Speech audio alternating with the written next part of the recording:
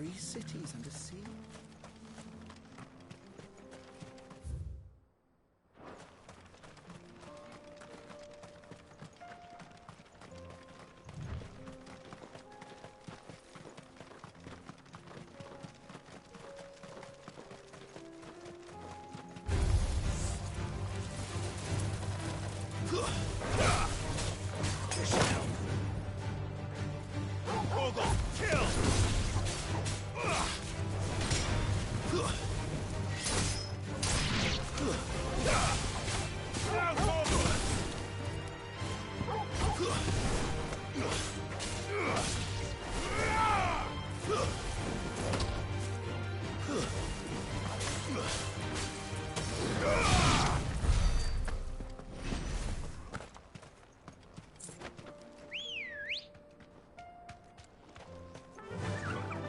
Run like the wind.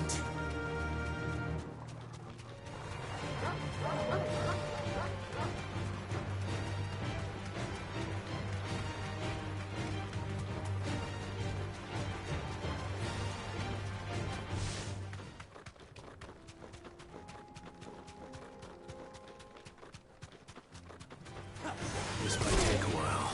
Straight home now.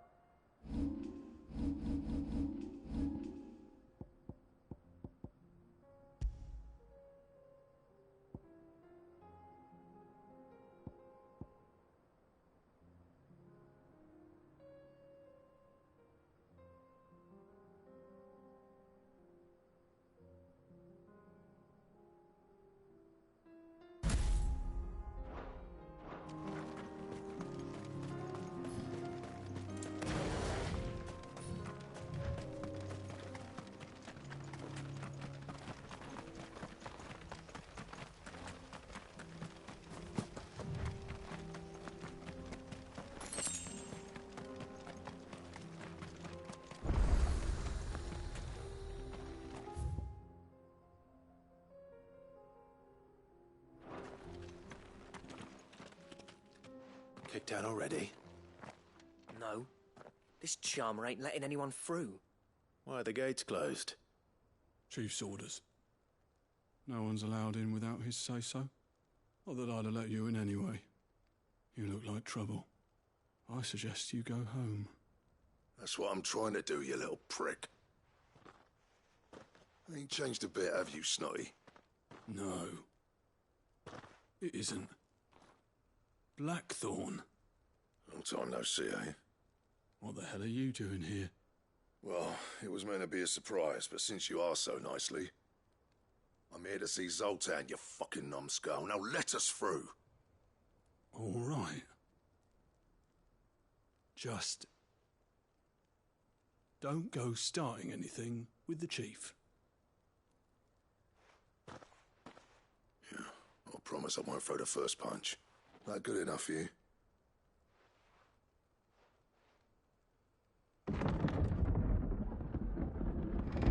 Go on then. Much obliged.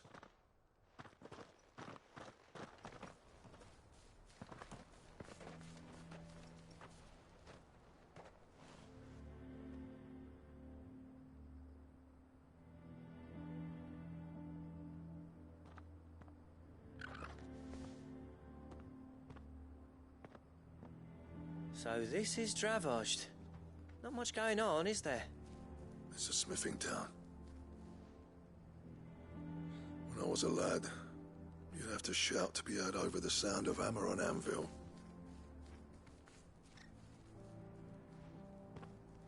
Clive,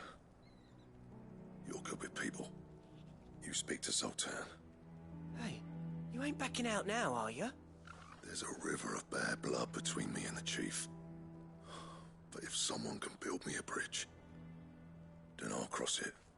All right. I'll see what I can do. I appreciate it. It'll be near the forge on the hill. It was our master's. He'd have inherited it when I left. The forge on the hill. Good luck. You'll be needing it.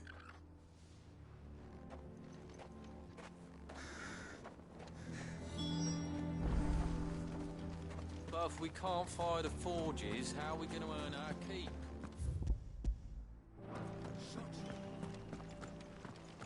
Mama?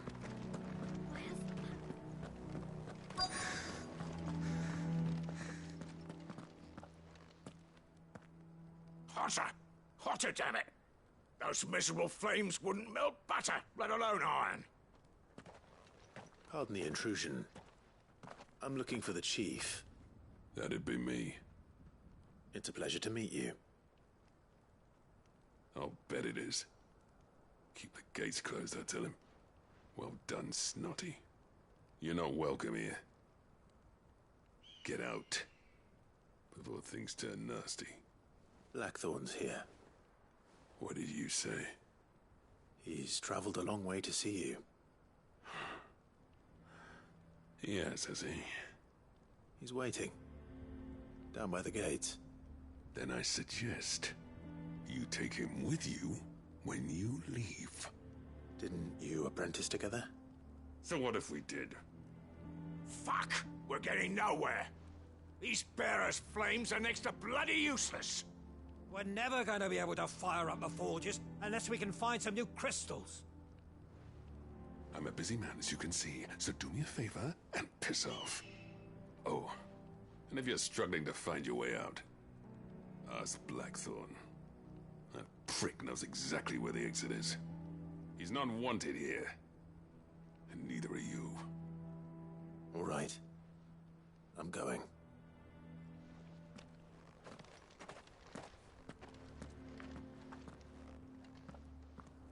Please, Chief, you've got to do something.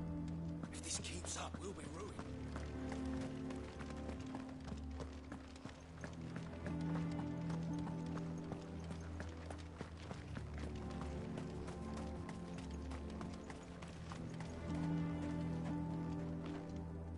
Let me guess. Zoltan told you to piss off. As a personal favor to him, yes.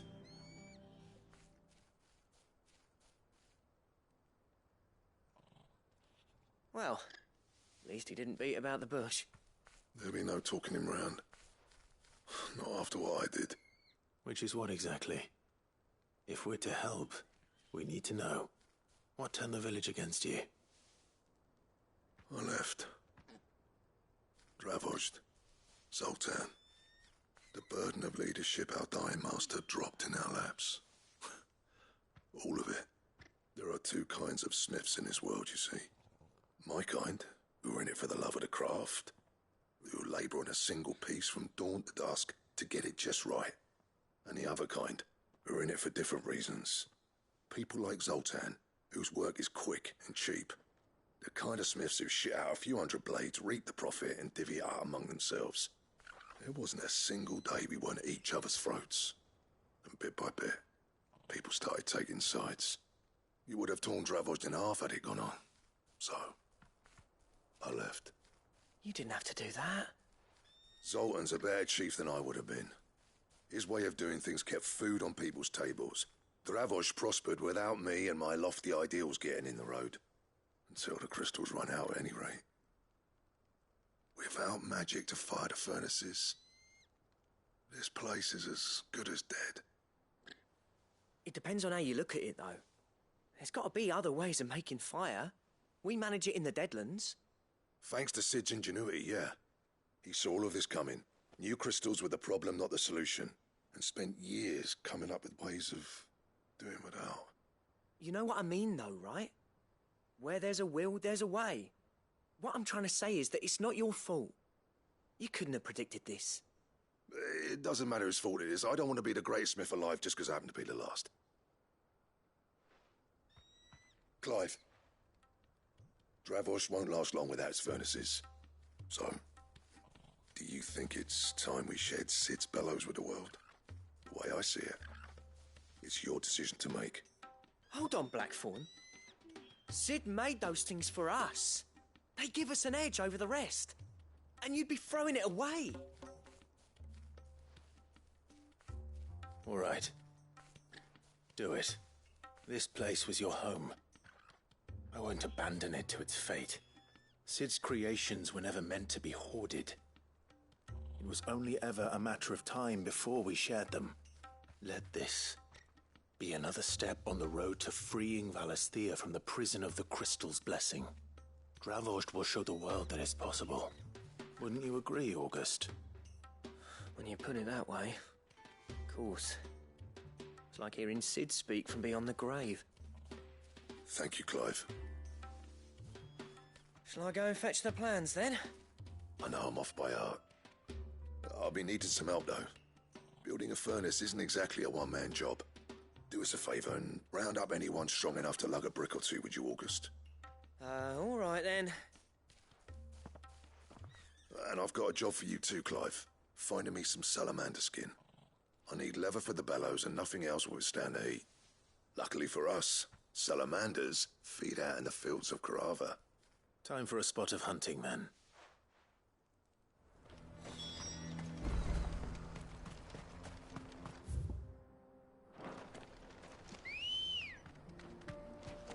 Ready, go? Fly, Ambrosia.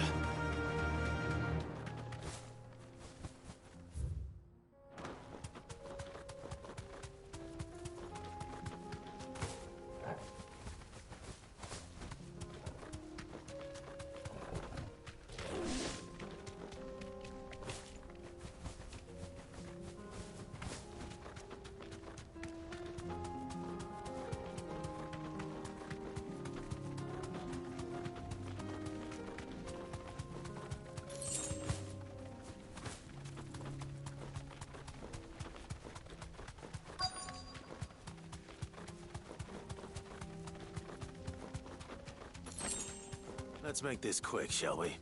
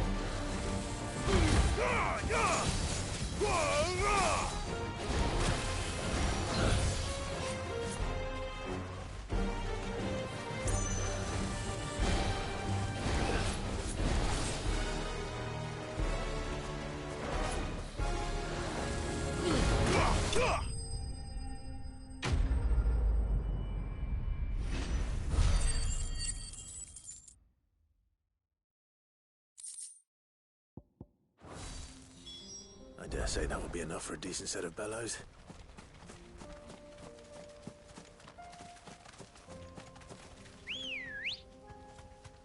Come on. Run like the wind. That's better.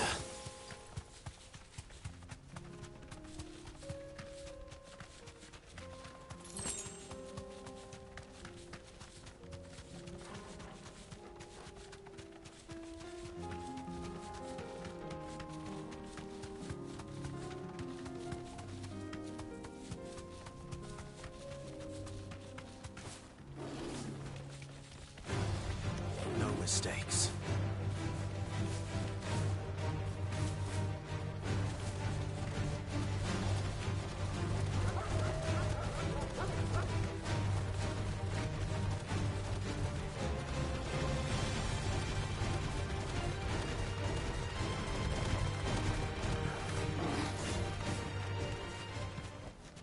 Back to the stables, girl.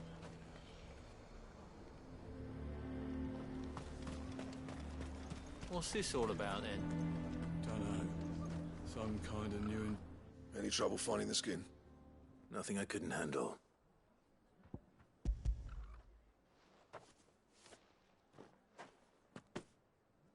This should be plenty. Right then, time to put these louds to work. If everyone pulls their weight, we'll be finished in no time.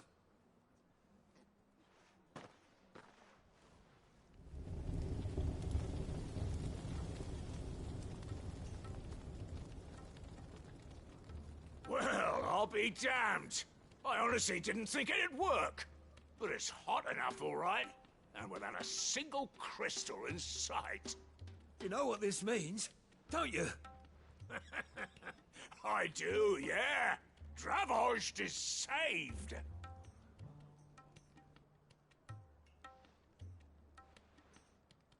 Sorry about earlier.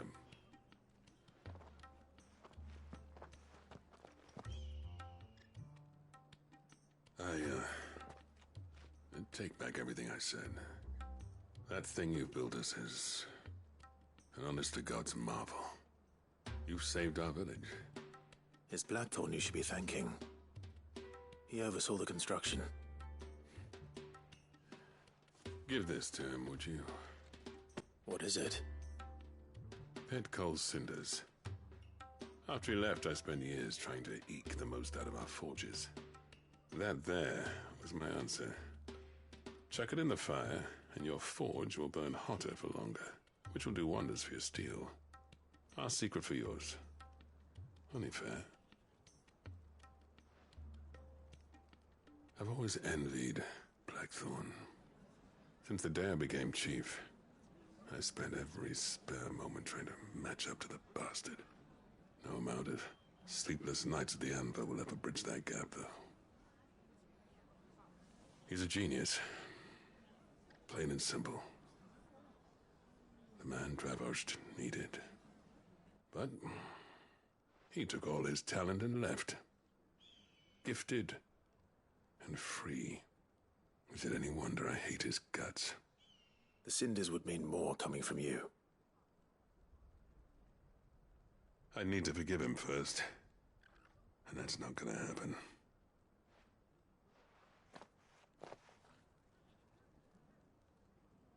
Well, you know what they say. Oriflamme weren't built in a day and all that. These things take time. Especially when they involve two geezers who hold grudges tighter than their hammers. But what matters is, Blackthorn's got that twinkle back in his eye. And I'd call that a job well done. So would I. I reckon he's going to be at it a while yet, though, so why don't you head off without us? I'll see that the old git gets home safe and sound. See that you both do. I'll save the cinders till then. All right. It'll be a nice little surprise for him.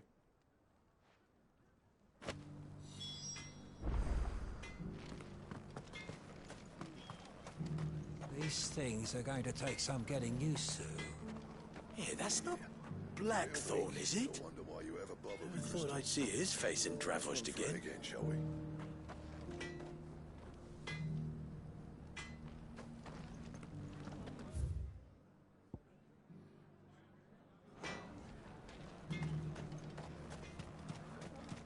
I want set of these.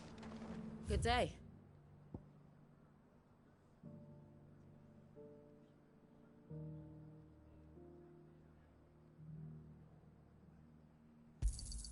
Certainly. Here you are. Thank you.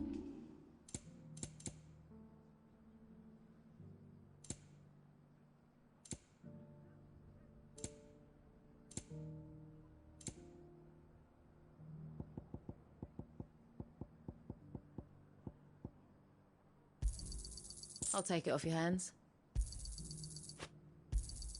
Thanks. Go safely now.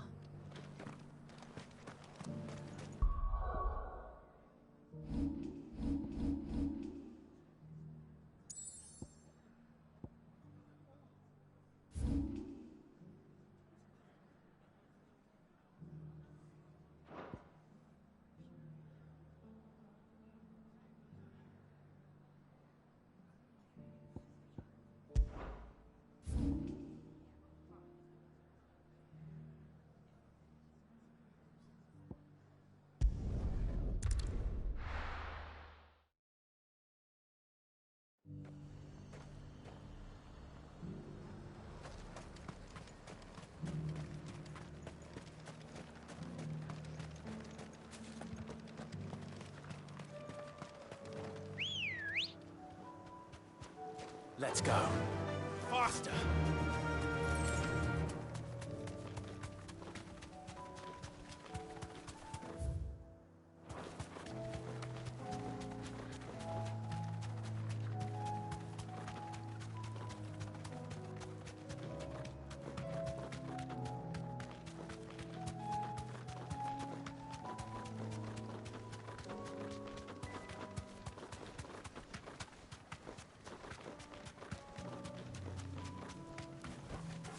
Thanks, girl.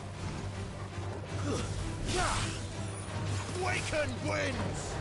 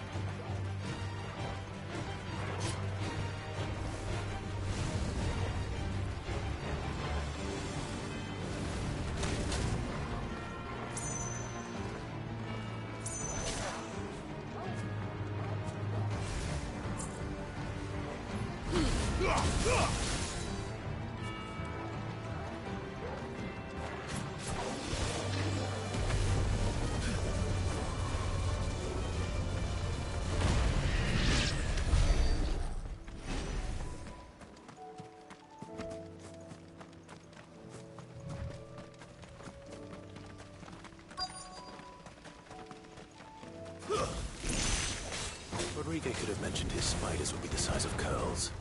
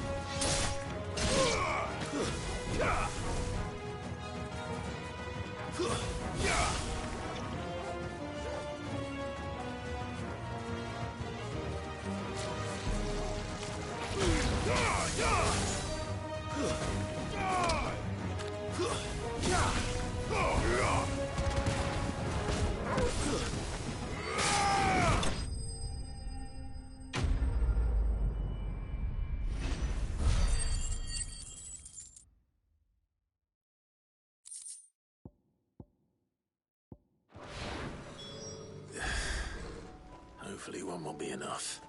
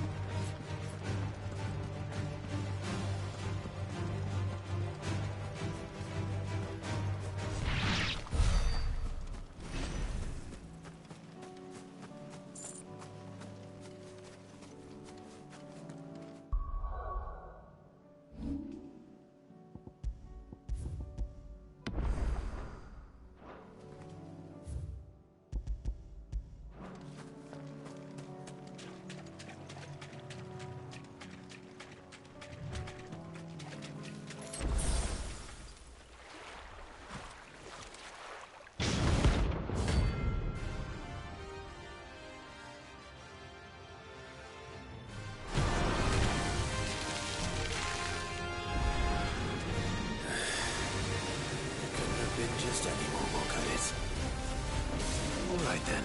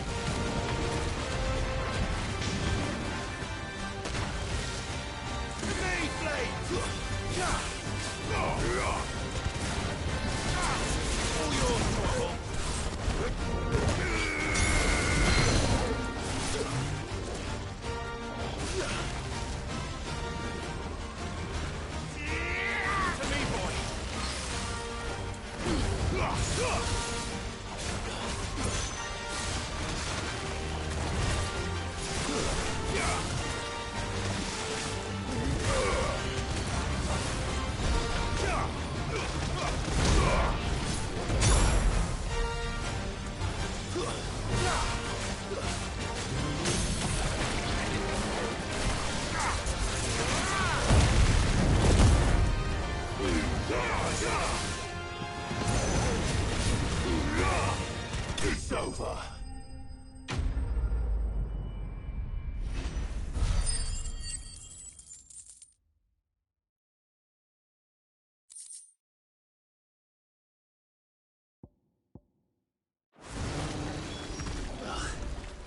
That was definitely anything but ordinary.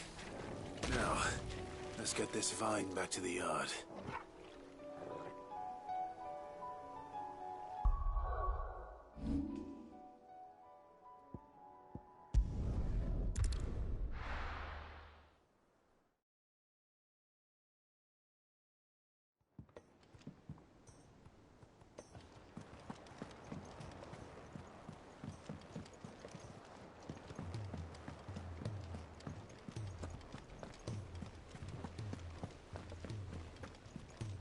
Cole said it was an army of Akashi.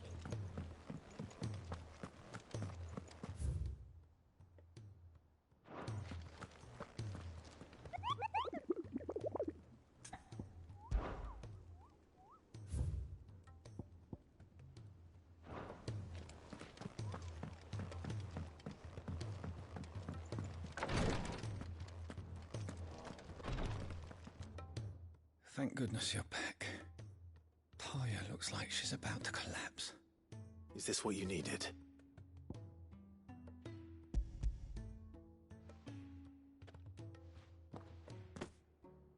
Yes, it is. Thank you, Clive. I'm loath to give a patient Elysia, but Taya's right. Sometimes it's all we can do. A single dose dulls even the most agonizing pain, and all other sensation with it. It may be a gentle way to die, but it is death nonetheless. I wish there was another way.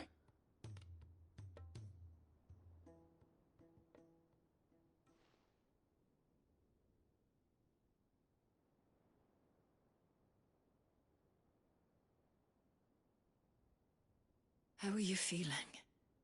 Light, mid-here. Drifting on waves. Good. Just relax. Let the waves carry you to a better place.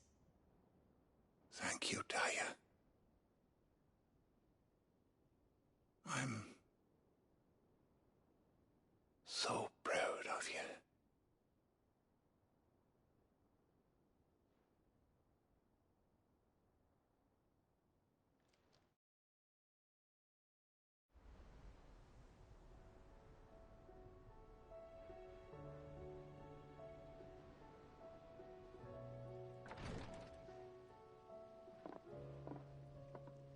He's gone.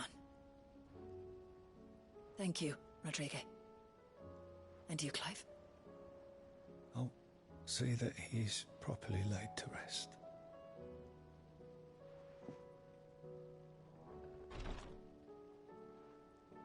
The man you helped today was my mentor, back in the Southern Isles, on the front lines of some meaningless war. I was still a child when they shipped me to their triage tents, to treat the wounded with my gift. But in such blighted lands, I was next to useless. Until he taught me the true physicker's art, that is. An art we would be lost without. Tears of mercy were his gift to the bearers of the world. A respite from the agony of the curse's end. And a kindness Sid would have approved of. You know as well as I what life is like for a bearer soldier. Marched from one battle to the next, never knowing which might be your last. A commander may care nothing for the bearer spent in his service, but my mentor's gift gave the dying one fleeting moment of tranquility before the end. I've no tears left, Clive. I've seen too many of my friends taken. Something needs to change. And we need to be the ones to change it. And we will. I promise. I hope so.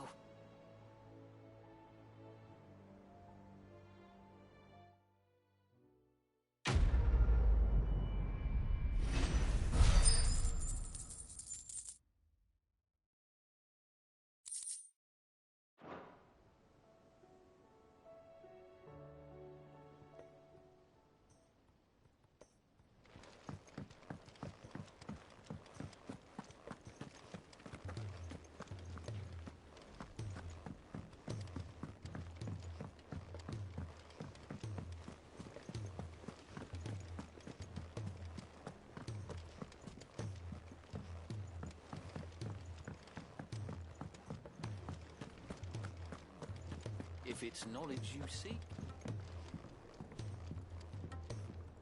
Gentlemen, I see you both made it home in one piece. Yeah, well, we didn't want to outstay our welcome. The whole village turned out for a go on the bellows after you left. Everyone except Zoltan, that is. Didn't see hide nor hair of him. Oh, but that reminds me. I have something for you.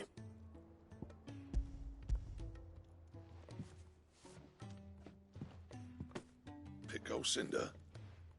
How'd you come by this?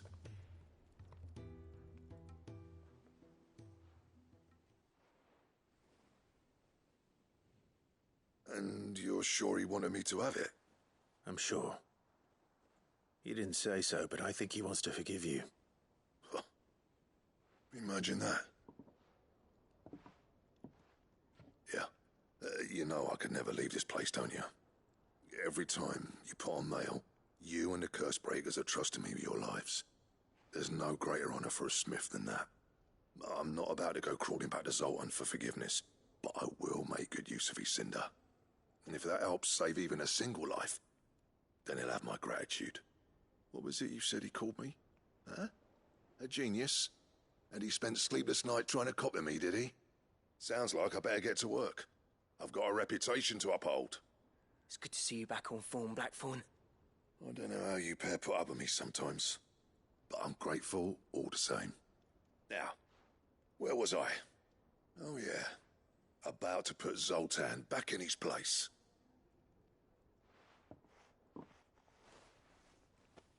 Ain't got the art to tell him how similar they are. Stubborn bastards. A little healthy competition should be good for him. You're not wrong. Still, it's a shame him and Zoltan couldn't let bygones be bygones. No use grumbling about it now, though. Blackthorn's happy. Or as near to happy as he gets. And that's good enough for me.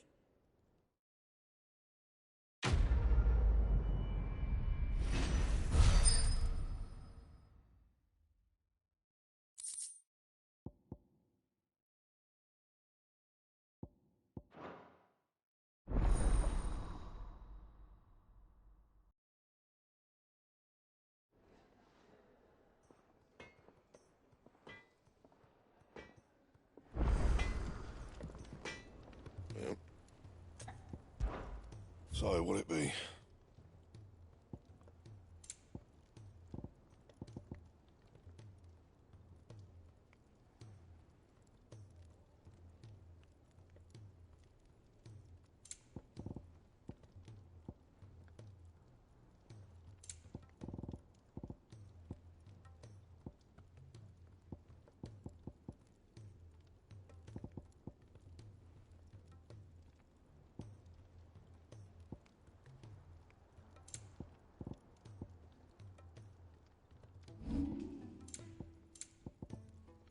Anything else?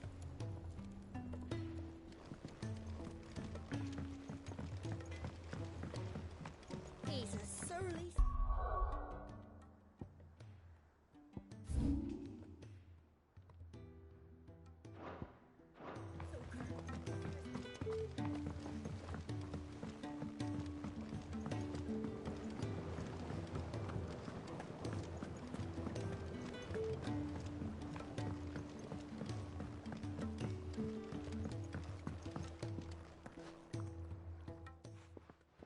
Sid, I can't help but notice that your satchel is twitching in a most violent manner. Here. It's your problem now. What an amazing specimen. The flesh positively throbs with vitality. If I can successfully graft this to the Morganbeards... When I successfully graft this to the Morganbeards, I suspect the results will be immediate. I shall begin at once.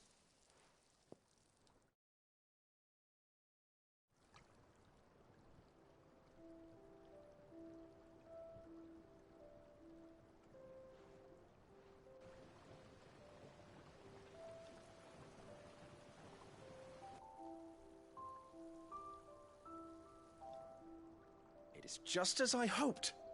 Witness how the Morganbeards have taken to the blighted soil. How they bloom with heretofore unseen vigor. Why, I dare say such a vine graft would yield similar results when applied to other specimens as well. I'm glad I could be of assistance. You've not only helped us, Sid, you've saved us. Do you recall the extract with which I provided you before?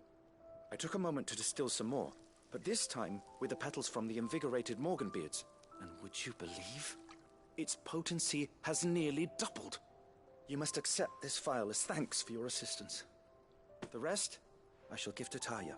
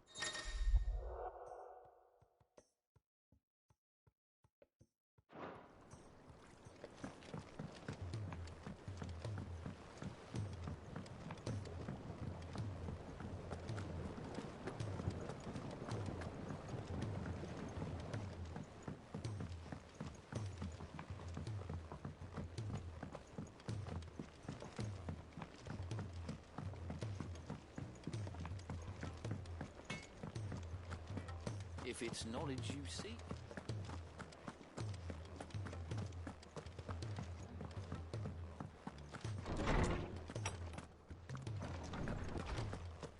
Let me help. I know my letters.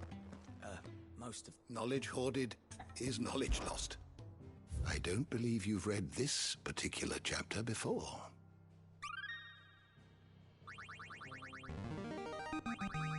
I have quite the find for you today. If you have a question for me, I should be happy to answer it.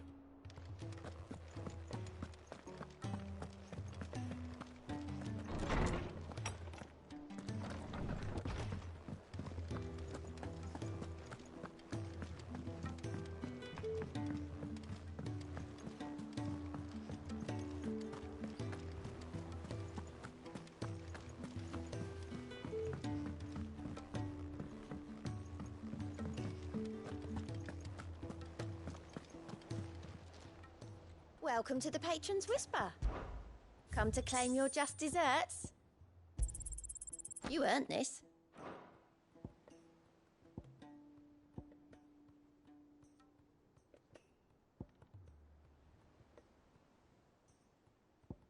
Come again. I may have more for you.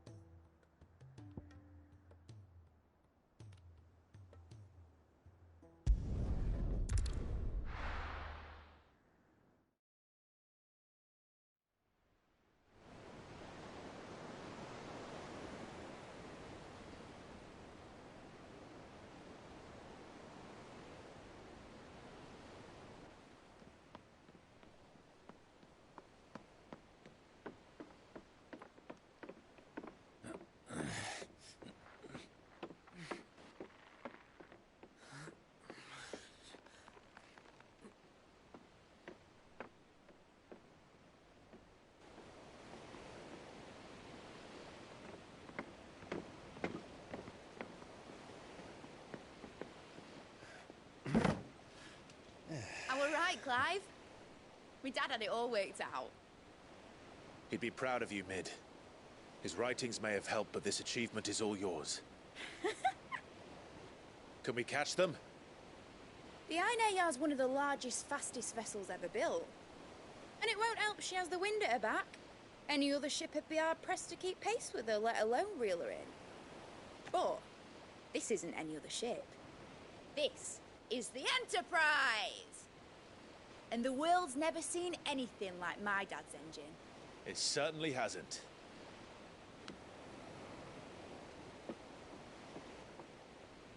Clive, what do you know of Barnabas Tharm? Only what the bards sing. That he sailed to Ash from southern lands. That it was his mastery of the blade which won him the throne. And that his sword, Odin's sword, can sever the very threads of creation. But don't lose any sleep over a last tilt. We'll do what we must to survive. What we must? The light! I thought this cove was meant to be hidden.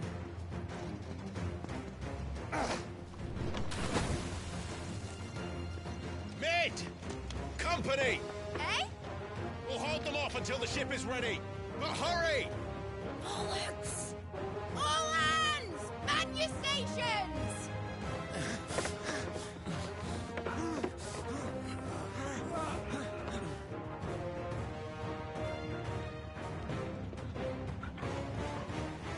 Everyone with me?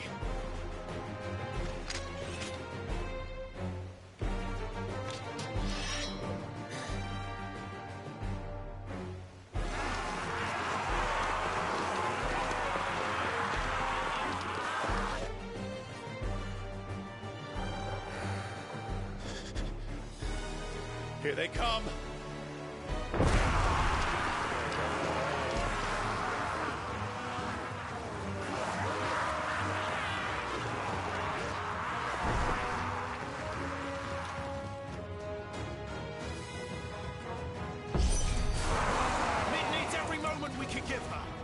Behind me, Lord Rosfield. I'll take care of these fuckers. Behind you? I'll have you know earthquaking here. One struck fear into the heart of every man in the Queen's.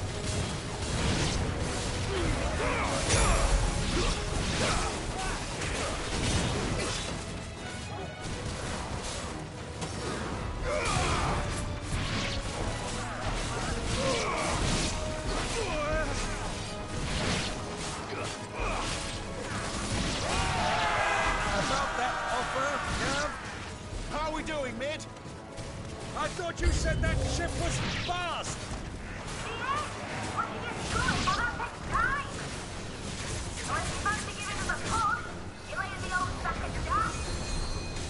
Old? I haven't felt this alive in 20 summers! Come on, then! Which of you romantic meeting Poker Killer Depths? I thought it was called Heartbreaker.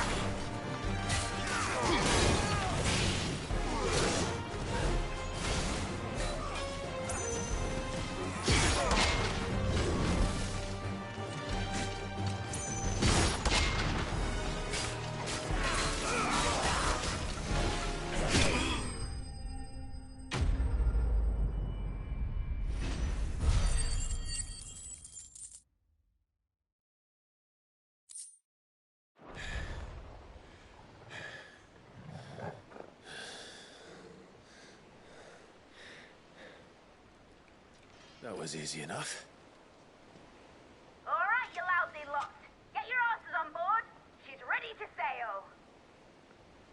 You heard the captain.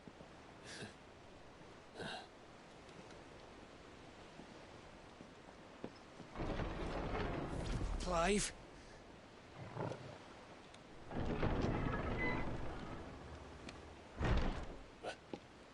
But I thought he was...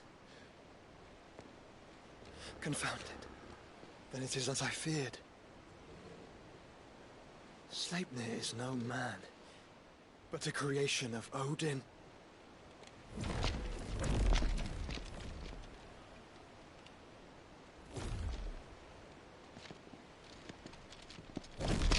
Phoenix's fiery fundament. Have you no normal enemies?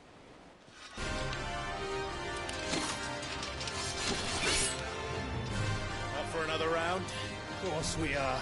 Right, Lord Rosfield? My boy, there was a time people called me the Executioner. Always in my eyes. No matter, heads will roll all the same. Mate, new plan! You leave, we follow! Follow? Swimming, are you? Oh, bugger me! Weigh anchor! Engine's dead slow ahead!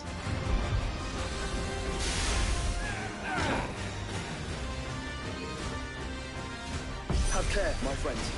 'Tis not blood that runs through a Megan's veins. These foes will not fall easily. But they will fall. Like oaks before a woodman's axe. Good thing I brought one! How long are we meant to keep this up? As long as it takes. Unless you have a better idea. Well, I've already killed at least 5 of the bastards. Fuck it. Let's do the lot.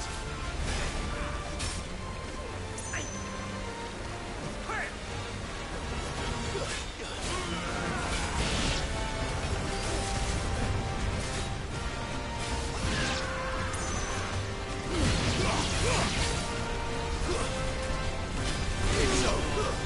Stay down. It's over.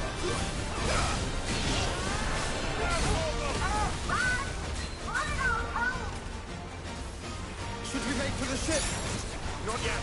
Wait for my signal.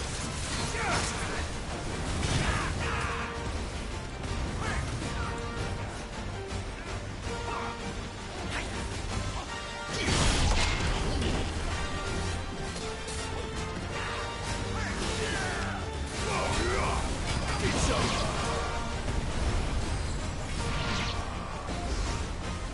In your own time, Clive!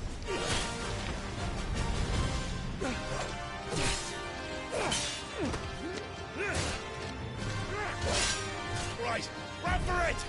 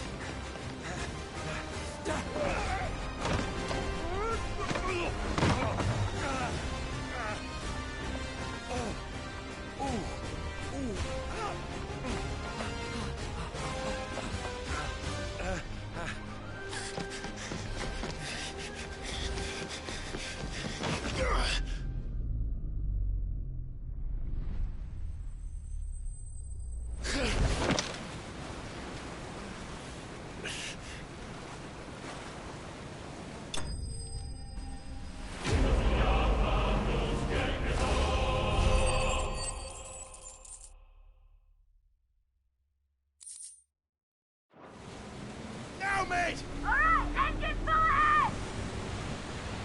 And hold on tight!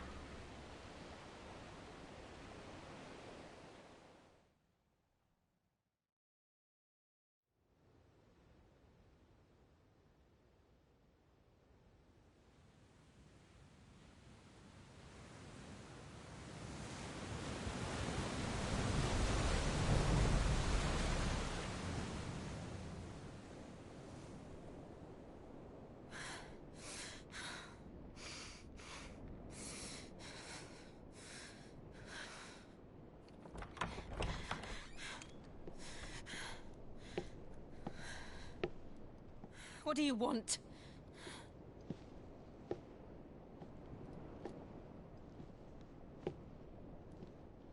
That's quite a mess you've made. And wholly unnecessary. You are my offering to Mythos. I would not see you damaged.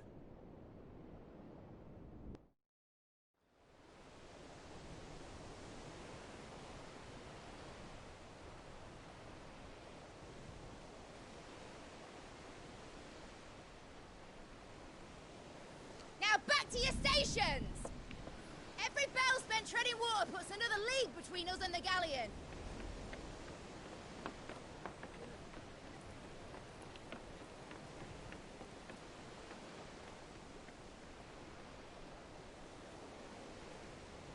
I don't suppose Mid has a spare engine? Since you rose from the grave, my fortunes have plummeted. Are you absolutely certain of this quest of yours, Clive? The foes you face are as terrible as they are numerous. Aye, and they'd have us live and die on their terms, which should answer your question. Ah. You have that same stubborn look as your father did when he set his mind to something. On the battlefield, I am but a single axe. A deadly one, mind, but a single one nonetheless. Yet what you require is 1,000, and I believe my old friend in Brandalar can provide them.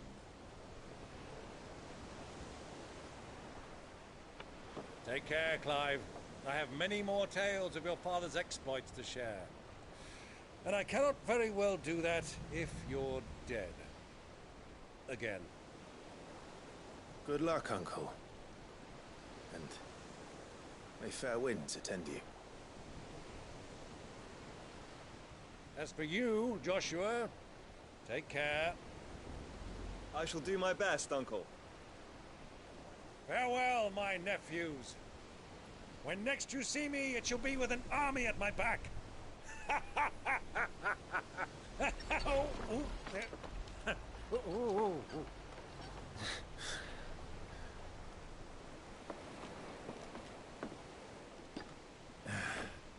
Cheerio!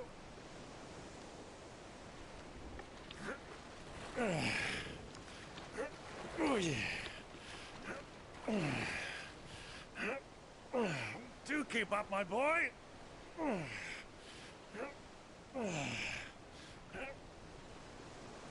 Well, you can't have him showing us up now, can we? We would never hear the end of it.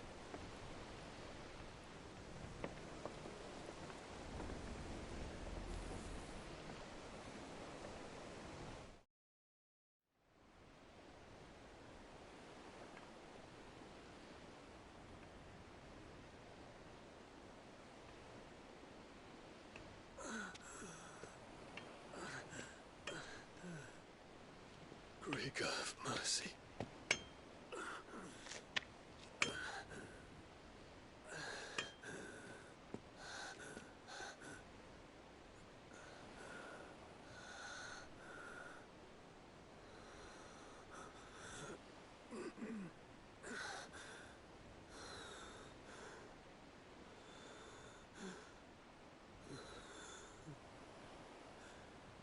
All this.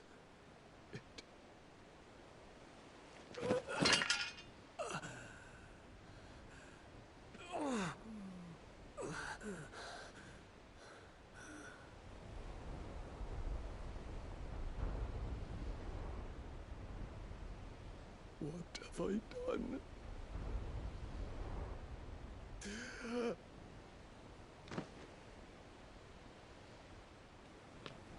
My lord.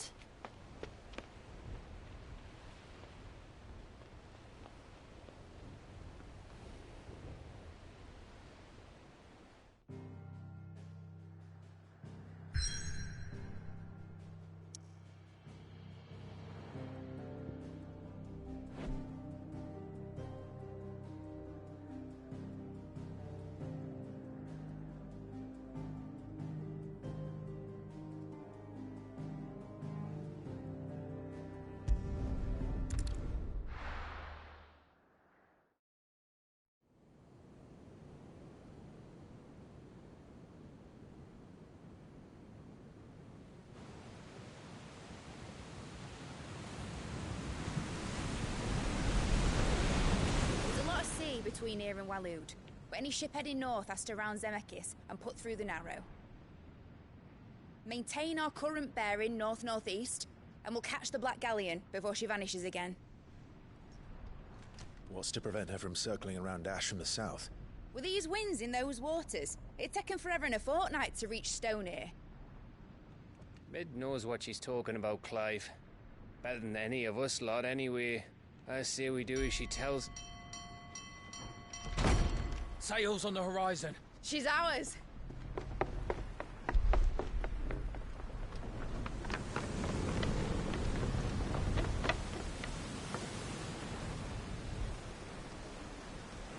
Look alive, boys! Pull ahead! And keep those furnaces fed! Aye, aye! Do you feel that? Jill. All hands! Battle stations!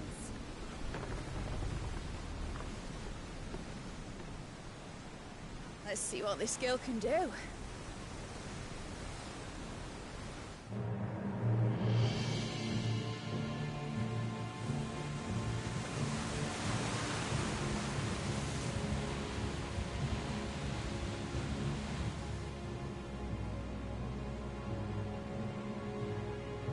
Where one leads, so does the other follow. The bond of consciousness which joins them, condemning both to the same fate.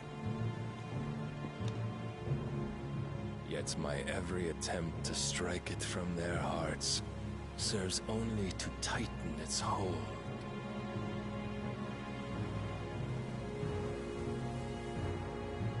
Fascinating.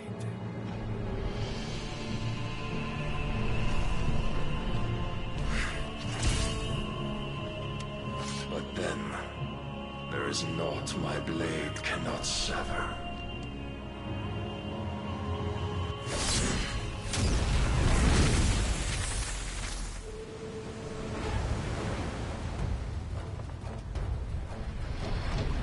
Great Grigor's gas!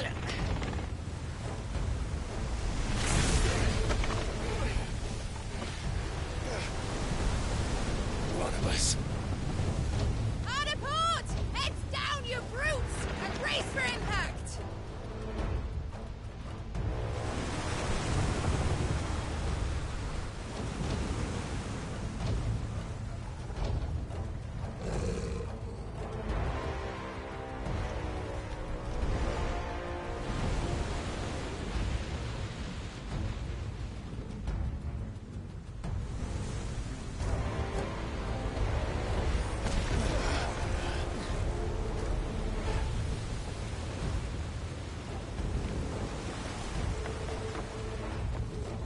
It's now or never. I'll find her.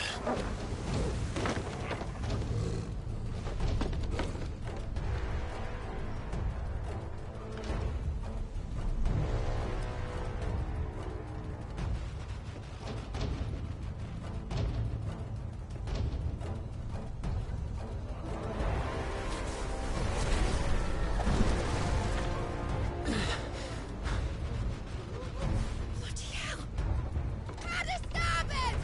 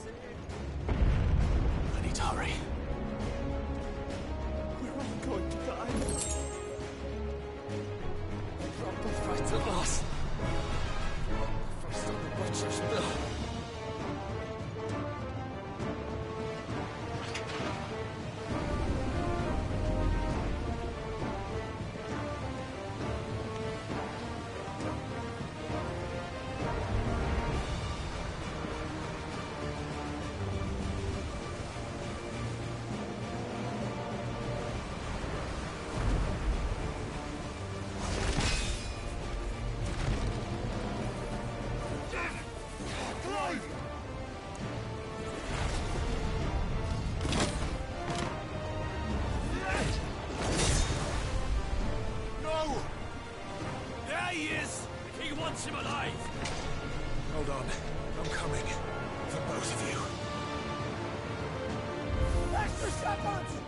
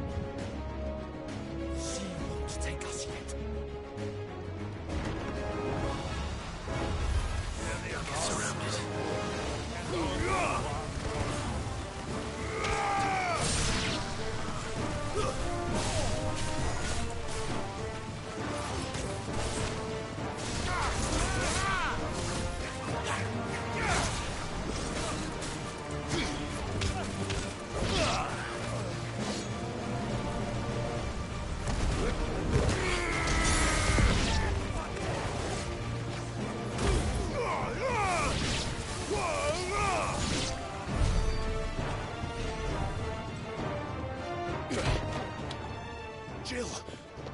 You came. Get back!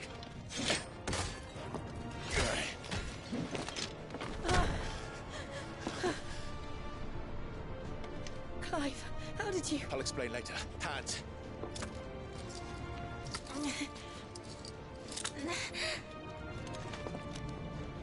Can you walk? Out of here I can.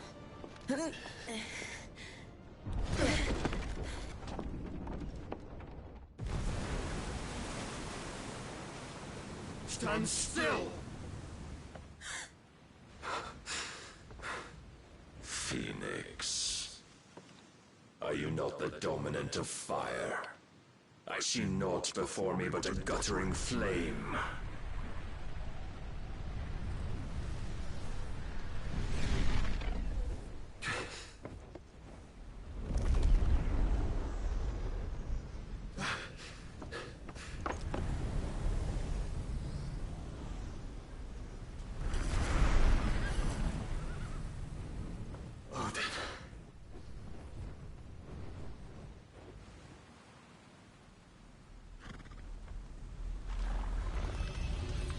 In earnest, then.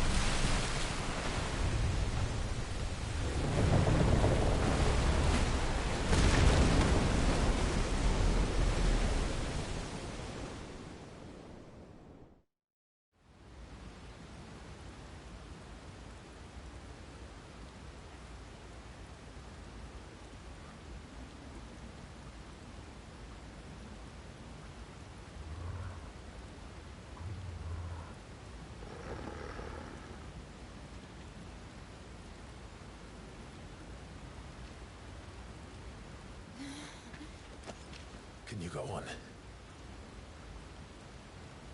I think so.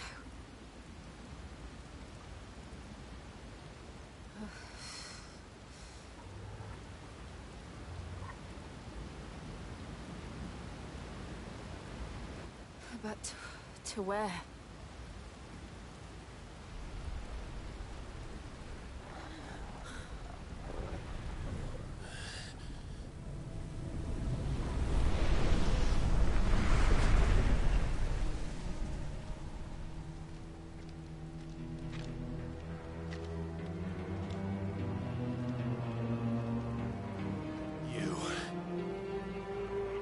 What did you do to Joshua? The Phoenix? Oh, I expect he will survive. This consciousness in which you coil your feeble souls is grown thick with desperation. And thus has my master turned to my blade.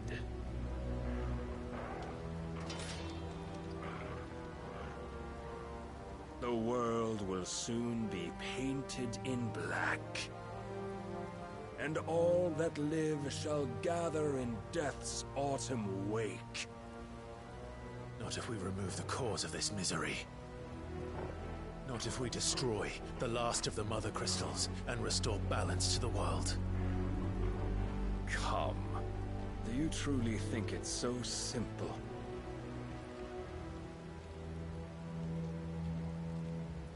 The blight is inevitable. Not even the Almighty might stop its endless march. Your efforts will avail us naught. Naught, that is, but suffering. You must embrace the truth, Mythos. Accept your place with the Lord. Keep it. As long as there's a chance, there's a choice. Ever led astray by your blind resolve.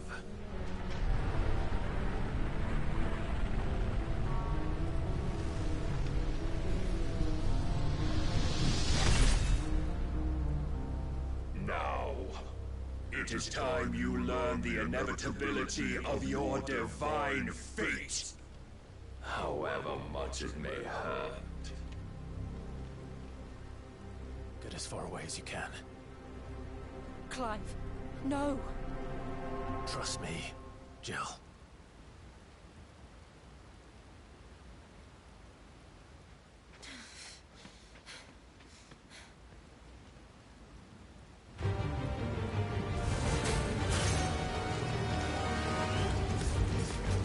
We don't have to do this.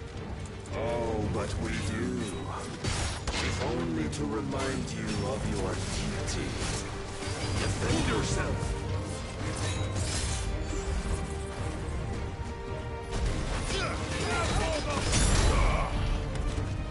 In the short time since our last meeting, you have grown much.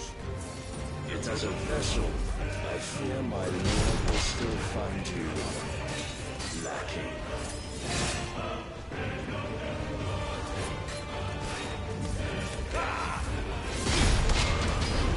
Raise your guard. All this fire and fury, and for what? Stopping the blight. A foolish notion fed to you by a foolish man. How dare you? You know naught of this world nor of our place in it. If our fates were so easily rewritten, we would all be gods.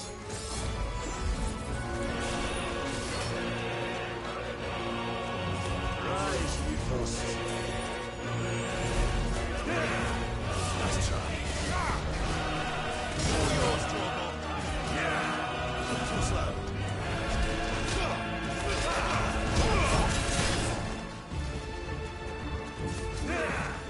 Nice try.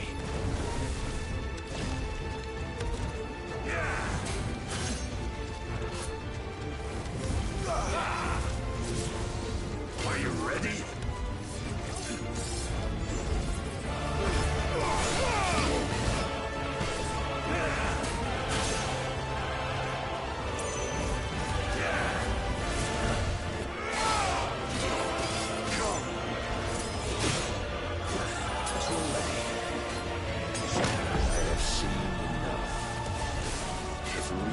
Cannot sway you.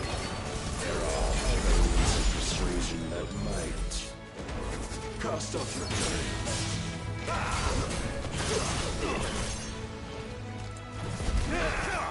Too slow.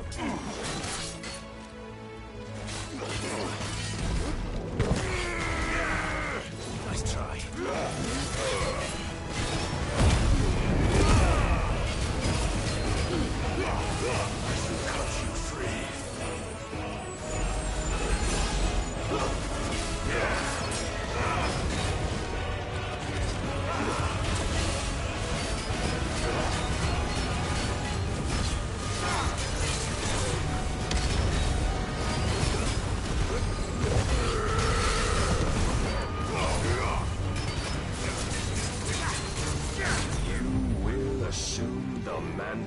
You've been given.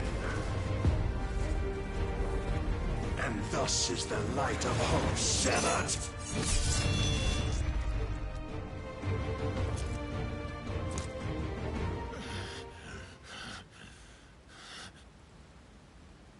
You would yield so soon. Never. Clive!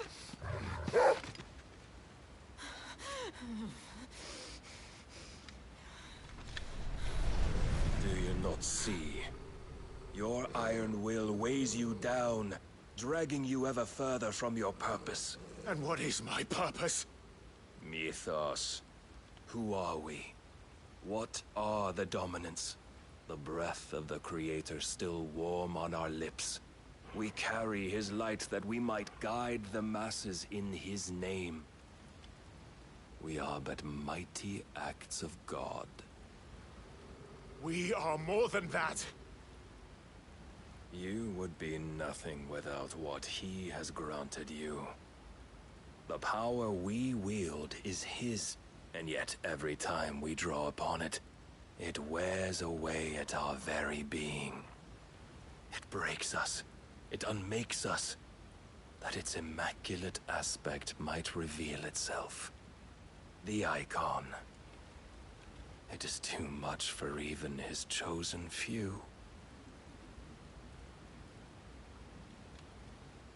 Apart from you, Mythos, you wield the might of many, yet your body does not answer for its avarice. What are you saying? What I am saying is that we dominants are a means to an end. We were created for you, that you might drink deep of our strength and thereby fulfill your divine purpose. Which is? To feed. As you would know, could you only look beyond the walls of your prison of self-regard. As long as you choose to ignore this, you shall never penetrate my defenses. Still, you may take solace in the fact that you are not alone in your plight. The chains of volition shackle all of mankind, but there is yet cause to rejoice. For the Lord, in his mercy, has taken pity on his flawed creations, and shall see them restored to their proper forms. And what exactly would that be? Why, loyal servants to God. No. Manners, Lord Rosfield? They are men, like you and me. Albeit ones unburdened by the wills that drive our kind to madness. They are pure. They are divine. You mean to turn everyone Akashic? Not turn, Mythos. Turn back. For too long has mankind been led astray by their clamorous wills. It is time they return to a world of quiet equality, where they might once more know salvation. Salvation? And abandon everything we hold dear? We don't need your salvation. We'll save ourselves, and we'll do it on our own terms. Not yours, and not your gods. With every defiant expression of your will, the tighter the chains of consciousness become. But perhaps that fact may be put to use.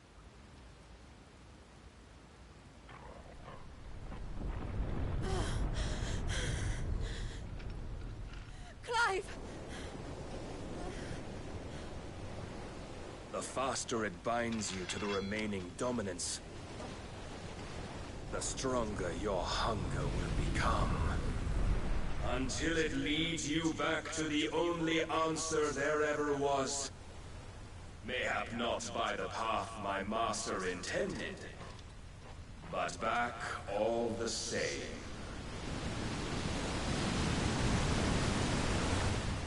Ash is not far.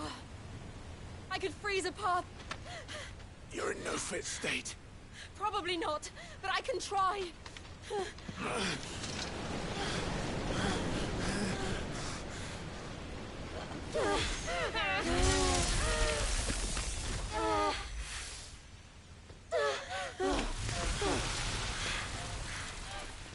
Don't look back!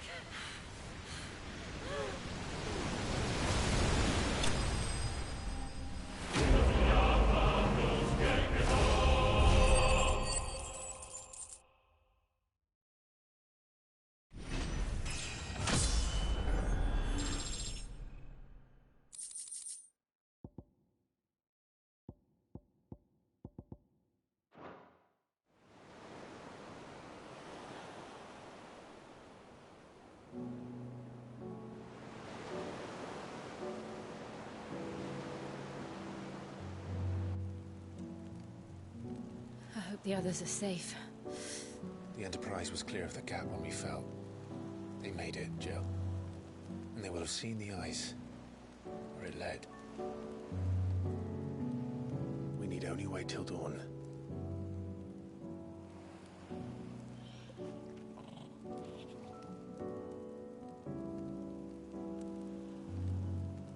This is the second time Barnabas has bested me.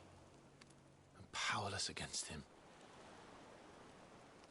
And maybe there really is nothing else for it but to give yourself to his master.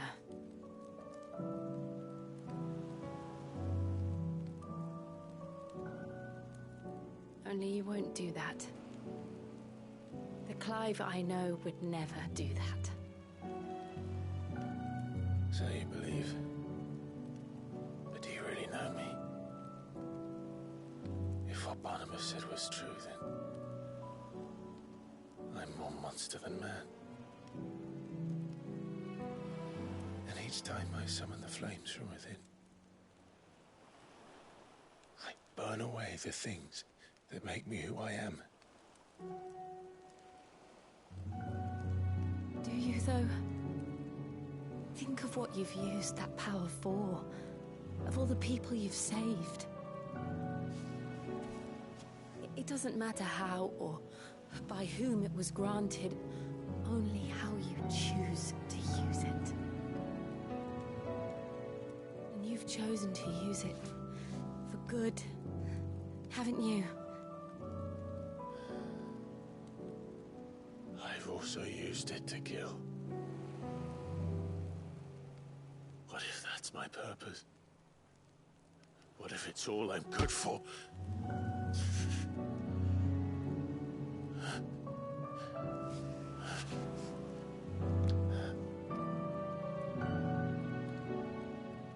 You're still that same boy I grew up with.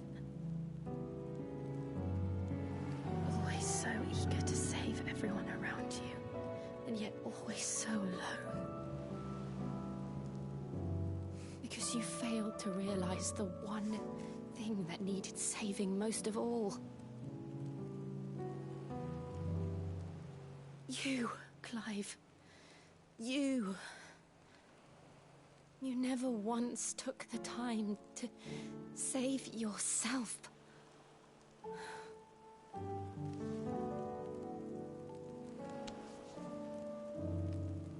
Myself? I think I might be beyond saving. No one is beyond saving, provided they want to be saved. You fight to survive. And you survive so that you may protect those you love. It's what you do. What you've always done.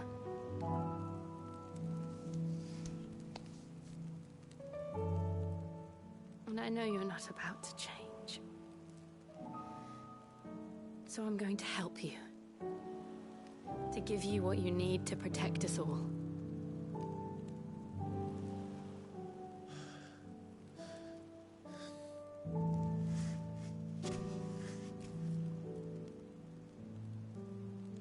Jill. Are you sure?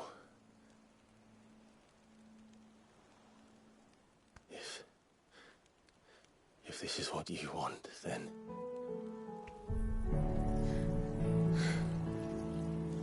Don't worry, Clive. It is.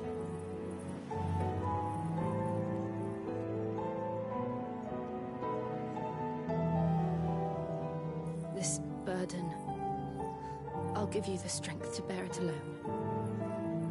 But I'm not alone. These burdens I carry, my sins, my pain, my sorrow, I see now that they are all a part of me.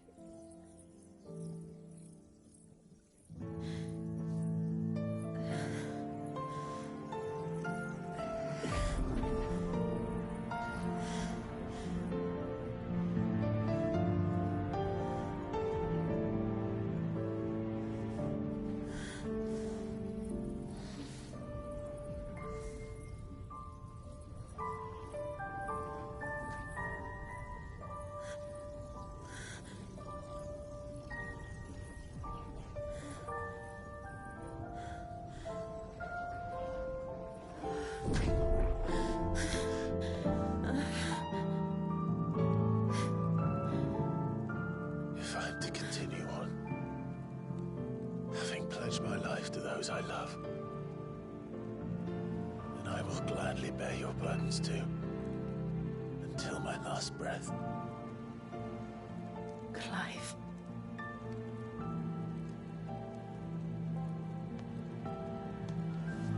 I promise you, Jill, we will find a way to escape this fate. Find a way to save each other.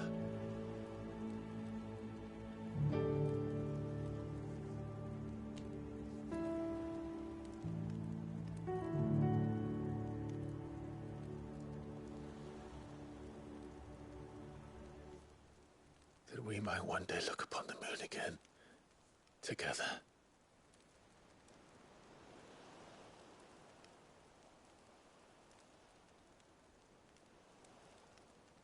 And I promise you, Clive, that I will be there, no matter what you must become. I know.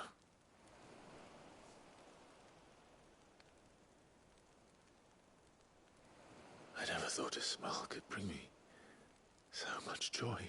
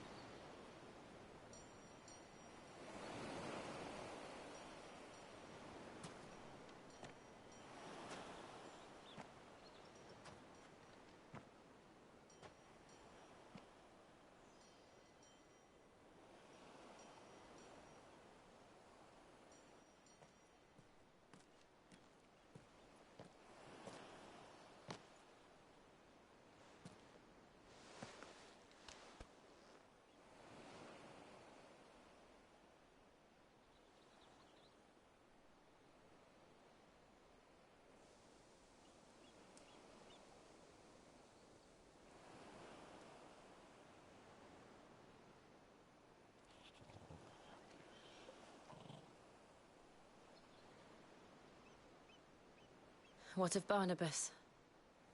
Do we pursue him? No. Our paths will cross again soon enough. Whether we like it or not. Besides, there is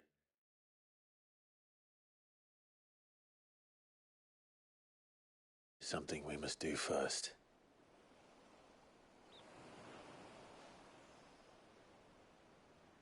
Of course. Drake's spine.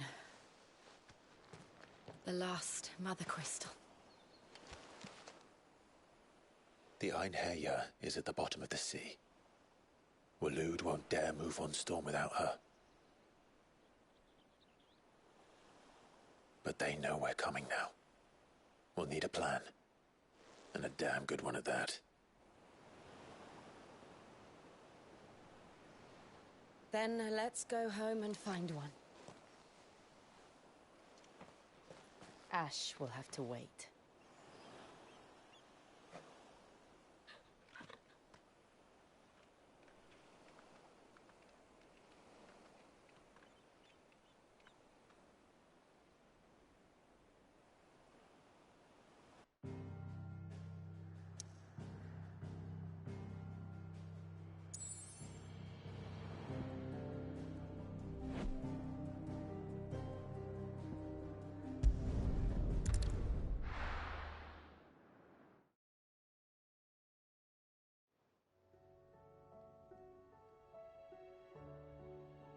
Mid says Odin split the sea in two.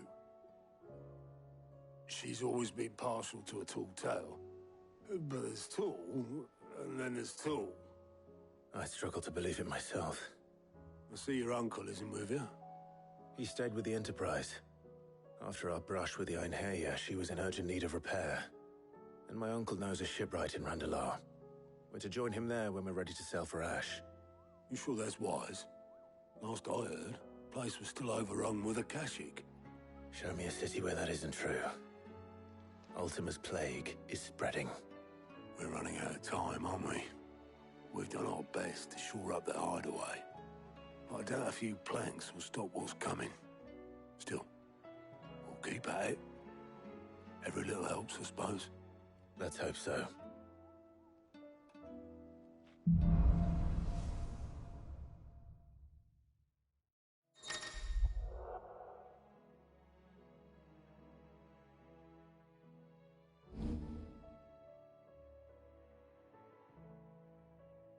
I should visit Joshua, assuming Talia will allow it.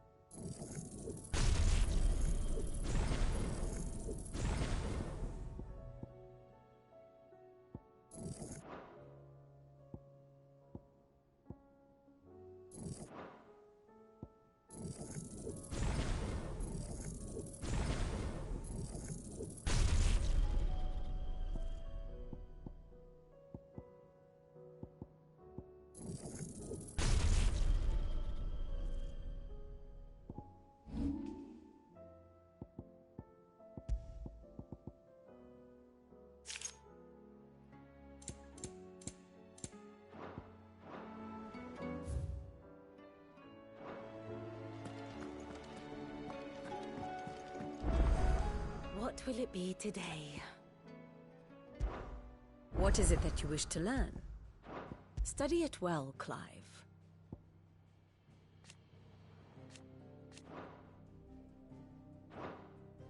Very good.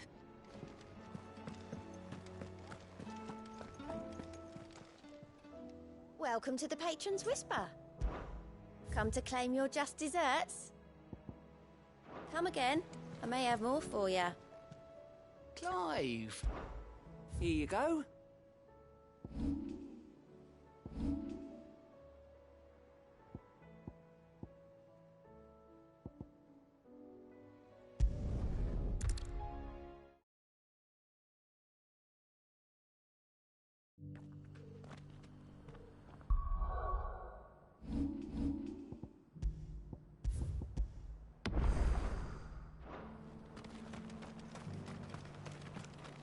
Welcome, welcome.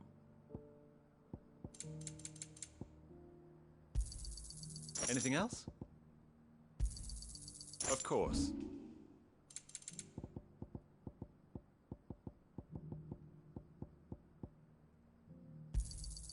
Ah, not bad. Come again.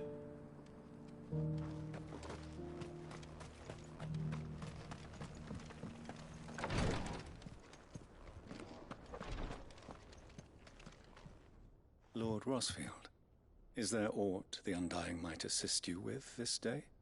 Perhaps. My brother said that your order was helping him with his quest to uncover Ultima's origins.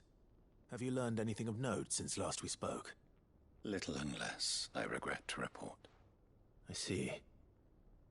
Be assured, however, that we will not rest until the truth is known. Even now, our archaeologians scour ruins in every corner of the realm for traces of Ultima's touch. Fallen ruins, I take it. Dating back as far as Phoenix Gate. Indeed. Ultima's thralls are oft sighted among the remnants of the fallen civilization, as if protecting the secrets concealed within. Secrets we'd see unearthed. Should our methods be of interest, my lord, mayhap it would please you to observe some of our number at work. Would that be possible? Of course. A survey is being conducted not far from here. Perchance you are familiar with Kretov, a small hamlet built around a fallen airship. I was due to visit my colleagues there to collect their preliminary findings, but if you would consent to do so in my stead, I'm sure that they would be honored to relate any discoveries they have made to you directly. All right. I'll go and meet with them. They will be most gratified, I am sure. Might I suggest you take the road through Titan's Wake? It will lead you straight to the village after but a short walk. Thank you. I will. I wish you a safe journey, my lord. May the Firebird's flames burn ever in your heart.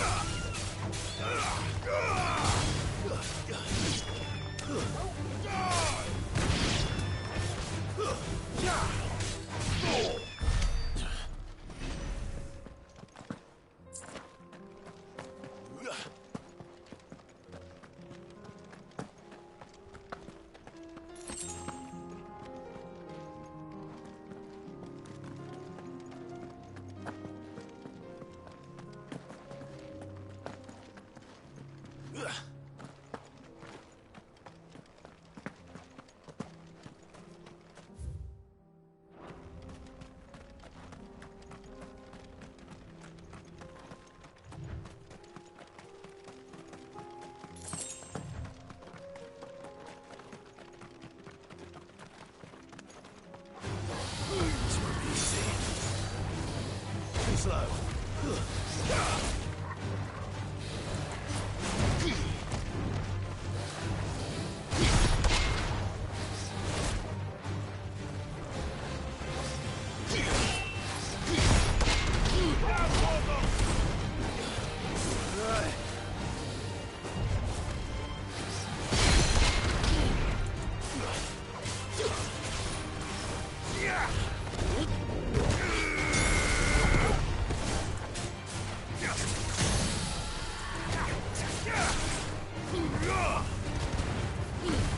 Wake up!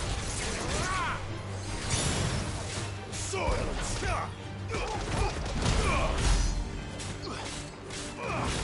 Garuda!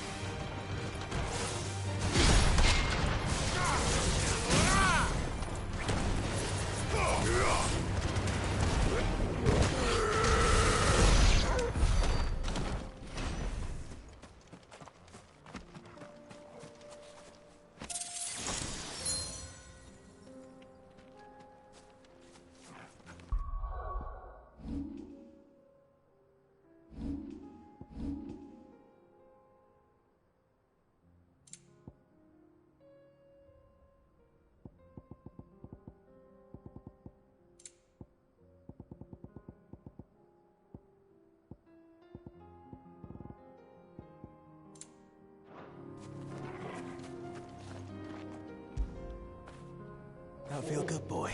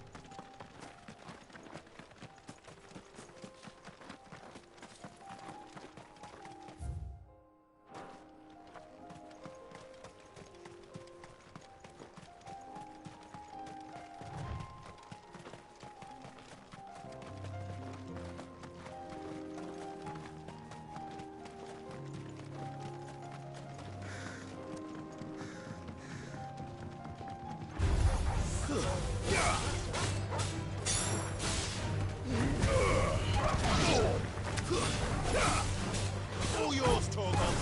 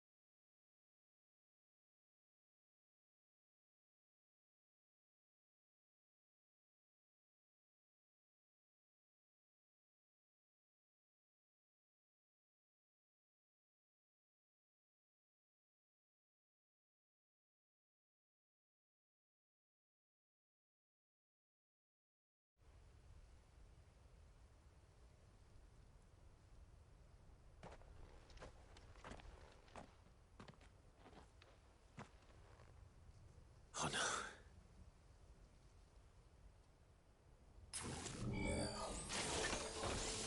You'll pay for this. There may still be survivors.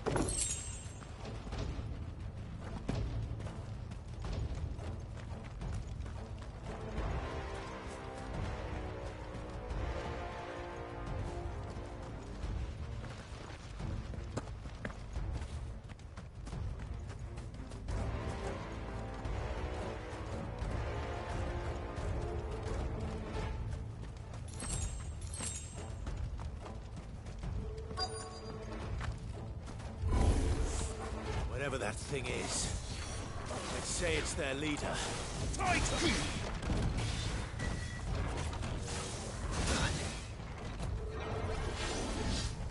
Nice try.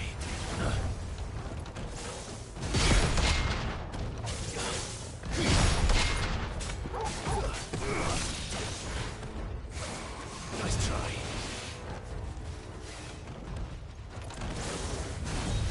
Titan! Now, Torgal!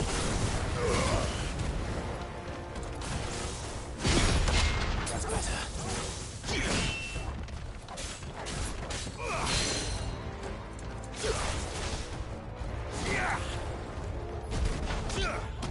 Torgal, kill! Garuda!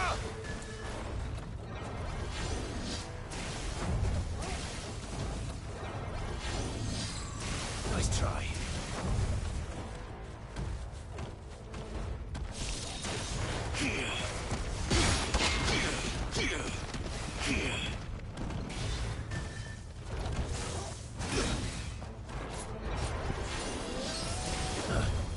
Nice try.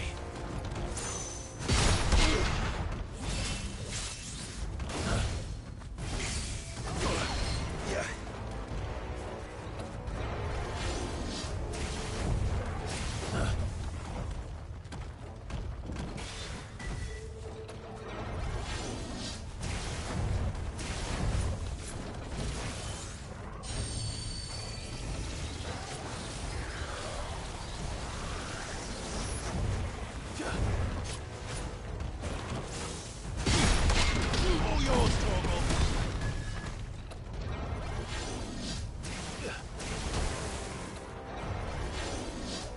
Too slow. I'm hurt, Torgal.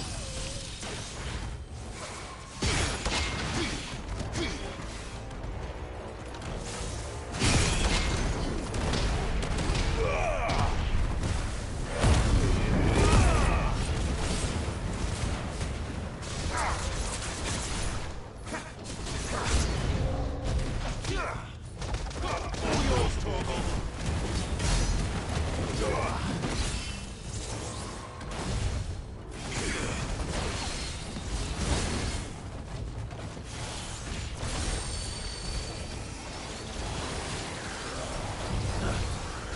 Nice try.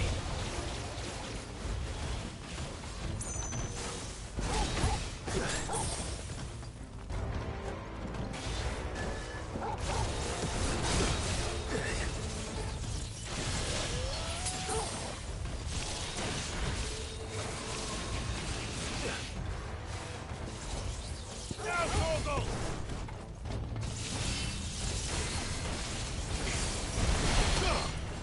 Too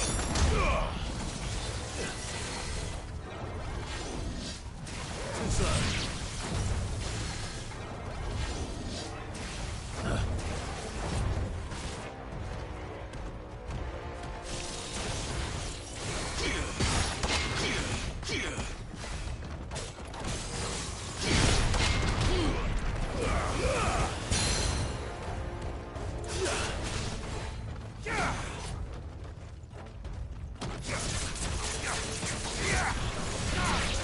All yours, Torgal!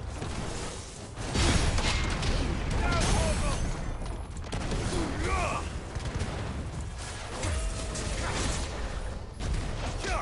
Torgal, kill! All yours, Torgal!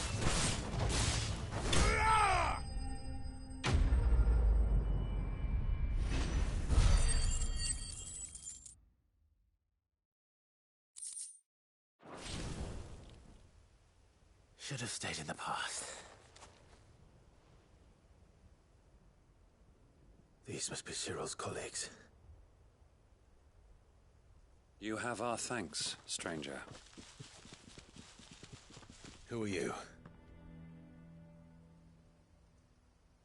Ah, forgive me, my lord. I did not recognize you. You are Lord Rosfield, are you not? We are archaeologians, tasked with surveying this site. When the echoes appeared, our brothers here occupied their attentions. Thanks to them, and to you. We were, for a mercy, able to see our duty to its conclusion. You call that a mercy? Your brothers might still be alive if you put their safety before your duty. Surely this survey wasn't worth dying for. We are charged with uncovering Ultima's origins. A duty of the highest import, as I'm sure you will agree.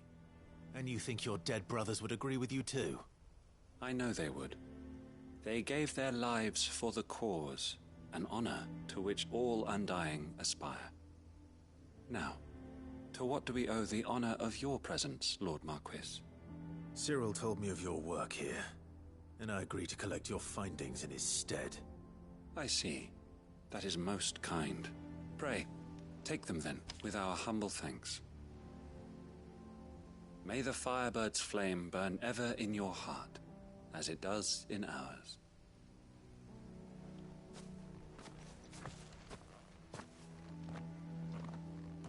It's one thing to lay down your life for another, but for a survey...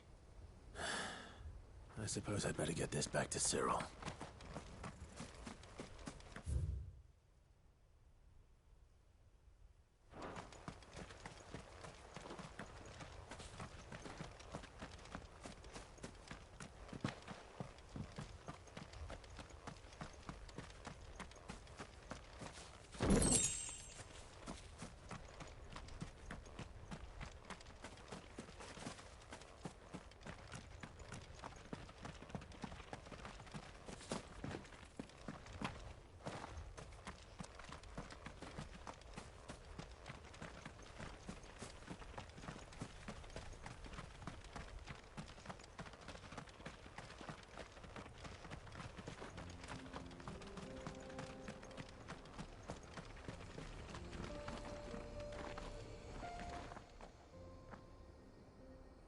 Well, this isn't at all foreboding.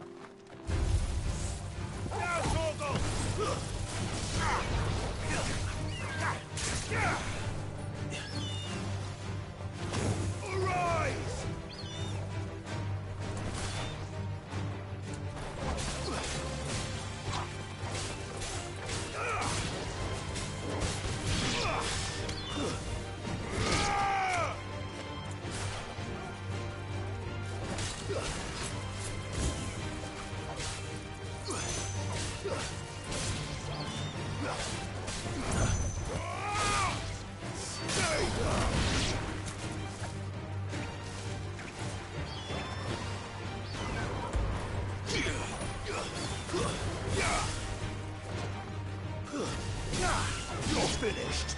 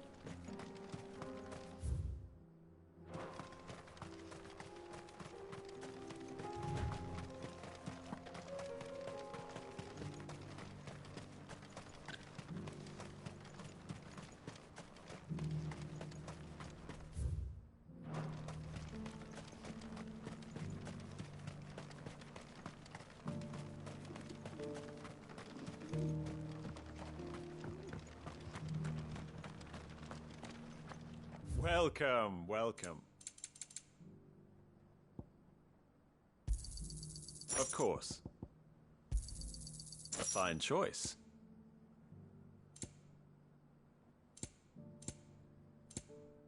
Take care.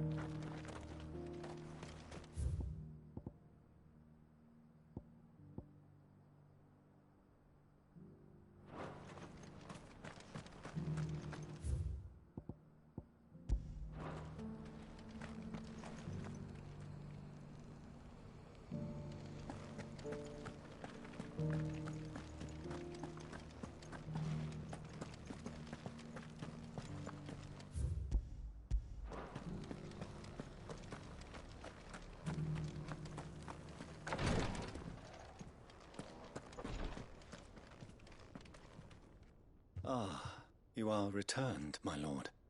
I collected your colleagues' preliminary findings. Here, take them.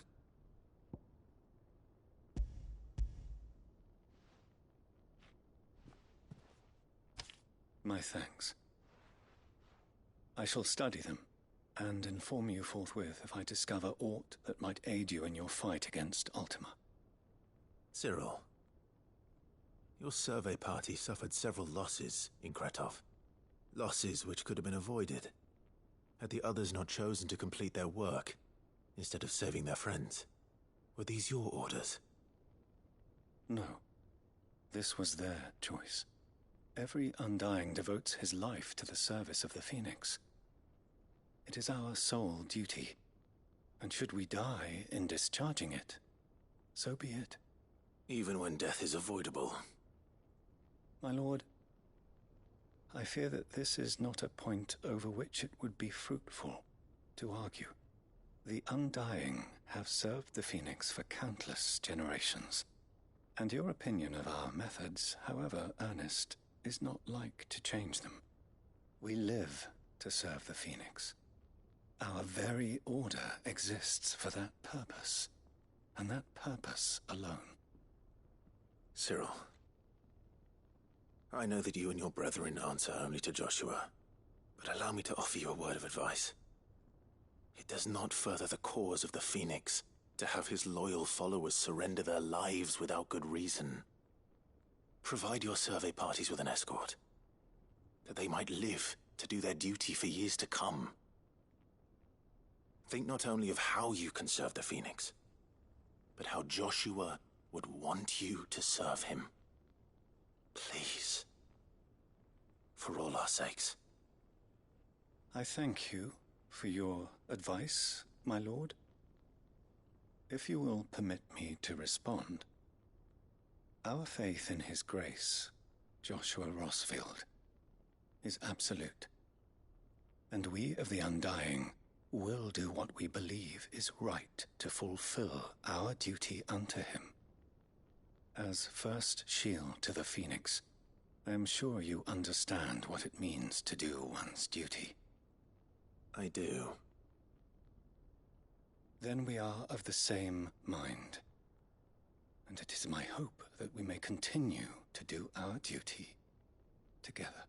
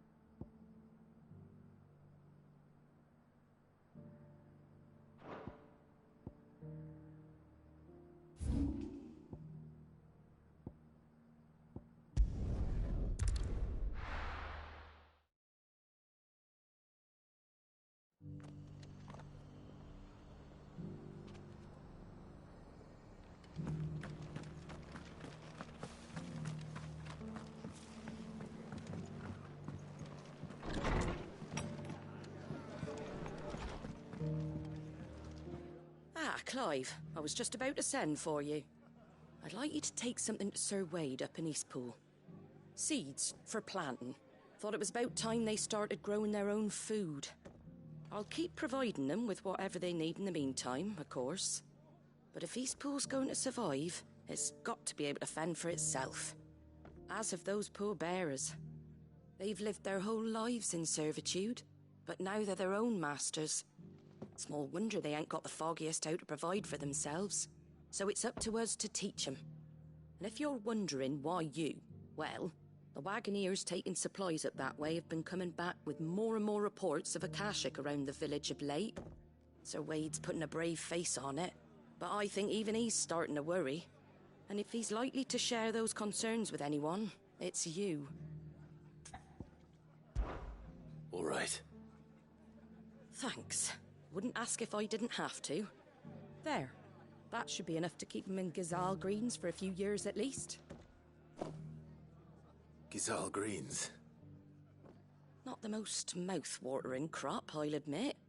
But they're hardy, they grow fast, and they fill a hole. Better that than something that'll wither away at first frost. And chocobos love 'em too, which is no small thing. When I say all of us need to pull together to get Eastpool back on its feet, I mean all of us. They ain't exactly succulent, but cook 'em right, and they're just about bearable. I'll take your word for it. Anyway, Sir Wade'll know what to do with them. And if he don't, well, I'll go up there and show him myself. I'm sure you will.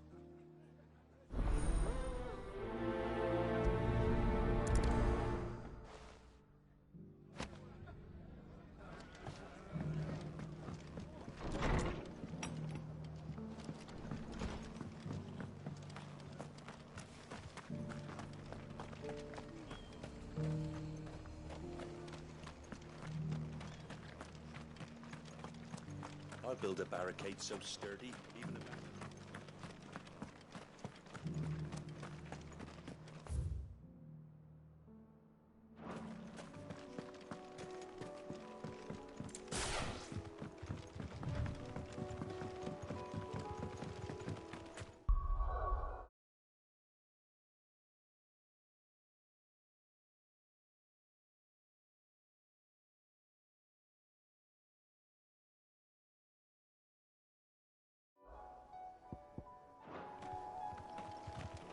Can hardly make out a bloomin' thing.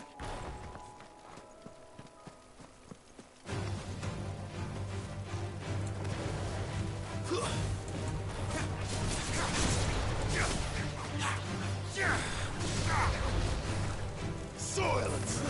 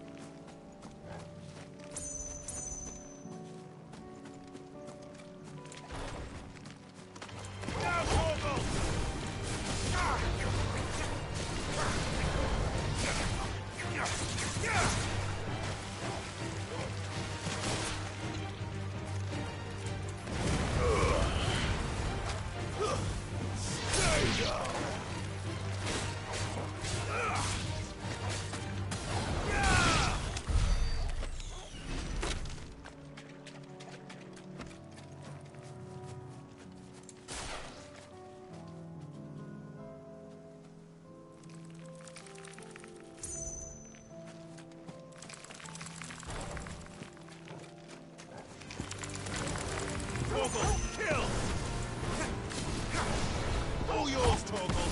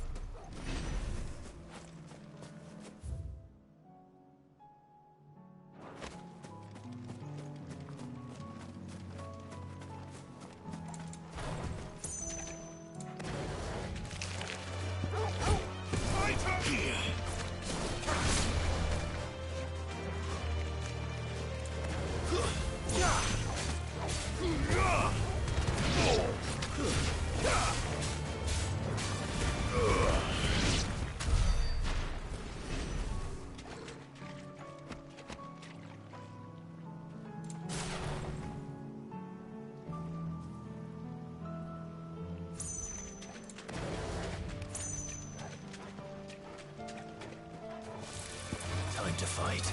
Down, Torgal! Torgal, kill!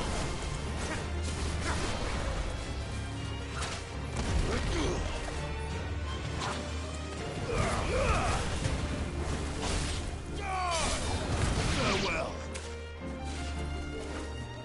Titan!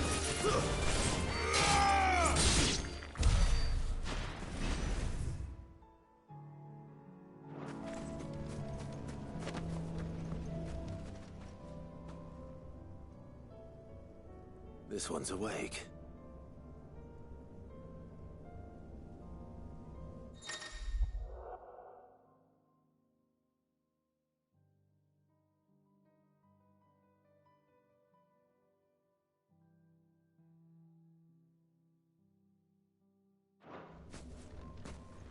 see what's inside.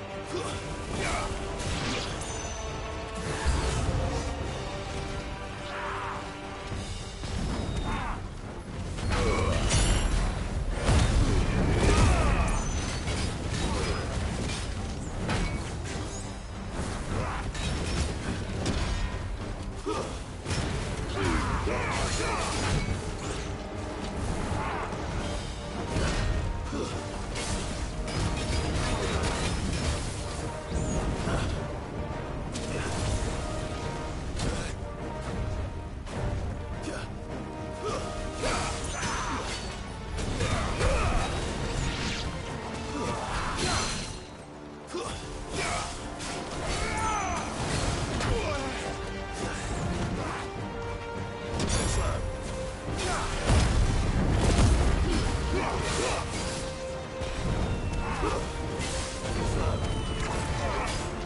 try.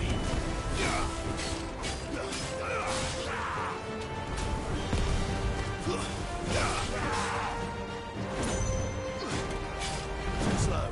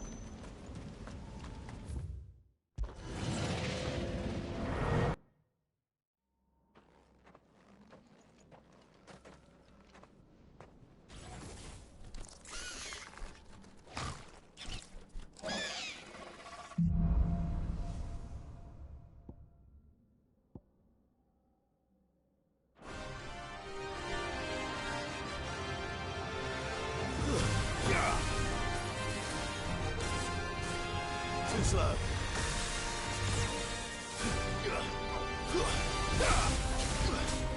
Nice try.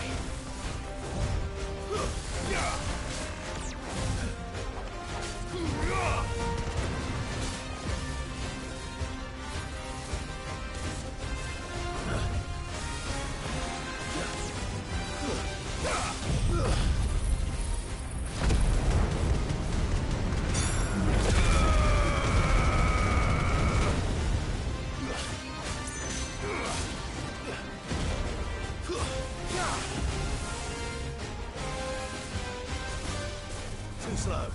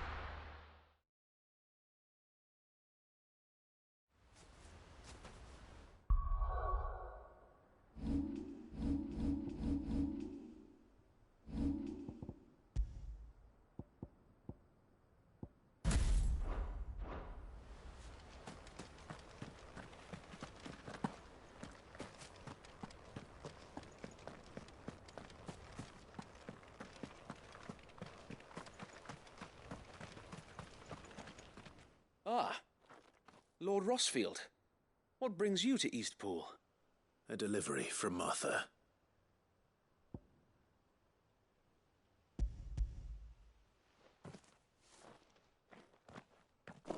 These are Gizal green seeds. Martha's keen to cut the apron strings, then, is she? I jest, of course. You see, I had thought we might be able to revive the old wheat fields, but they'd long since gone to seed, only without the seeds. Martha was hoping he might be able to show the bearers how to plant and tend these, so that they'll be able to fend for themselves. That's not a bad idea. These bearers had only recently escaped their bonds before we brought them here. They know little of freedom, of providing for themselves and their loved ones. Unless we teach them how to live like free men, I fear that all we have achieved in bringing them here is to exchange one master for another. Not that myself and the Guardians have been the best example to them so far, subsisting almost entirely on Martha's charity as we do. It's about time we all started to provide for ourselves, bearers and Guardians alike. Unfortunately, we've been a little too busy of late to focus on much besides bolstering our defenses. There have been alarming reports of... The Horde is closing in. They're coming, Sir Wade. All of them. Damn it all. I thought we'd have more time. Gather the men in the square. Send to the rest for reinforcements. Yes, Sir Wade. The Horde. A Kashek, a veritable legion of them. They've been seen prowling around the northern reaches for a while now. We don't have the numbers to hold back a swarm that size. I had hoped to build a perimeter wall so that myself and the Guardians might be able to defend the village, but... Now you're out of time. Precisely. If reinforcements from the rest arrive before they do, we may just scrape through, but I fear that's rather an enormous if. What if you could call on reinforcements from Eastpool?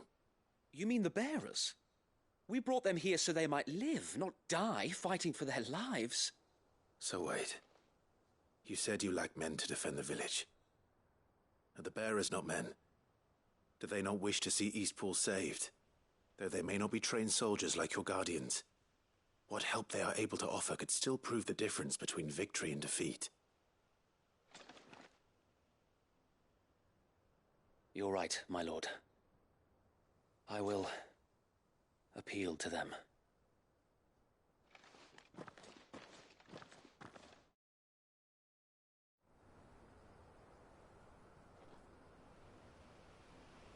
My friends, I humbly beg your aid.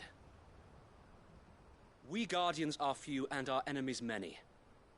But I swear we can defeat them with you at our side. You would send us to the slaughter. To serve as bait for those fiends so that you and your men might be spared. And to think we trusted you. Say what you will. A home is not worth dying for. But it is worth fighting for. Sir Wade fights to give you lot a chance. Just like I do. Just like Sid does. We all wanted to give you a home where you could be free. And you got one, didn't you? This place, Eastpool. This is your village. Your home. And if you don't fight to protect what's yours, you'll lose it. You know I'm right. This world wants to take everything from you. Everything.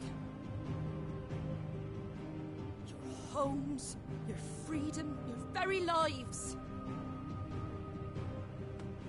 So then, are you going to stand by and let that happen to you? Are you going to accept fate like good little Bran did and die, having never stood up for yourselves? Or will you fight like free men and women?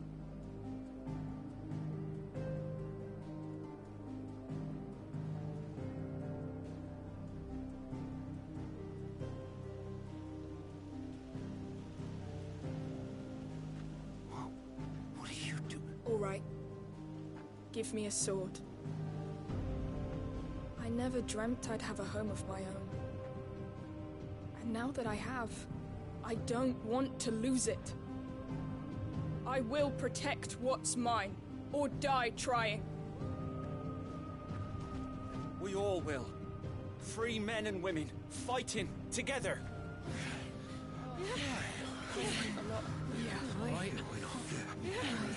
For Eastpool! For Eastpool!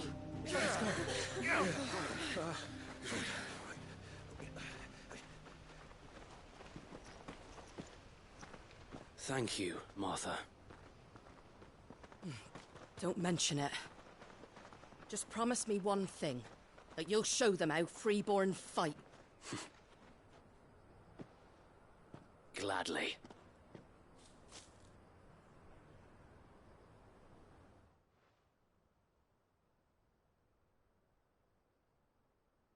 Well, if it was numbers you were lacking, you certainly won't be now. Thanks to you. Me? Oh, I just love the sound of my own voice. Lord Rosfield, my lady, we're ready. So what's the plan of action? We'll divide our forces into several small detachments, each made up of guardians, bearers, and guards from the rest. These will position themselves at strategic points around the village. Upon engaging with the Akashic, each detachment will keep the creatures occupied as best they can, steadily retreating all the while. You're going to lure them into the village? I am. We will have neither the time nor the resources to treat the wounded, so injuries must be avoided at all costs. Instead, we will focus purely on defense at first. By coordinating our withdrawal through the use of messengers drawn from among the bearers, we will aim to have the swarm converge at a point of our choosing. With luck, that point will be the village square, the perfect place for our most able warriors to surround them and fall upon them, and for you and I to finish them off. A sound plan, but one that'll require a leader with a cool head and strong nerves to coordinate the retreat. I'd say you have both in abundance, await, but you'll be needed. Please, leave the last of the fighting to me. Ha! And let you have all the glory. Sir, wait! They're here! Then you know what you must do. We work together, everyone playing their part, each shielding the other that no man might fall, that Eastpool might live on. For Rosaria! For Rosaria! We've no time to argue, my lord. I'll do as you ask. And I will do as you ask. Suppose we'd better do our bit too then, eh? Right you are, Martha.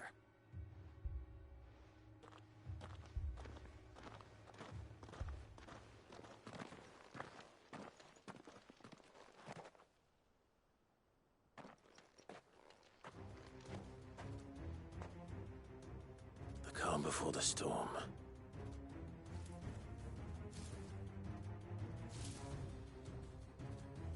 And here it comes.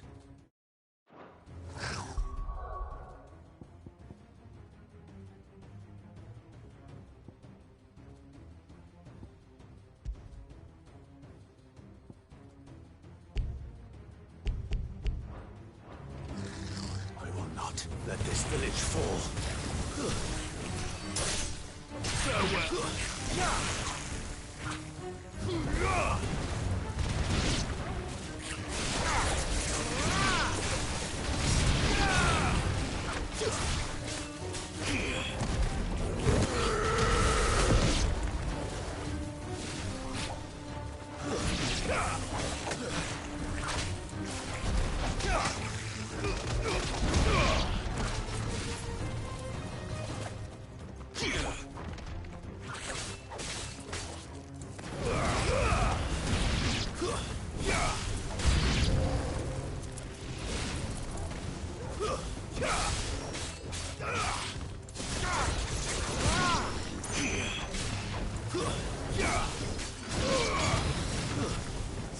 Stay down.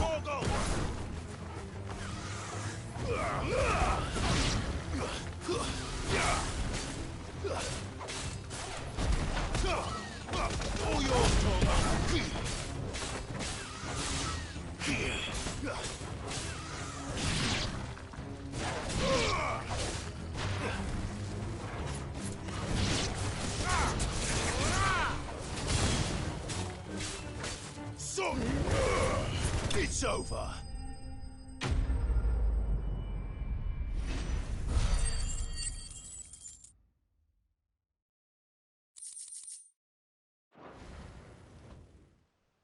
Looks like that's the last of them. Lord Rosfield! Change of plan! What is it? Owl from the rest. An Akashic curl's been sighted on Rhiannon's ride and is headed in their direction. Well, the better half of her guard is here. So wait, how many Akashic remain in Eastpool? Hard to say. My men are still facing some resistance, but I think the worst is behind us. I could order a detachment or two to fall back and... No. Let them finish the job. You stay here too, Sir Wade. Your men need you. I'll go after the curl. Join me only when Eastpool is won. If you're sure, my lord. May the Founder protect you.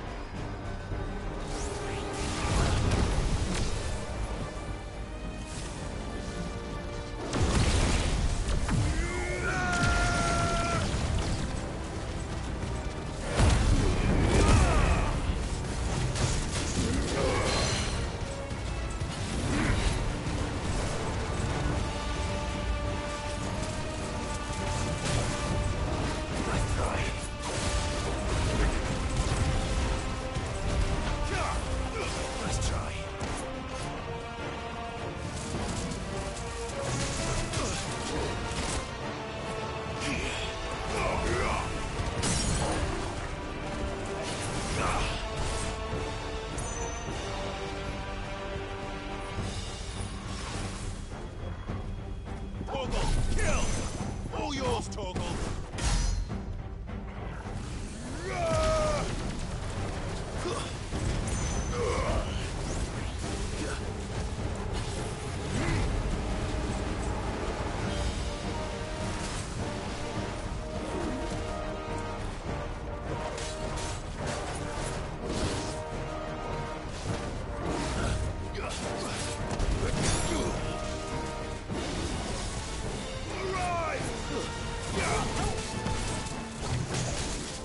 Nice try.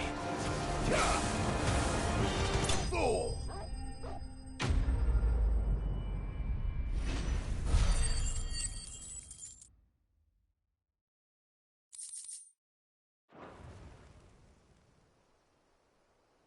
All right.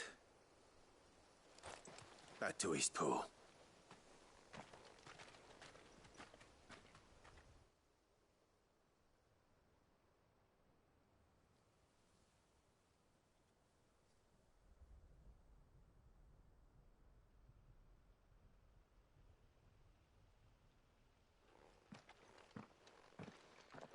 Lord Rosfield, the Curl, is it? It's dead. Thank the Founder for that. And for you, my lord. We were able to eradicate the rest of the Horde. I have guardians posted around the village to keep watch for further attacks, but all seems quiet for now. I hesitate to say it, but I think it might be over. I think it might.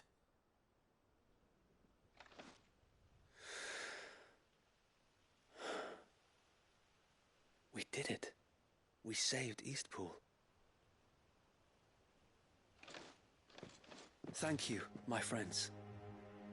Thank you. No, Sir Wade.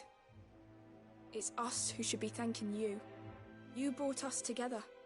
Showed us what it means to fight for what you hold dear. We never had nothing to call our own before.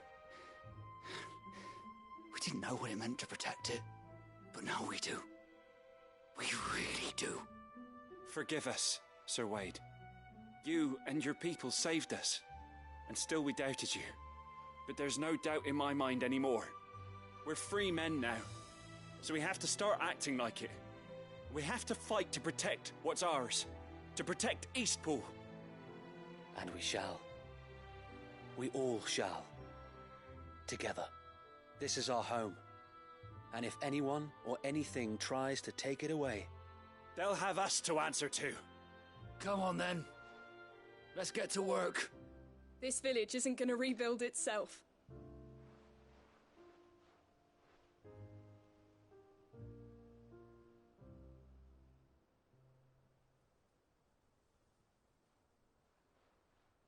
They're not slaves anymore. No. They're Rosarians. Your father took pity on the bearer's plight, and I believe if he was still with us today, this is what he would have wanted. I believe you might be right. I shall remain here, my lord, and do what I can to help rebuild the village.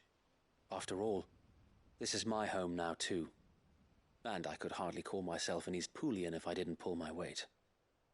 I think you'll find it's Eastpudlian, Sir Wade. But you should be proud all the same. I'll have to pull my weight too. Can't have the rest getting outclassed. Speaking of which, I ought to be getting back. Can we continue to count on your support, Martha? Of course, and I'll be counting on yours too.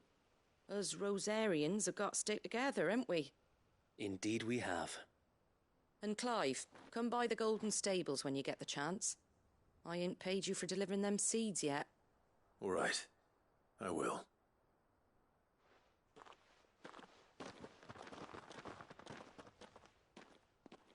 Lord Rosfield, do you remember our very first mission together? Clearing the goblins from the Stillwind marshes? How could I forget?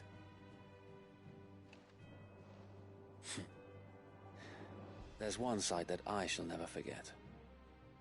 You, facing off against that giant Morble. Not a trace of fear on your face. Since that day, there have been more than a few times when I felt like giving up. When the odds seemed so stacked in the enemy's favor, I thought I may as well just lay down my sword and surrender. But every time I would think back to the look in your eyes that day and remember what it means to be a shield. Know that whatever trials Eastpool may face, I shall never lose courage. Thanks to you.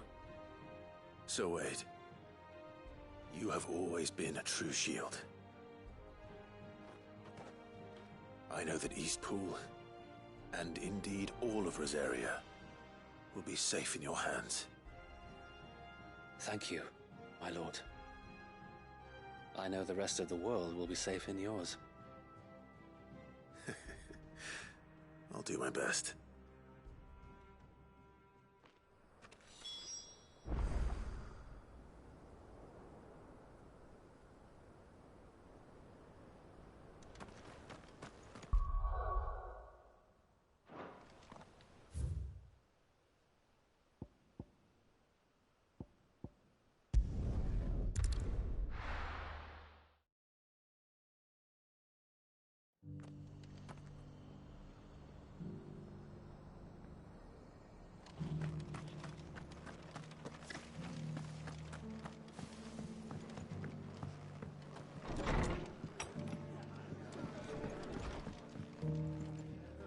The hero returns.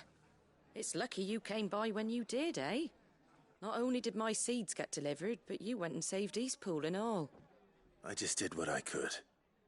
And it's only right that you get rewarded for it. Take it before I change my mind. Thank you, Martha. So, Eastpool's finally back on its feet again. And a home to free bearers.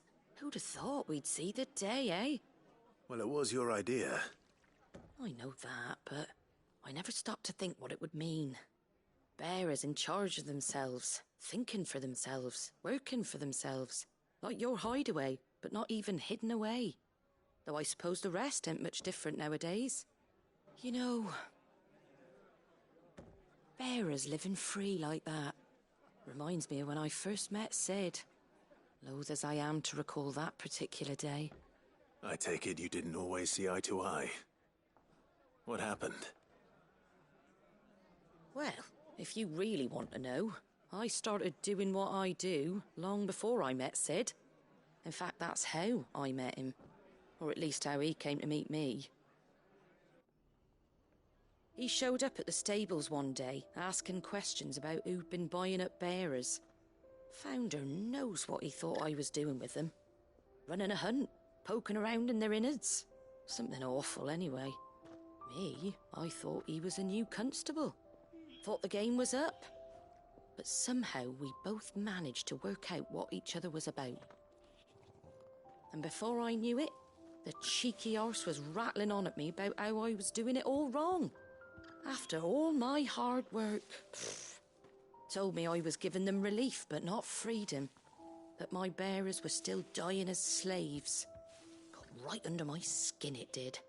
Told him if he didn't like it, he could bugger off and report me to the garrison. And do you know what he did? He smiled. And then he laughed. And then I did the same. We made a pact that day. That whenever one of us was in need, the other would always be there for him. And you were? Well, we both wanted the same thing. To make life better for bearers. Just like your dad. Do you know I was born right around the time Elwyn became Archduke? Growing up, I saw how he tried to change things. He certainly didn't lack for ambition, that one. Indeed. But the loftier one's ambitions, the harder they are to achieve. Which is why those of us who follow in their footsteps need to finish what people like Sid and my father started. Suppose you're right, aye. And if we don't manage it, there's always them who come after us. Good thing we've got a few half-decent sorts waiting in the wings, eh? It's almost enough to give you a little bit of hope. Just a little.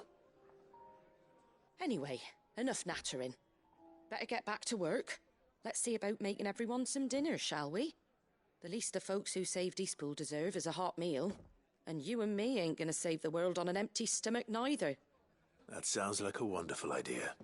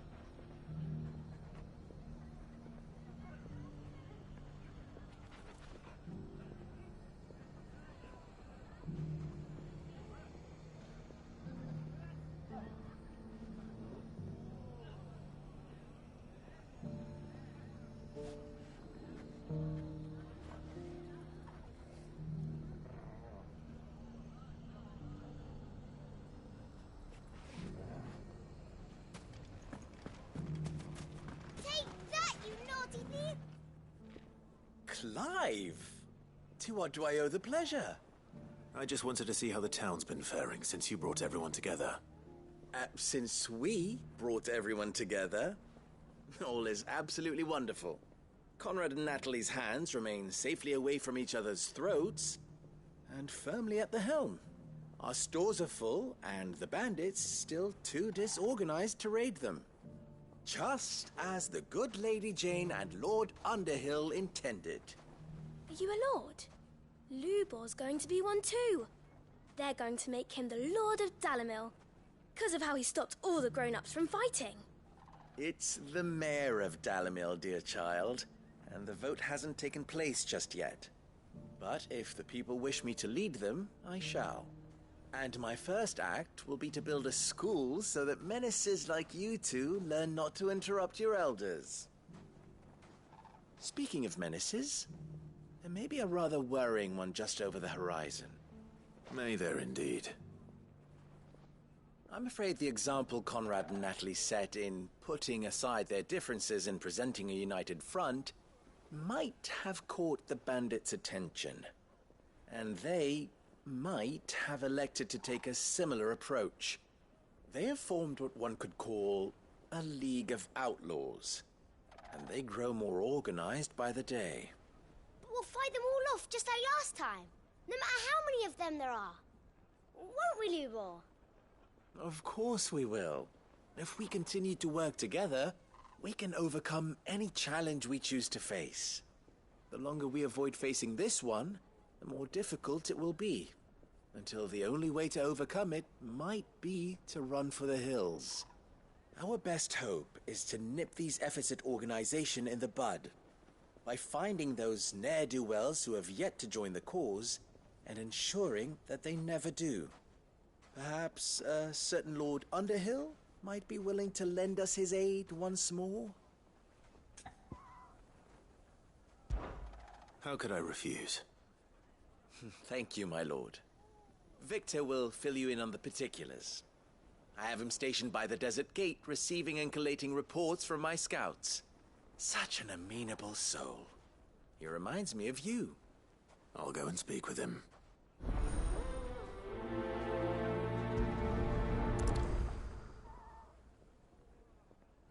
What's the difference between a lord and a mayor? That's easy. A League of Outlaws. Sounds like we have some competition.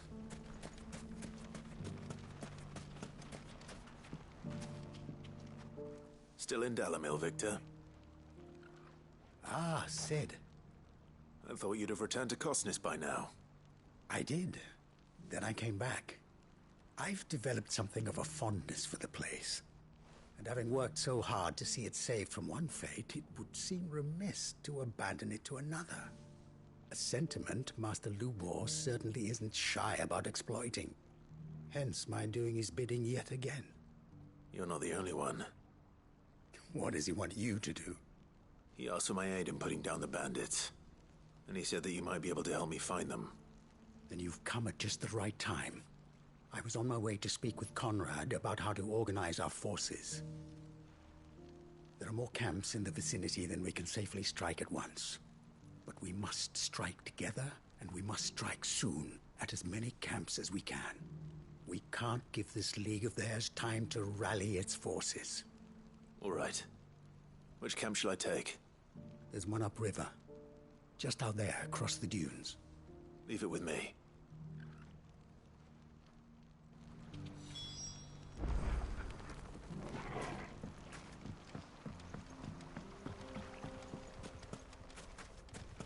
Those ne'er-do-wells want to band together.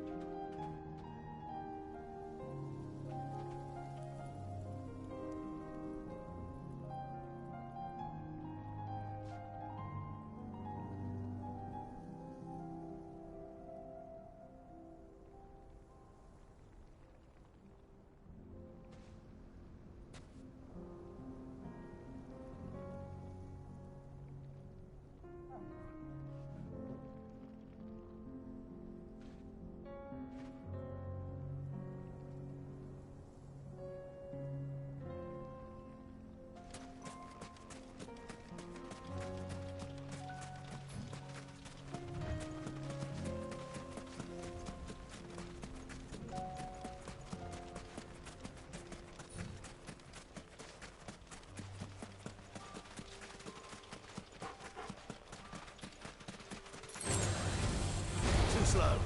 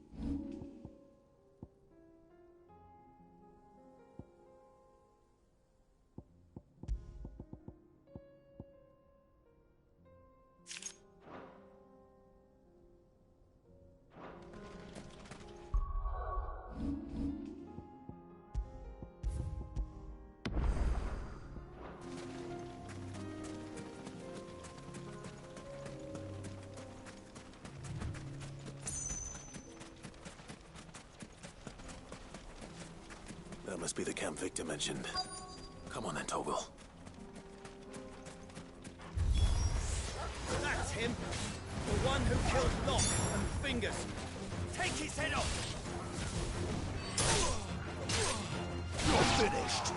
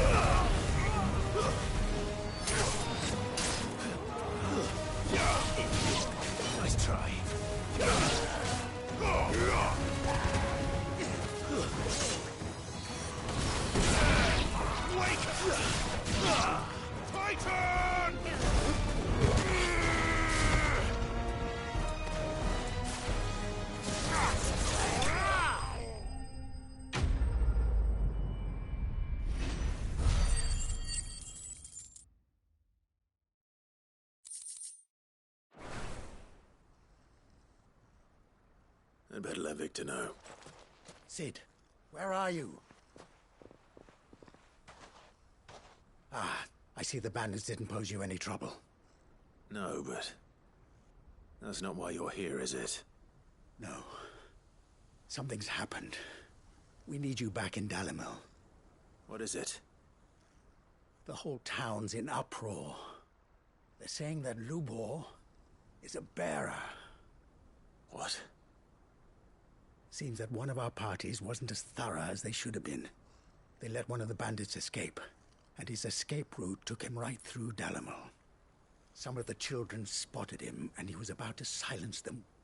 And when Lubor felled him with a bolt of magic, and without a crystal. But that's not possible.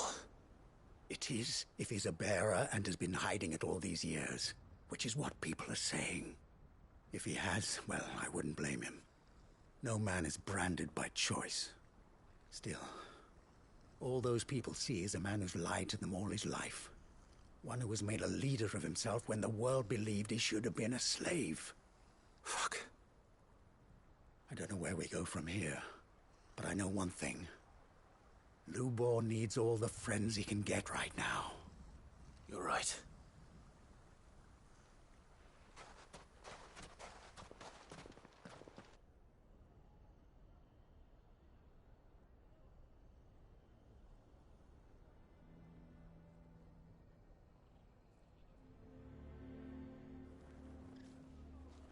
And now everyone knows.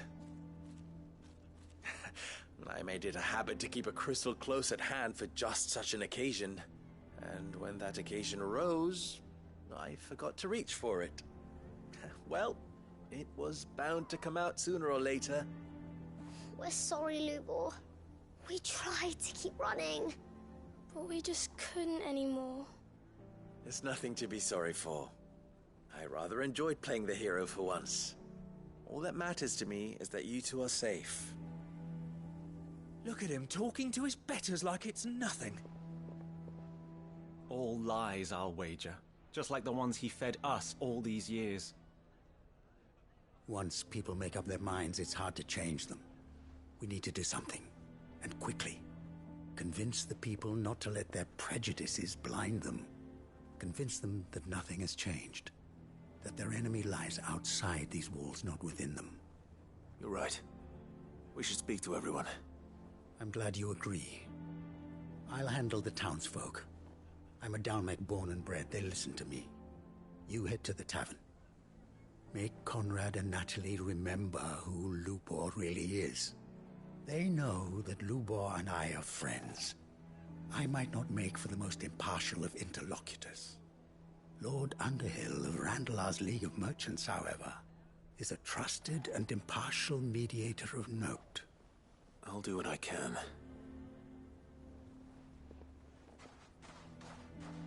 Lubor, stay here with the children. I can't promise anything, but we'll try. And that is all I can ask of you.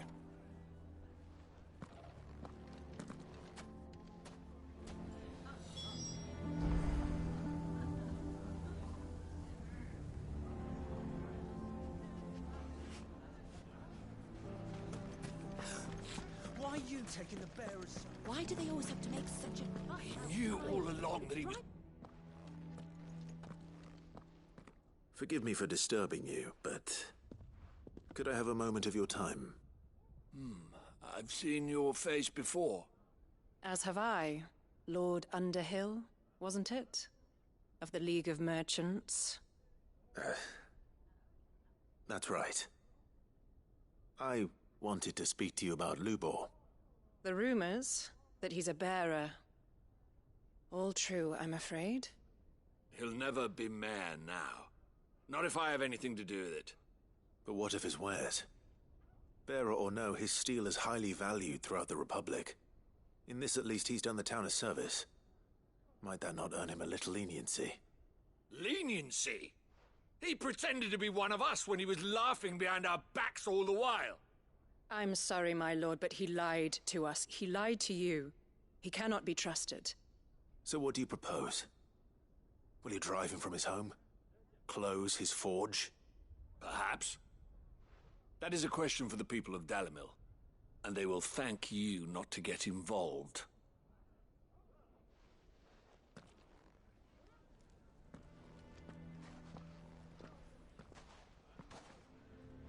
The townsfolk have made their minds up. There was nothing I could do. Nor I. Conrad and Natalie refused to consider anything but their own wounded pride. You never know. Once their anger is cooled, they might see things differently. For now, we should report back to Lubor. All right.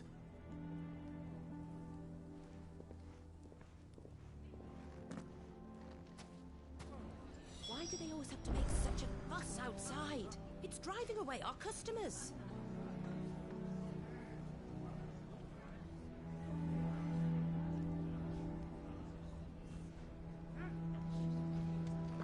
Why the hell would Victor take the bearer's side? For a shame. I assume the situation is hopeless? There's still hope.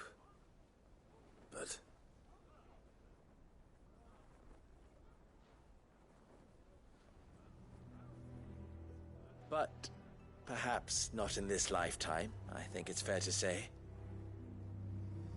You mustn't think like that, Lubor. Give them time. They'll come around. We'll talk some sense into them in the end, you'll see. No, you won't. And your efforts would be better spent elsewhere. But Lubor... Rosina would often tell me that steel does not lie, that a blade is a reflection of the smith who forged it. To yourself be true, that was her point. Rather an ironic one when you consider that her life was taken with a blade of her own making. But I do not doubt that she was always true to herself and what she believed in, right to the end. And so must I be. I must do what I know to be right, no matter what others might think of me. And now, I know what that is. I must embrace my new role of villain so that the people of Dalimil have something to unite against. For only united can they hope to stand against the threat that awaits them. I'll need to make a suitably dramatic exit, of course. Don't go, Lubor. You're the only one who was ever kind to us. We'll be all alone. Again. Trust me, little ones. It is for the best that I go. Not only for the town, but for you, too. How could it possibly be for the best? These children need you. The least you can do is give the townspeople a chance to change their minds. They would not take it, Victor. It's over. Over, you say? And so just like that, you're going to throw this town and these children to the wolves? I thought you were better than this. But it seems you had me fooled as well. Victor. Forget it. Do what you will. You sure you're making the right choice, Lubor? Of those available to me, I believe it's the best one. Yes. Ah, but where are my manners? Here. A reward for clearing out that bandit camp. Right then. I have packing to do. If there's anything I can do. Anything.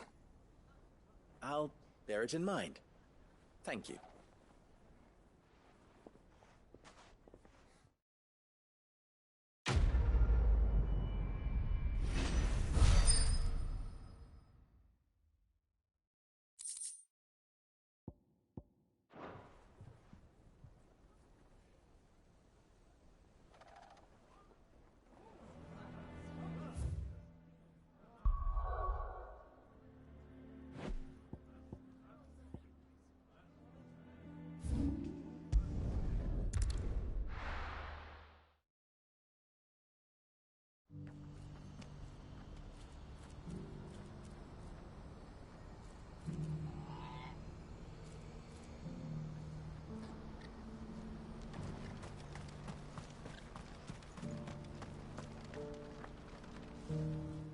Ah, Clive.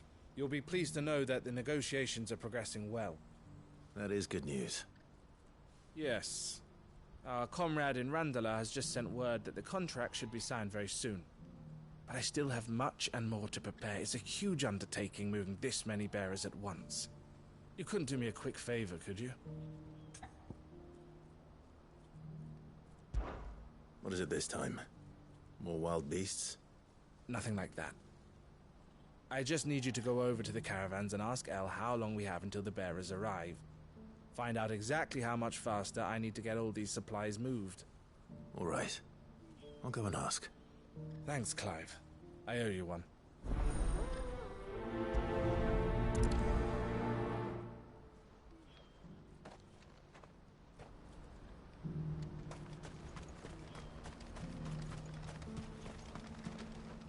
You won't find a finer array this side of the strait.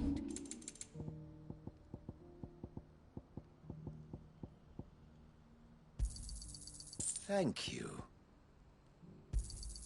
You're sure you don't need it? You're welcome anytime. Don't blame yourself, El. This is their fault. not yours. I know, but... No buts about it, all right?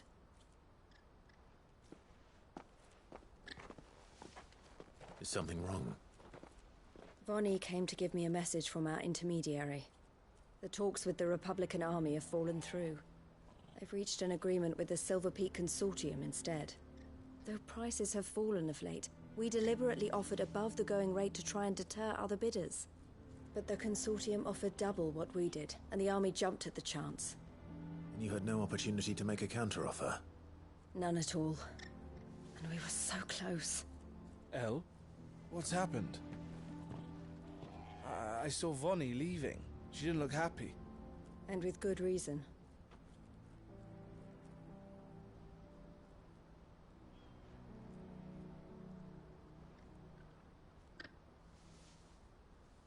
But I thought we were the only ones the Fist was speaking to about the bearers. How did the Consortium even find out about this? It's not so surprising. They have ears all over the Republic. This isn't over. The Consortium will have to sell these bearers eventually, and at the price they paid, buyers will be few and far between. I'm going to Randalar myself. Alone? You sure that's wise? Are you offering to be my bodyguard? How kind. Meet me at the checkpoint near the capital gates. I'll send an owl ahead and request a meeting. You go to Cashlock, Theo, and get everything ready. We've waited far too long as it is. Even if I fail to free these bearers, there will be others. Someone needs to prepare the place and keep any prowling beasts at bay.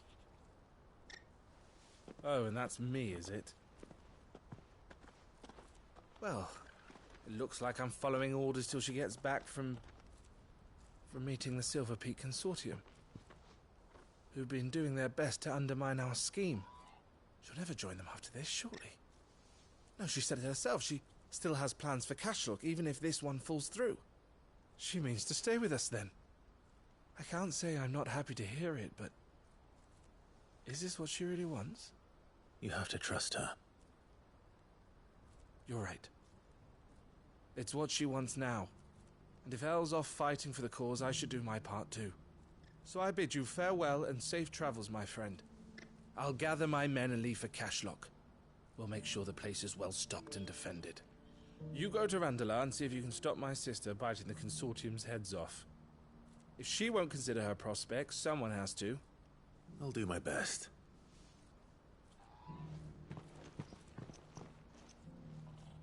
All right. To Randalar, then. And better not keep Eloise waiting.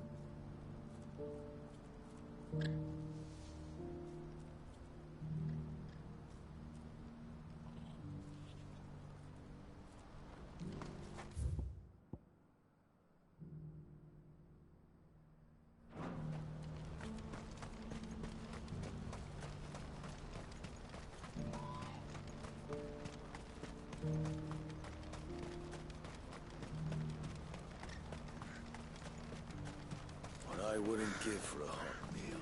Looks like this is the end of the road for us. When are they gonna let us through?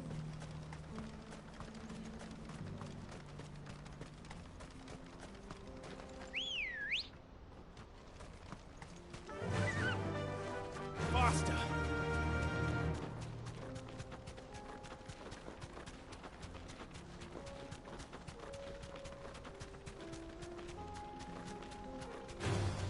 All right.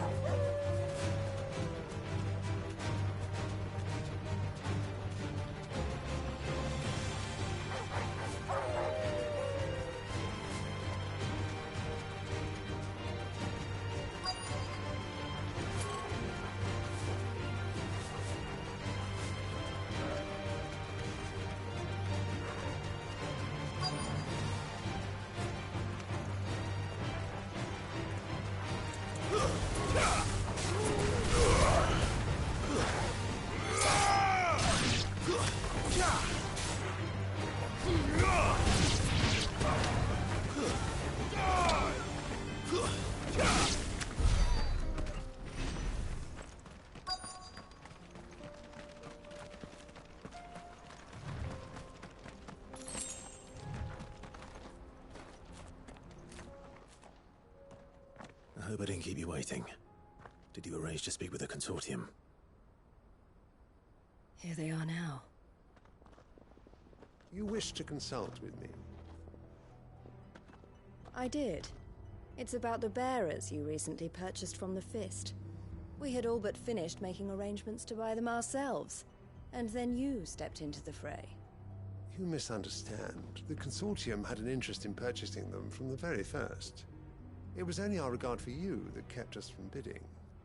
But your hesitancy in accepting our offer to you suggested that the regard was not mutual. And so we resumed our business. I did not hesitate. I am simply not inclined to make such decisions without first giving them due consideration. But what is done is done. Come then. How much do you want for them? Alas, you are too late yet again. We rarely take on such unconventional merchandise without a purchaser in mind. The bearers belong to him now. Who is your buyer? A trader from across the water. A most demanding fellow, if it's any consolation. He insisted the bearers be fed, dressed, even given their own bunks for the voyage over. That's what you get when you deal with continental types. I wouldn't know. Oh yes, the culture on the continent is quite different to ours. They pay good money for bearers not fit for the knacker's yard, and treat them like kings. But as long as they pay... That does sound unusual. No matter then. If they've already left our shores, there's little that can be done. Allow me to withdraw my interest. And with it, my interest in joining your organization. My associates will be sorry to hear that.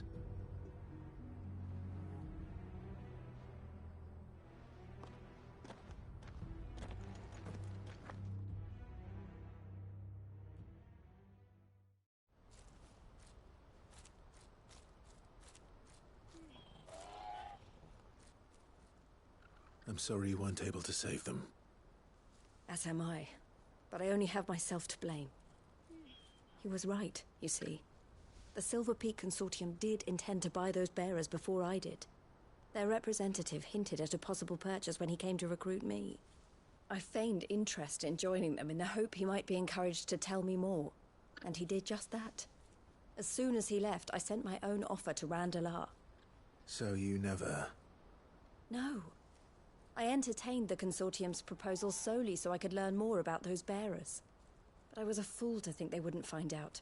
I knew exactly who I was dealing with. You tried? I did. And if what he said was true, the bearers are to be well treated. Which is something, at least. But they deserved more.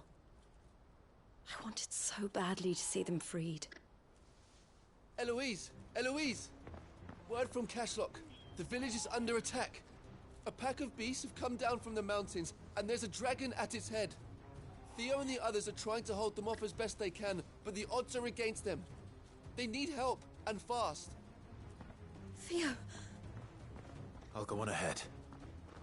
Thank you, Clive. I'll gather some men and join you there. Just... make sure he's safe.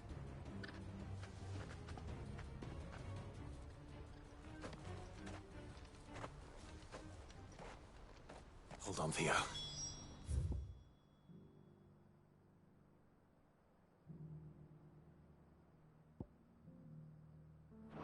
I'm coming.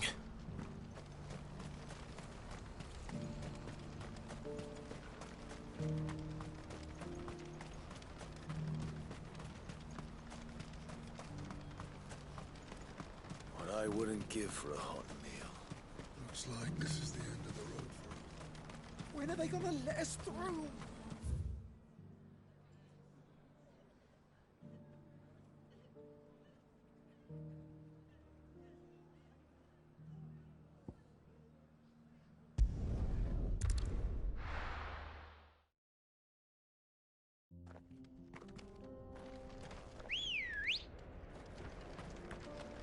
Ready, girl? Run like the wind.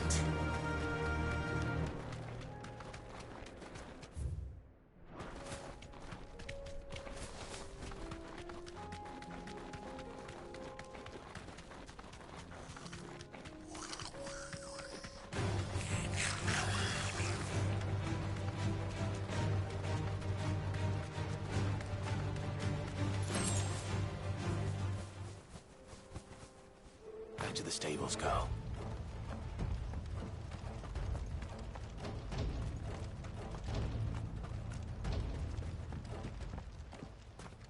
Where's Theodore? Upriver!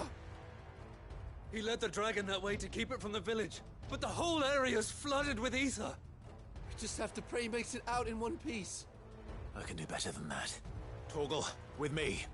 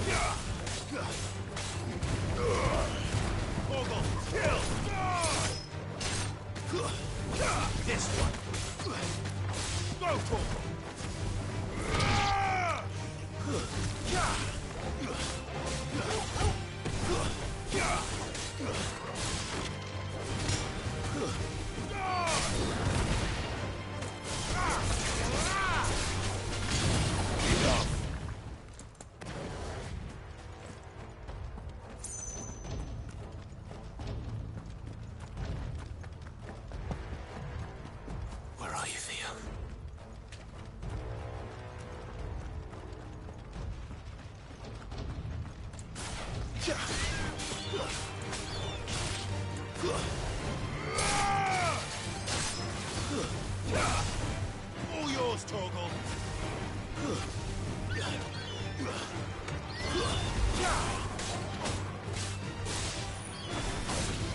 It's over.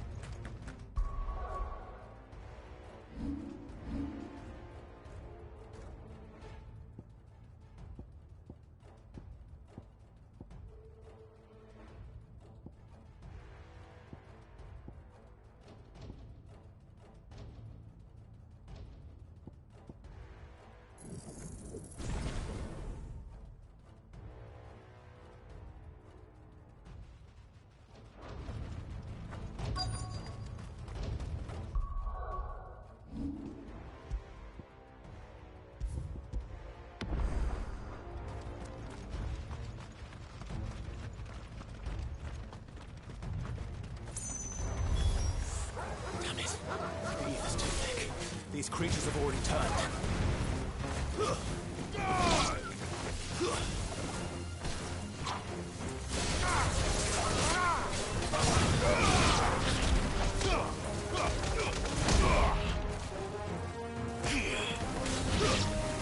Stay down!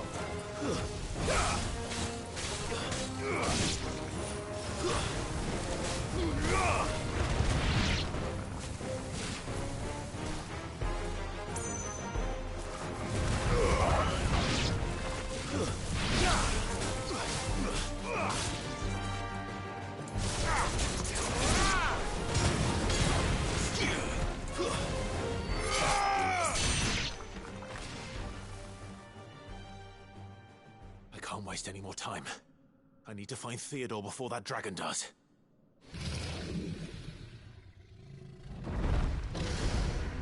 Looks like it's found me. This thing's turned as well. This isn't going to be easy.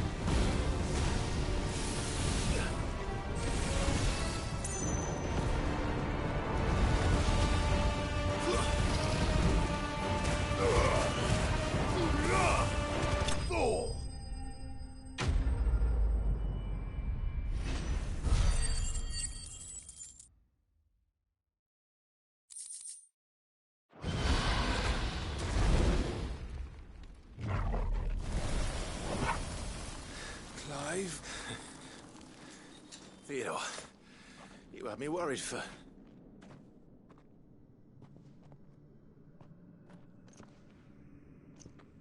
We have to get you out of here.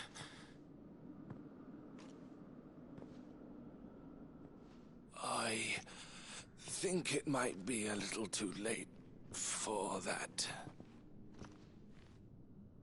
Bearer or no, there's only so much ether a man can take, and that Drake just wouldn't let me leave. You have my thanks, Sid, for finishing what I could not. For keeping Elle's dream. Theodore!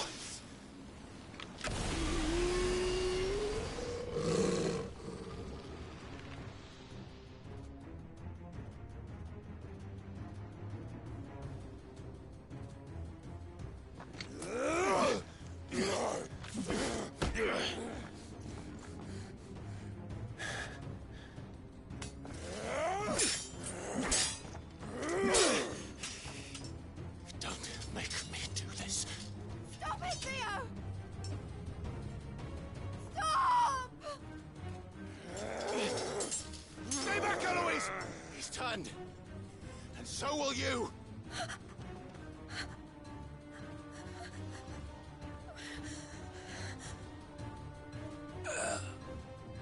Elle. Theodore.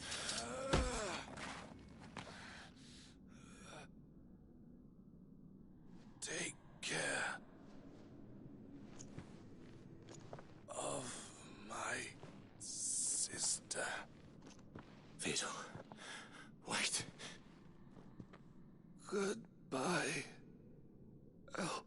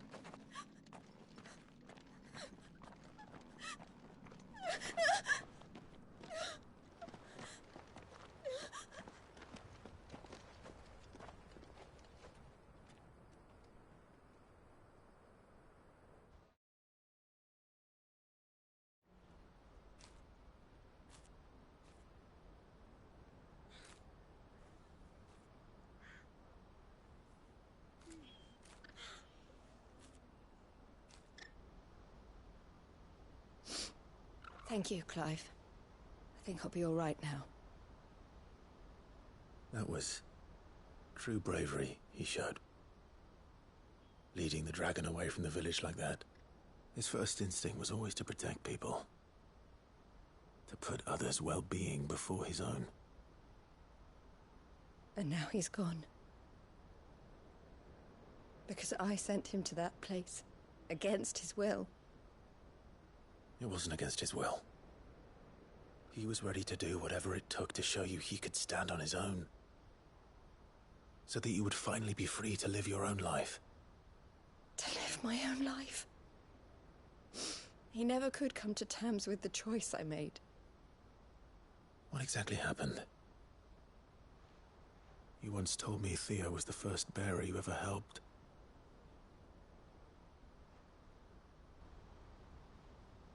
We grew up in Canva. We were born to one of the great trading houses. And I was chosen to inherit the family business. I had my father's head for figures, you see. Theo did not. While I studied the art of commerce, he played at soldiers instead. A late bloomer. In more ways than one. For unlike most bearers, it wasn't until his 15th summer that his powers awakened. My parents tried to drive him out of the house and into the care of the constables. But before they could, I took him into mine. Thea told me something else. He clearly admired your devotion to the cause of freeing others like him from slavery. But he said you deserved a better life than this. He wanted to free you from what he called your bonds, just as you freed him from his. I would be lying if I said I had not wondered from time to time how much easier my life might have been if I had allowed Theo to be taken and devoted myself to the family business instead.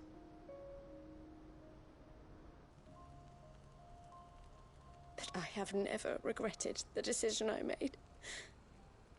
Being with my brother meant more to me than tradition or reputation. I only had to look at him to remind myself of that night and the choice I made and the fact that I would make the same choice again in a heartbeat.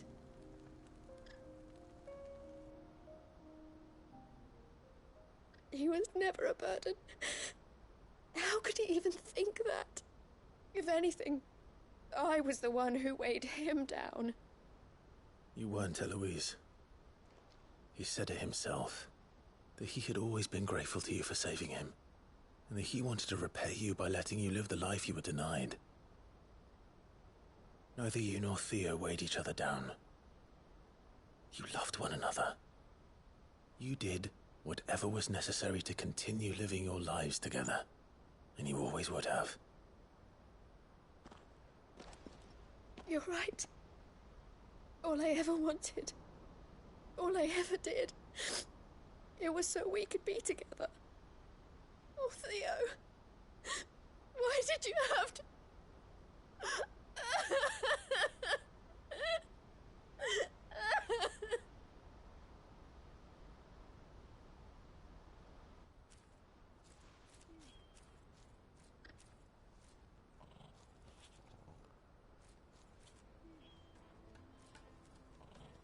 I know Theo wanted me to move on, but I'm staying here at the Crimson Caravans to continue our work.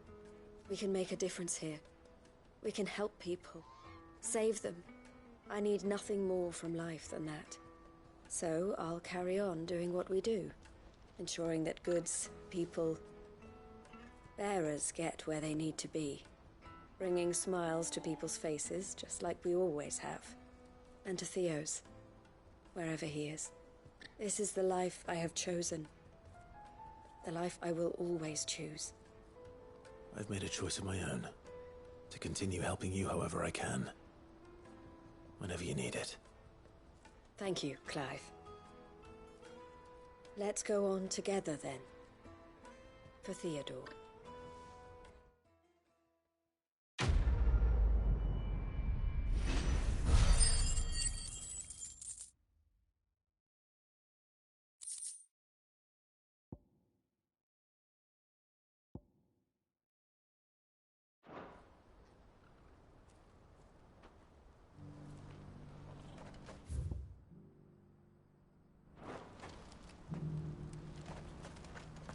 Eloise isn't the type to give up.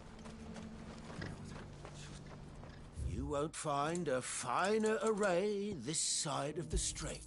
You've a discerning eye.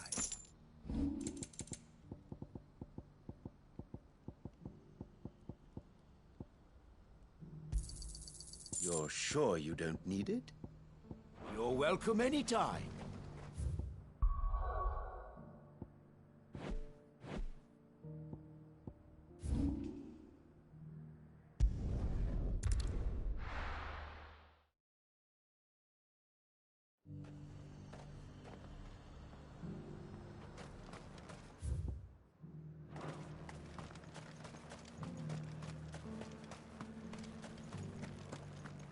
There were ghosts at the gates not days ago.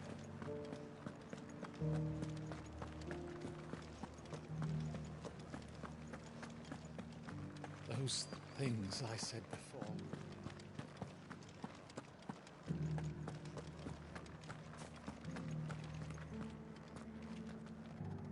Oh, Clive.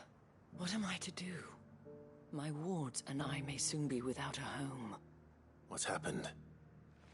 The High Cardinal has descended from his lofty throne and taken up residence here in Northreach. The High Cardinal? Leader of the Council of Elders, second only to his radiance at the head of the Imperial government. Not that any of those things still exist. Now he goes by his noble title, the Duke of Oriflamme. And what does he want with Northreach? He wants to transform it into a military stronghold, a foundation upon which to build a new Sambrec. He's already secured the support of the various army remnants, with promises that they shall be afforded the respect they deserve in his empire. One built on the confiscated property of the people. He would rob the populace to pay for it. Believe me, I have used every means of persuasion to discourage him from this folly. But for whatever reason, he will not listen to me. What does Captain Philippe make of this? When the town was under attack, it was him the soldiers rallied around. Couldn't he use that influence again? How? By speaking out against one of the most powerful men in Sambrec. A man whose stated aim is to revive the empire Philippe's comrades swore to serve, and to improve the soldiers' lot within it. The captain can offer them a regular supply of gruel, and an occasional trip to the Vale to help them forget the terrors they face each day. The Duke offers them a vision of strength and safety. No. Any attempt to incite mutiny would cost Philippe the support of his men, if it did not cost him his life. But given the mood around town, mutiny may yet be unavoidable.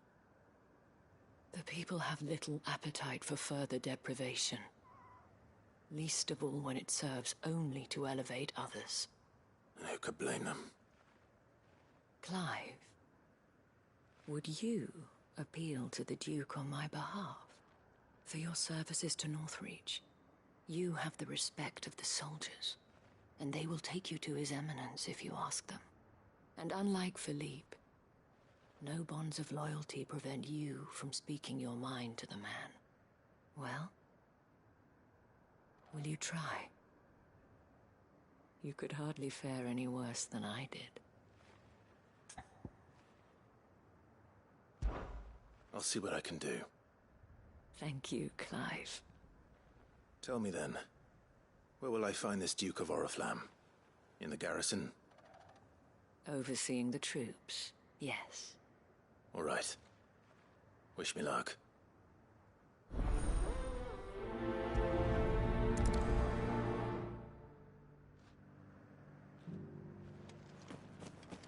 I may have met this Duke before, at the Remembrance Ceremony.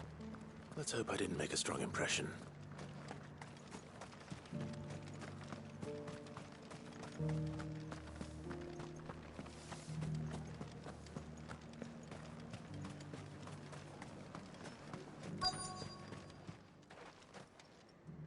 Halt! Oh, sorry about that. You're the dame's man, aren't you? You got some business with the captain? No, actually. With the Duke. I was hoping I might be able to speak with him. We're under orders not to let any civilians pass. But you should be all right. His Eminence has heard all about you and your heroics. Wait here. I'll go and ask.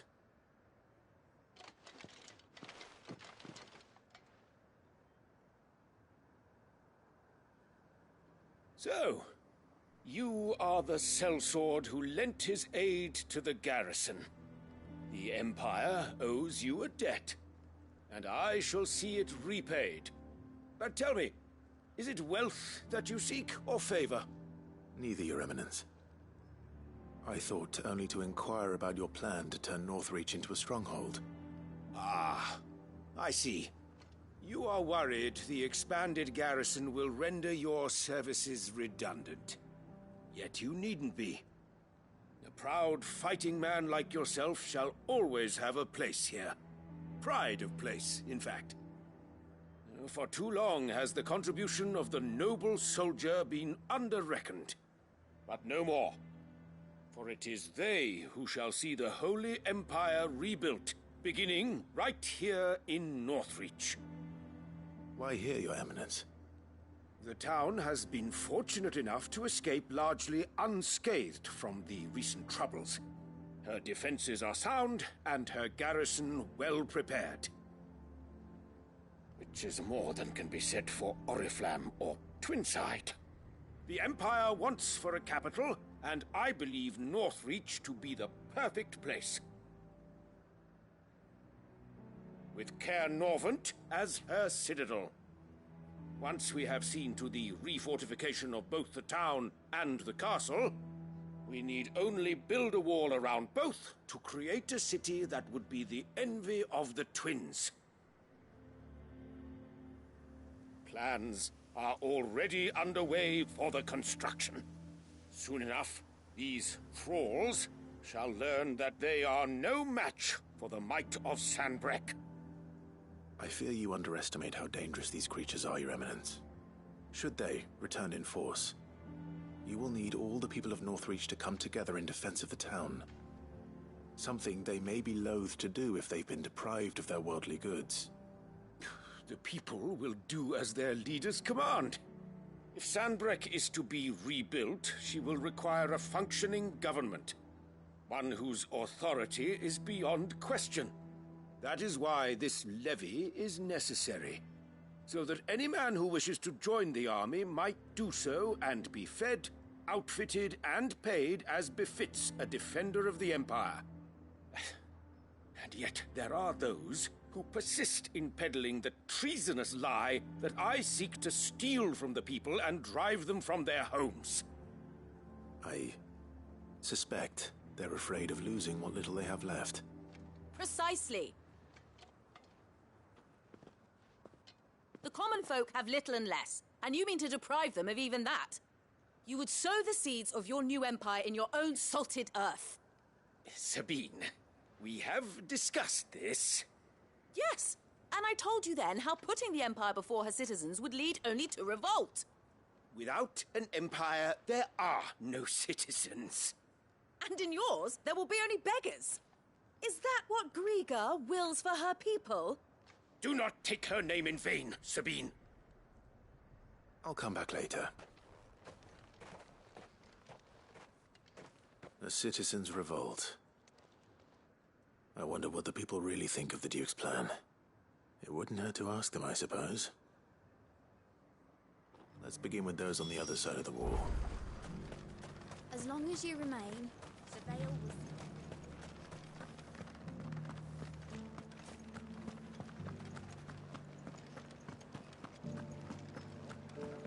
You needn't fret. The creatures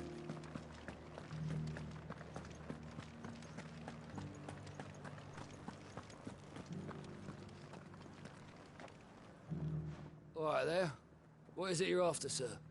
Just your opinion, actually. I wondered what you thought of the Duke of Oriflamme. Oh, him. Not much. None of us traders do. It's thanks to nobles like him that we had to set up shop this side of the wall in the first place. Couldn't have the rabble getting any closer to the holy capital, could they? And now he's trying to drive us out completely, threatening to take everything we got from us if we don't clear off. If the dame said she wanted him run out of town, I'd be straight through that checkpoint, tar bucket in hand.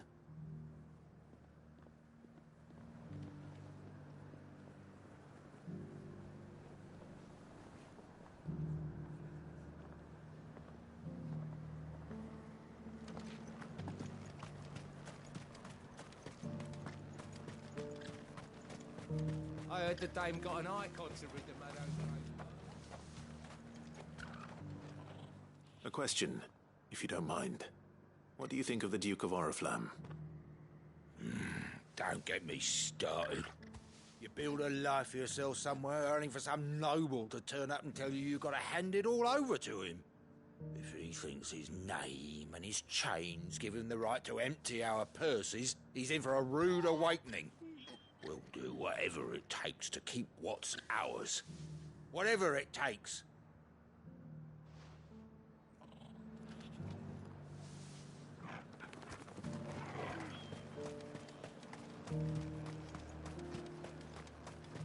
I heard he was a dreadworm himself.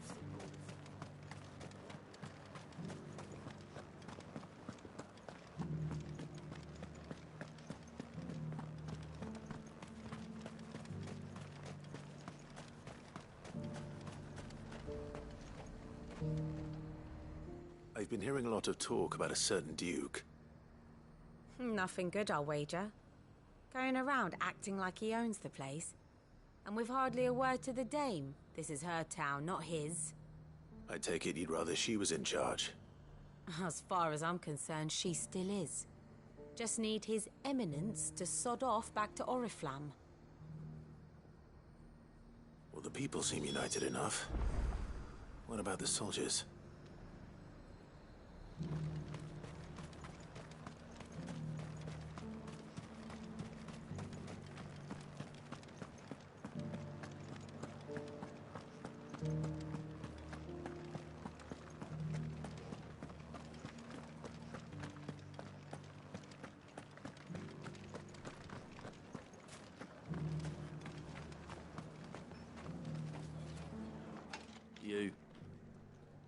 You're the one who was talking to His Eminence.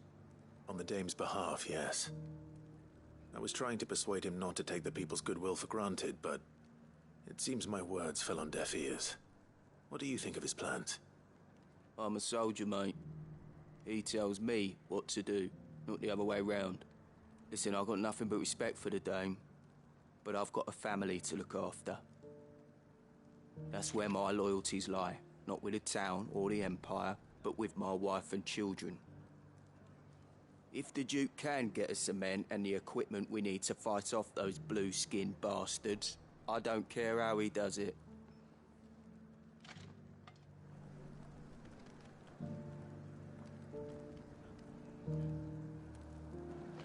I left everything. As long as you remain, the veil will see to you.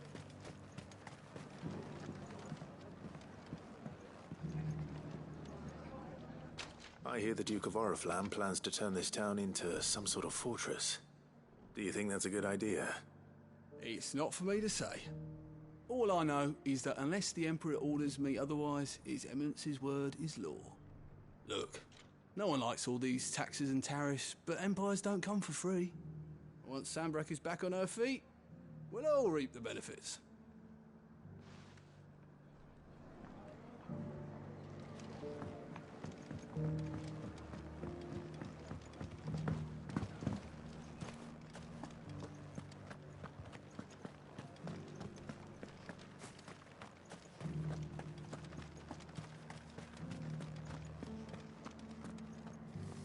Excuse me, do you have a moment?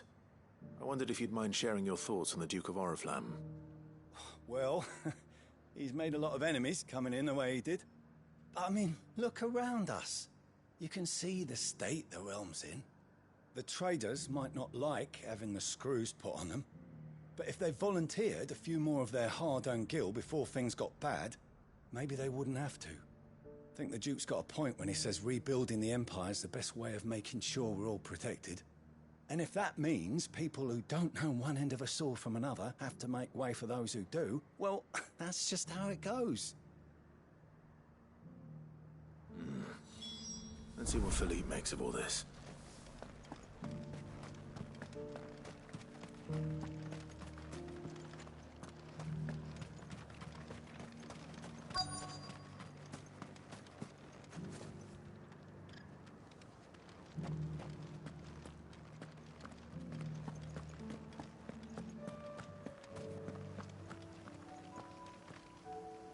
Captain, do you have a moment?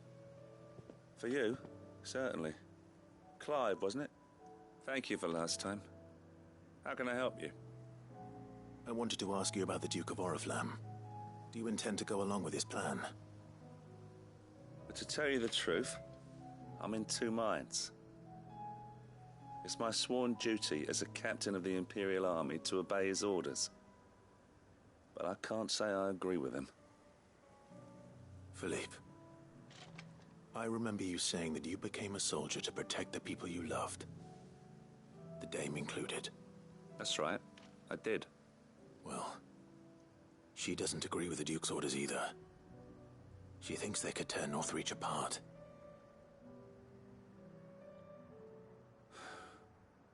And she's probably right. Thank you, Clive. I know what I need to do now. Protecting the people I love is what matters. Doesn't matter how. Well, duty calls. So I better go. Thanks again.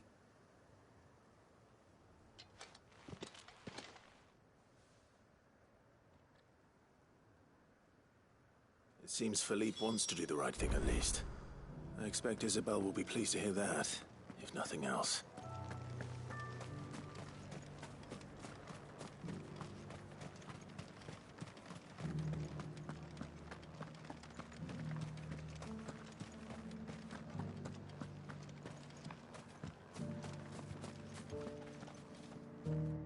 Ah, Clive. How did you fare? Were you able to speak with the Duke? I was, but...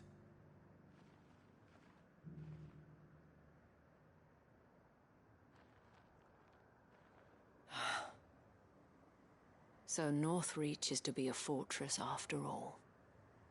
Well, it will certainly help to hold back the thralls. There's no denying that. Though I doubt it will come as much consolation to the townspeople whose worldly goods are confiscated to pay for it. They deserve to be heard, Clive.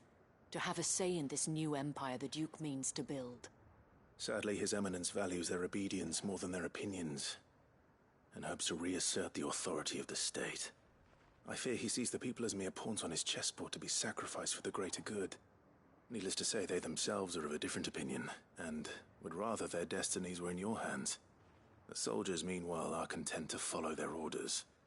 And not just because of the Duke's rank, but because of his vision. I thought as much. Had I sworn to protect Sanbreque, I dare say I too would want nothing more than to see it rise from the ashes. Thank you for trying. But the battle is lost. I don't know about that. What happened to your uniform? I handed it in, along with my resignation. Told the lads I wished them well, but that I owe it to those I love to call it a day. But why? Because I realize what really matters to me. Not following some nobleman's orders for the sake of it, but protecting what I care about. Protecting Northreach. I honestly don't know when those monsters will return, but I'm certain they're not finished with us yet. And when they do come back, we need to be ready for them. We need to stand together, all of us. And with you to lead us, milady, I reckon we can do it. It was you who finally convinced me, Clive. There's no point following orders if they go against everything you believe. Indeed. All of us, standing together. That has always been Northreach's best hope, and one which still lies within our grasp. We have only to turn our attentions to the true enemy. Thank you, Philippe, for showing me what I must do. Anything for you, milady. Speaking of standing together, would you mind if I borrowed a few of the lads from the Vale to help keep watch around the town? I fear His Eminence has loftier tasks in mind for the guard. Not at all. Be my guest. Wouldn't be the first time.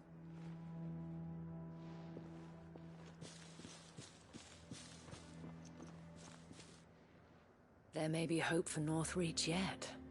Especially with men like you and Philippe to champion our cause. I, for my part, shall continue to work upon the Duke, in the stubborn belief that I might still tempt him into joining hands.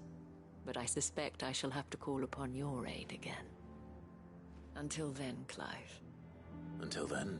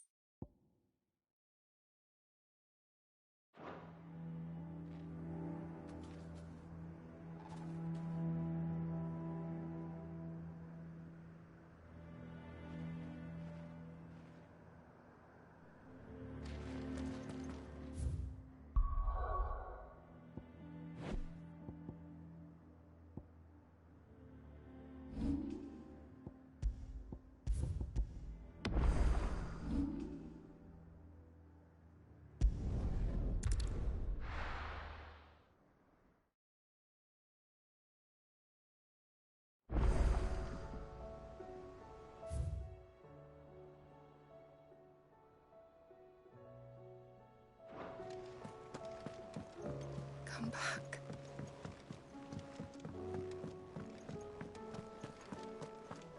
What do you recommend?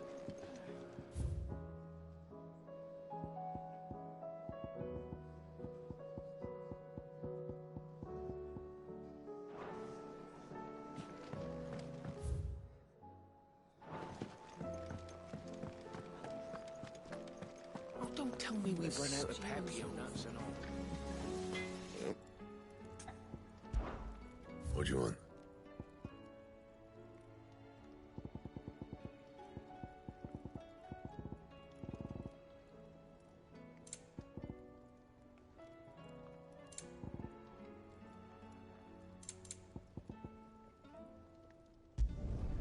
Should last you a good while.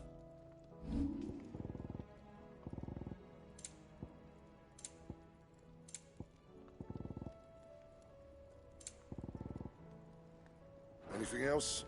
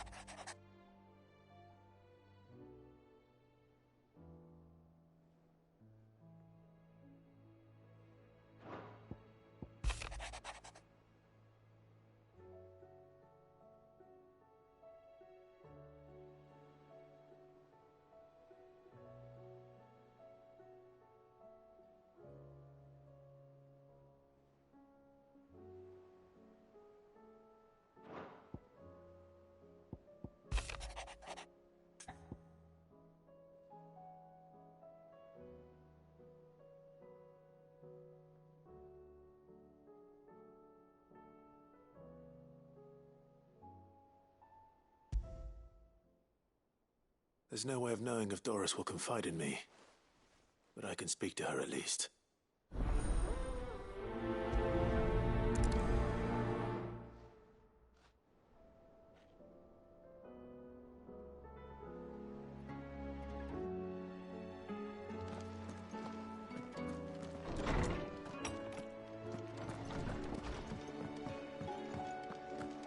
The stew's awfully thin.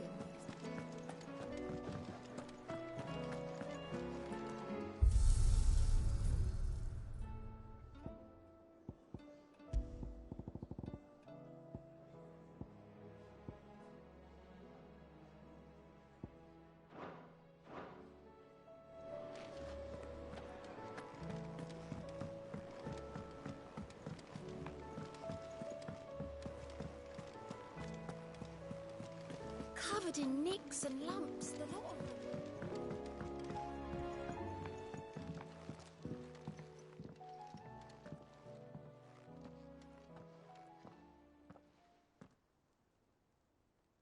Where are you?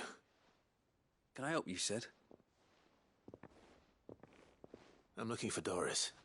Is she here? I'm afraid not. She's at Martha's Rest on a job. My job, actually. When she heard what the mission was, she insisted on going herself. Alone. Did she? What was the mission? Following up on some new information. Once they'd settled in, the bearers you helped liberate in the Dragon's Eyrie were keen to talk about their imprisonment. And about their captor. The slaver Cole's team were tracking when they were attacked by the Beastmen. I'll go and find her. She's at Martha's Rest, you say? If she's not moved on already, yes. I hope everything's all right.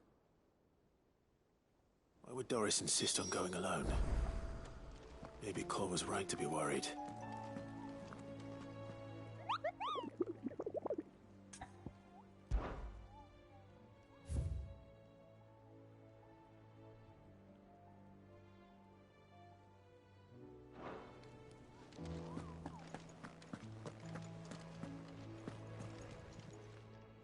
Welcome to the Patron's Whisper.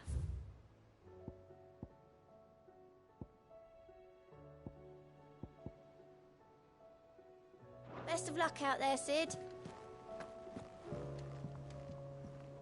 Heard the bad news then, did you? What bad news? About Dravost. Blackthorn's old haunt. With the forge and all that. Well, anyway, the mines just down the road from there are spewing out ether like no one's business. And the village? Safe from the flood for now, but they've got other problems. Akashic. Every creature in the area's either turned or on the way to turning, apparently. Zoltan and the others are living on borrowed time. They need help, and quick. Doris sent a few curse breakers to keep an eye on things, but there's only so much a couple of scouts can do. Except get eaten. If something ain't done soon, the old place will be overrun.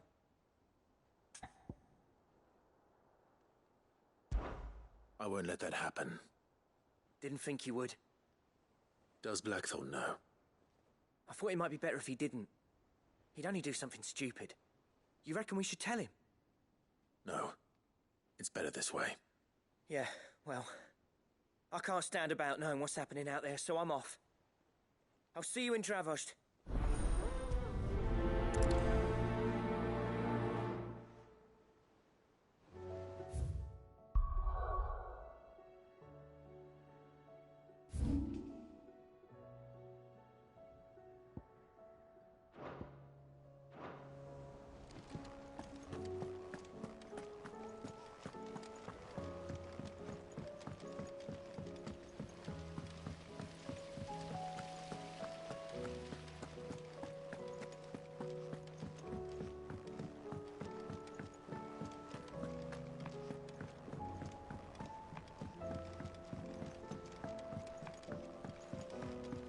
How was she?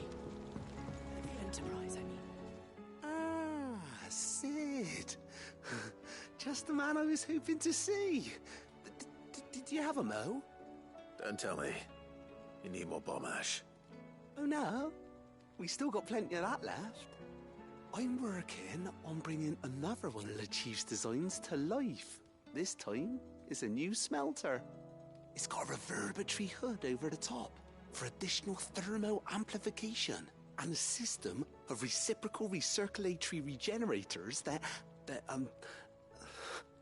let's just say it gets very blimmin' hot. A heck of a lot hotter than anything Blackthorn's got in his forge, that's for certain.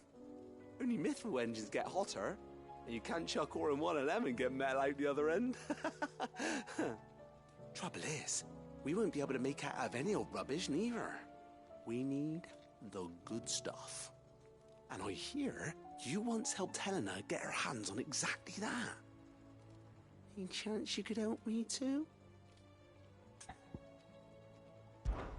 If it's for the good of the hideaway, I'd be happy to. Oh, it is. I promise you. So, what exactly is this good stuff you need me to find?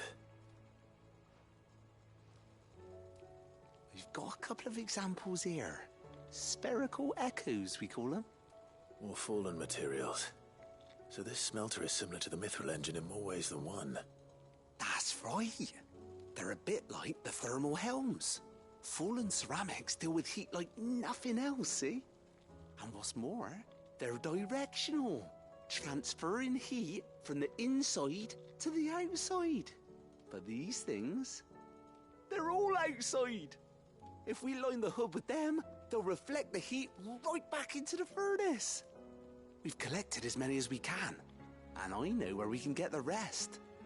Trouble is, they're all watched over by their bigger, uglier cousins.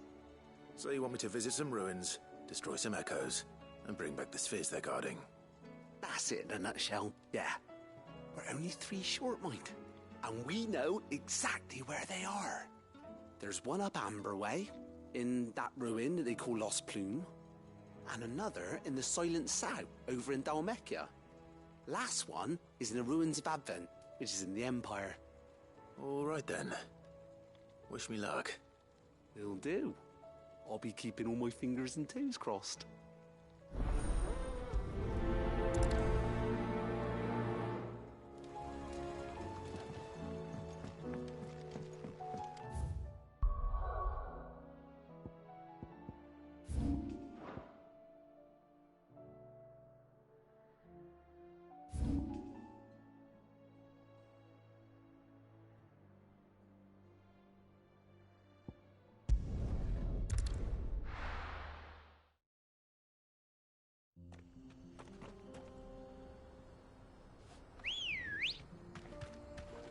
Let's go.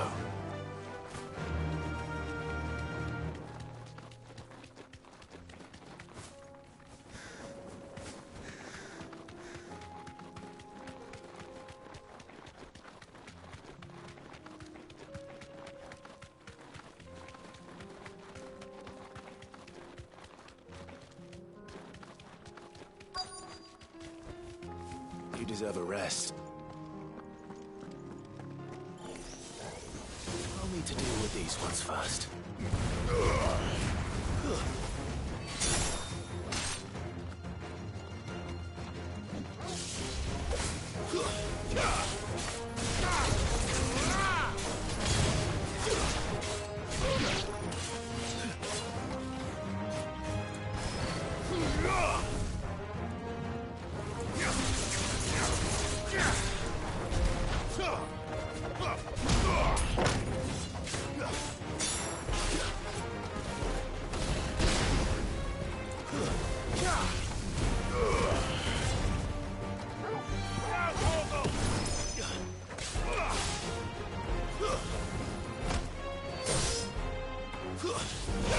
Nice try.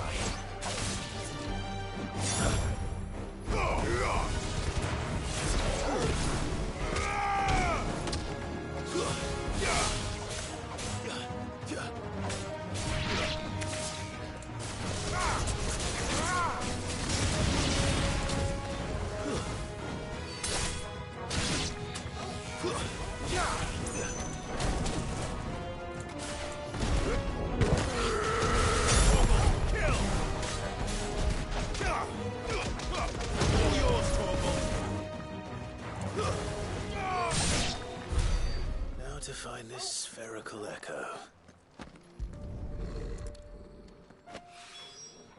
This is it. Right then.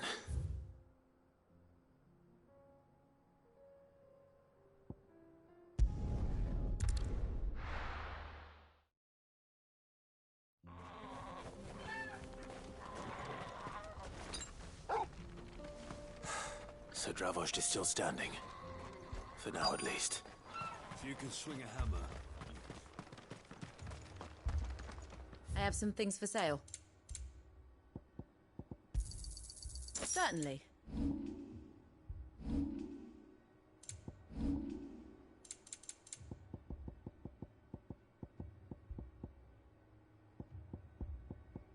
May we meet again.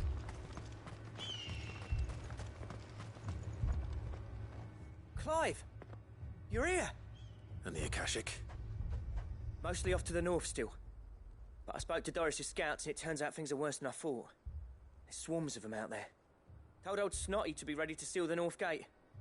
That should buy us some time if we need it. Enough for the villagers to barricade themselves inside their homes at least. Well done. Welcome back, Sid. I'd never have guessed, you know. Not if August hadn't let slip.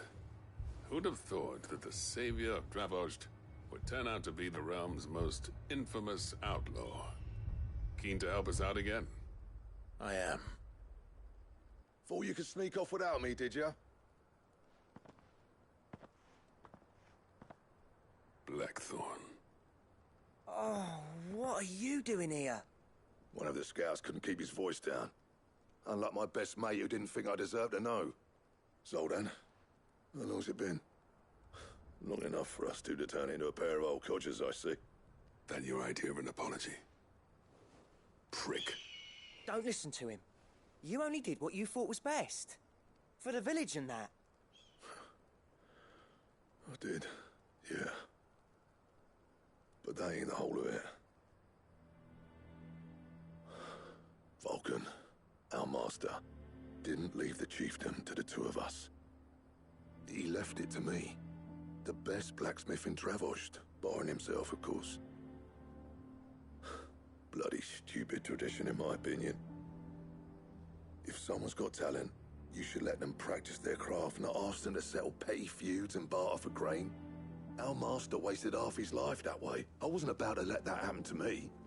So you wasted half of mine instead? You're what Dravost needed. Under me and my precious ideals, this place wouldn't have lasted a year.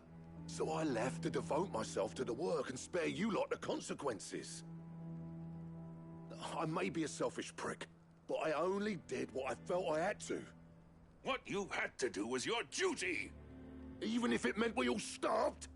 Enough. This is no time for bickering. You can finish beating each other up once Dravozd is safe. Fine. I've said my piece anyway. Yeah, so have I. Sorry, Clive. I shouldn't have stuck my nose in. We're short enough on time as it is. Still, give us a mo, would you? I need to get my head straight before any of them Akashic try to bite it off.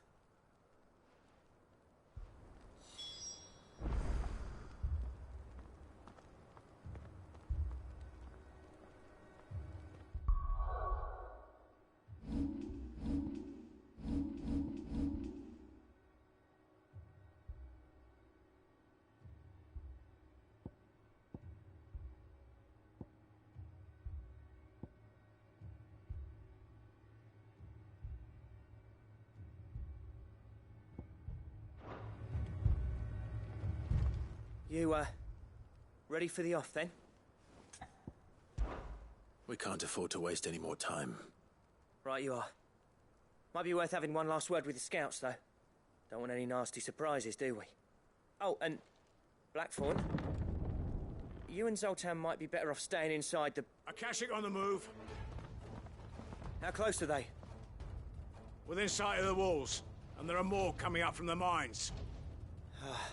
What was I saying about nasty surprises? They'll wash right over us if we stay out in the open. We're pulling back behind the gates. Good idea. Get yourselves inside, but keep your weapons handy. Understood.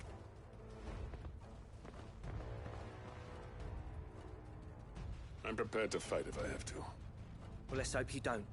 That's our job. Once the scouts are inside, order your men to barricade the gates. No heroic last stands, you hear me?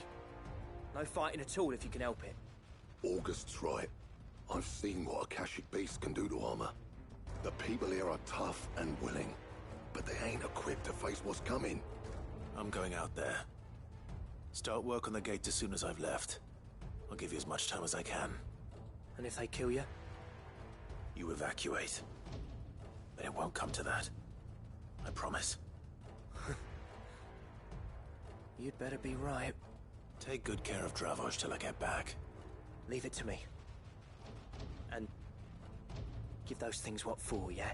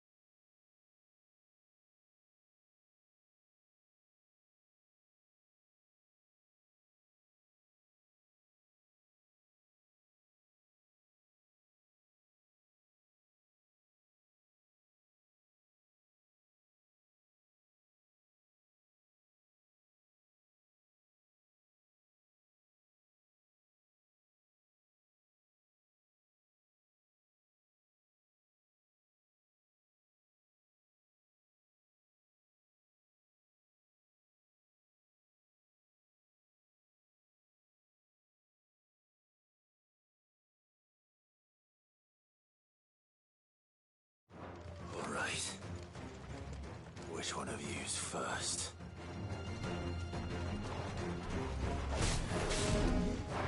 Nice try.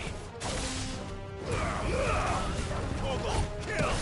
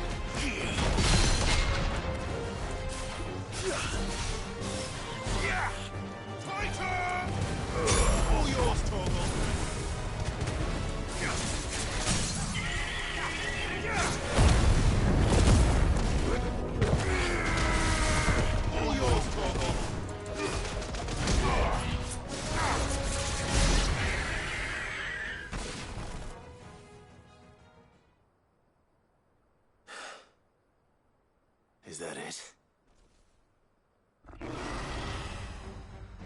Apparently not. You're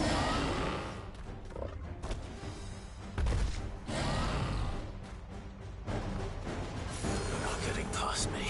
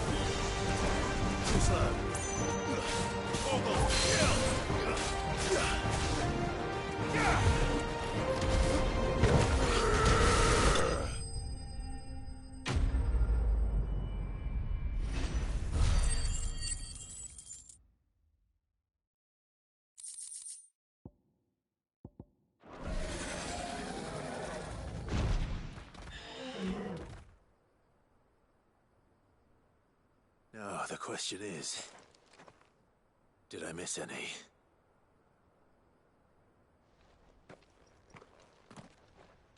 Man alive! You're still in one piece! I slew as many as I could. As many as I could, he says. The old bleeding lot, more like it. Well, almost. Only almost. Yeah, one or two did try to sneak over the wall. But we got the bastards, don't you worry. Good. Though you do know, more will come in time. In time, yeah. But we can think about them later. Let's get you back inside.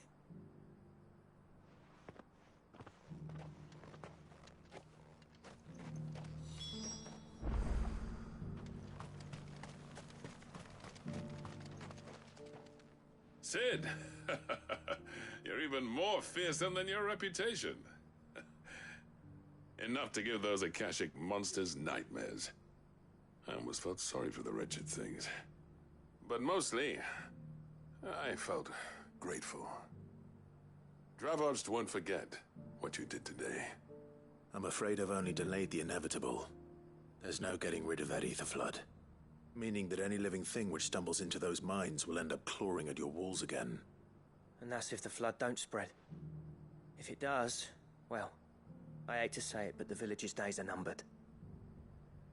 That may be, but we're staying just the same. With ether floods springing up all over, it's no less safe than anywhere, and more importantly, it's our home. We'll fortify the gates to the north, and I'll see that they're guarded day and night. All right. Then we'll give you a hand shoring up those defenses. As for you, Blackthorn, that's twice you've turned up when Dravos needed you. So, thanks. I shouldn't have stayed away so long. And I shouldn't have left without talking it over with you first. Too bloody right you shouldn't. Though I doubt I'd have listened. I always envied you. How you made everything look so easy when, for me, it was anything but. You leaving gave me the perfect excuse to hate you. And from that day on, I never once stopped to wonder what it would have been like if you'd stayed. But what you said earlier, it was true. You'd have been the death of this place. Finally, something we can agree on. I hope you see the sense of it eventually. You kept this place alive. Alive, perhaps. Wealthy even, but Dravos isn't what it once was. Our work used to be the pride of Dalmekia. Now, we churn out the same rubbish day after day because it's easy and turns a profit. It's not about the craft anymore. I wouldn't send my sons to war wearing the shit most of our smiths are making. I've kept working, honing my skills, trying to lead by example, but no one sees the point. The average castle apprentice has as much passion for the craft as our current lot. Come back to us, Blackthorn. Remind Dravosht what a true master blacksmith looks like. I'll even man those bellows of yours if it means we can work at the same forge again. That's a kind offer. Kinder than I deserve. And I wish I could accept, but I'm needed elsewhere. There's people who trust their lives to my steel, and I daren't let them down. Fair enough. But that doesn't mean I couldn't visit from time to time. Let's see if we can't rekindle this town's passion for the craft, shall we? I'd like that. Just be sure to tell Snotty to let me in the next time I come calling, yeah? Knowing him, he'd let you in anyway. Blackthorn.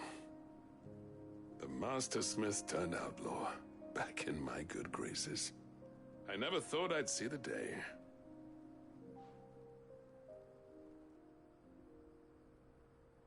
I'd say that went pretty well, wouldn't you? Even better than I'd hoped. Sid, I've got something for you.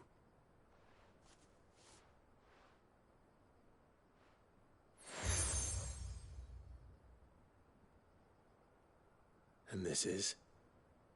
A token of our lasting gratitude. But I'm of a mind to make you a far grander gift. Designs for a certain sword have been passed down from chief to chief for generations. Now hold on, Zoltan. There's a reason no one's made that blade in centuries. There's not been a craftsman equal to the task. I'll admit your cinders make impressive steel, and I've learned to hone an edge Odin would be proud of. But the engravings on that thing are enough to make a jeweler cry. And they're not just for show, either. Have you forgotten what brought you back to Dravozd in the first place?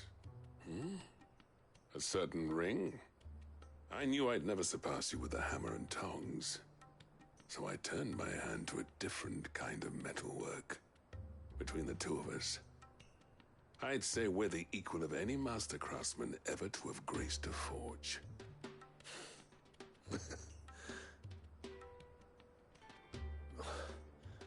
You know what? I think you might be right. Clive, you wouldn't mind if Zoltan came back to the hideaway, would you? He's more than welcome.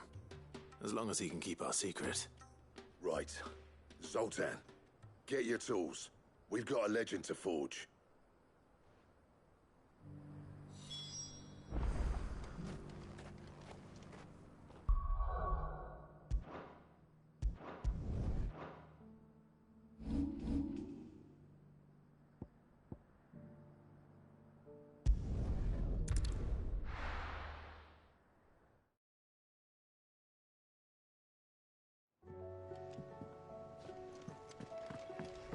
Come back.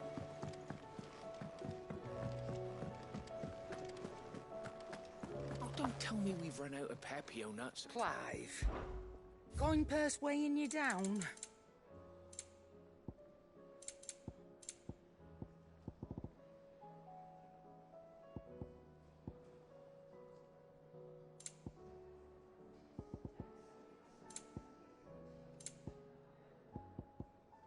Finished, are you?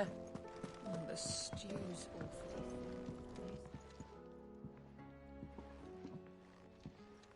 Ah, the man himself. We were just about to make a start on that sword I promised you. It's funny, but none of this would have been possible without your help. You remember Camille? We'll be using his leather work for the grip. The steel, meanwhile, will be tempered in a fire, burning the cinders you charmed out of old Zoltan here. And that whetstone from the Outer Isles, that'll be what gives the blade its edge. And the final flourish will be my talented colleagues' engraving. A team effort led by the greatest blacksmith alive. Now, save that talk till the thing's finished, yeah? Right. I'm ready if you are. To the bellows it is, then.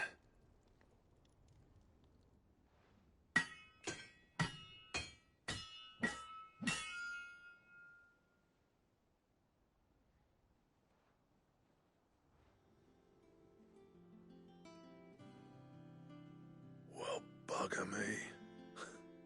We actually did it.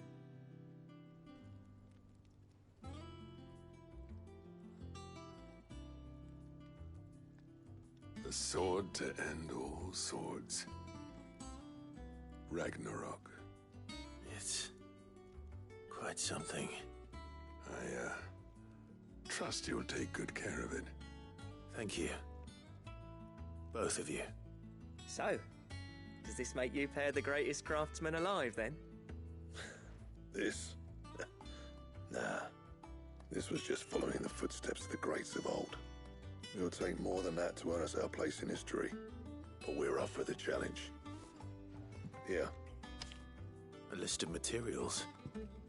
Zoltan and I got talking on the long road back from Dravozd. We reckon with those items there, we could craft something even better than the Ragnarok. Something worthy of a legendary outlaw like yourself. That's a weapon I'd like to see. You leave this list with me. I was hoping you'd say that.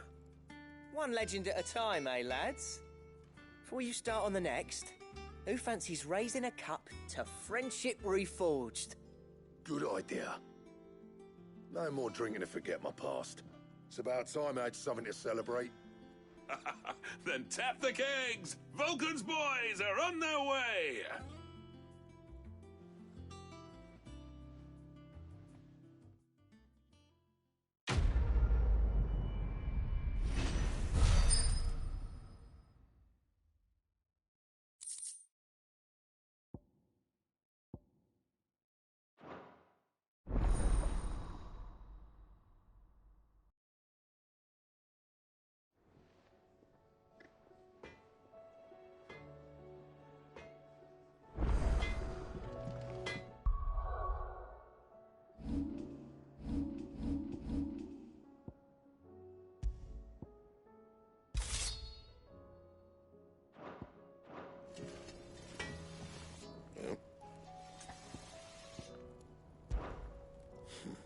I never thought me and Zoltan would ever speak again, let alone work together.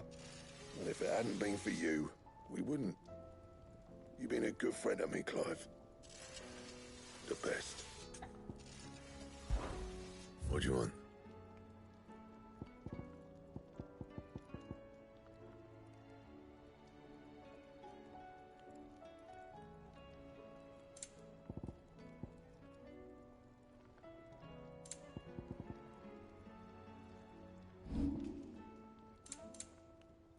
Anything else? Oh,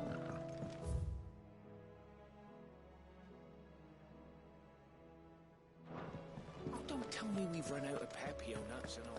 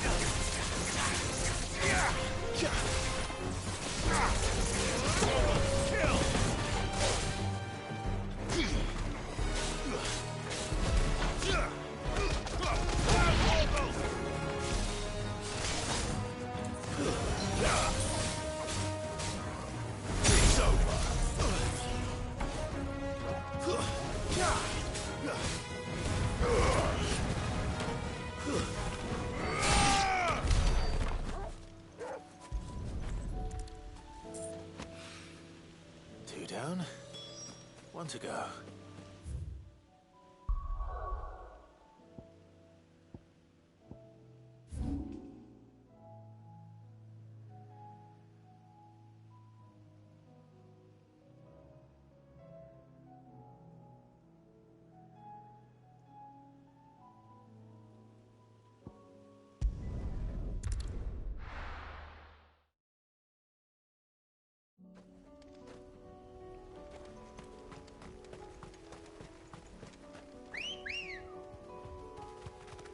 Come on. Yeah. Time to fight.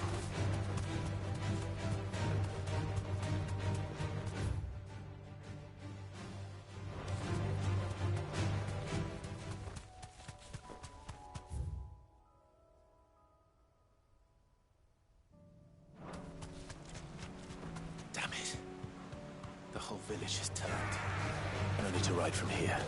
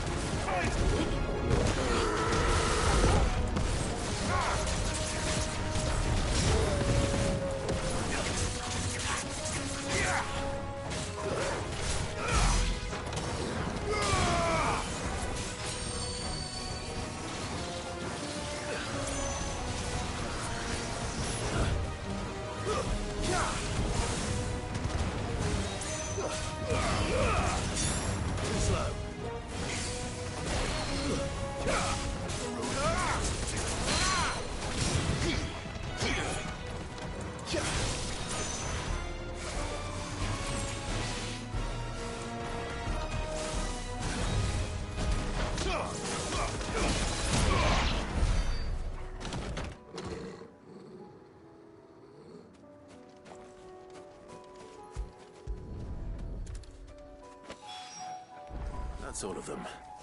Owain can uncross his toes now.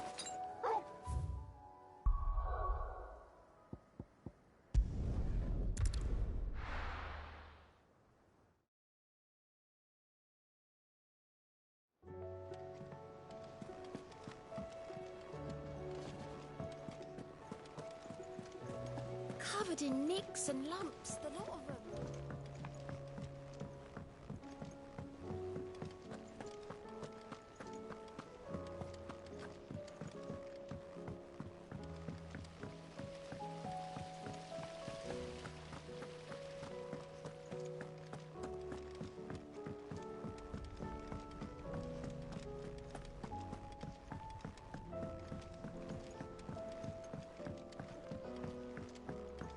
How was she? At the Enterprise, I mean.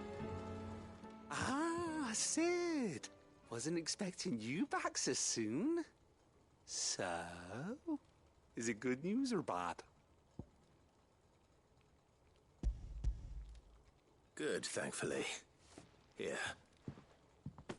Ah, that's brilliant. Thanks a blimmin' million. I'll fit 'em to the smelter right away.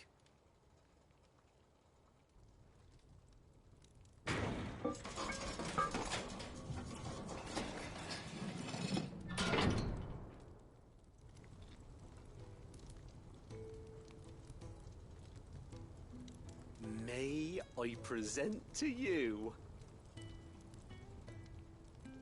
the Telemon Furnace? Ain't bad, is she? She's a beauty. You saved my bacon again, Sid, and I ain't about to let your good deed go unrewarded. It's fine, really. My bag's flexible enough already. Oh, don't say that. I'm sure I can make a few improvements to it yet. You could just buy me a bigger... How about that clasp? Looks a bit stiff. Reckon you could loosen it up and make some more room? And I reckon I know how. With a new alloy we've been working on.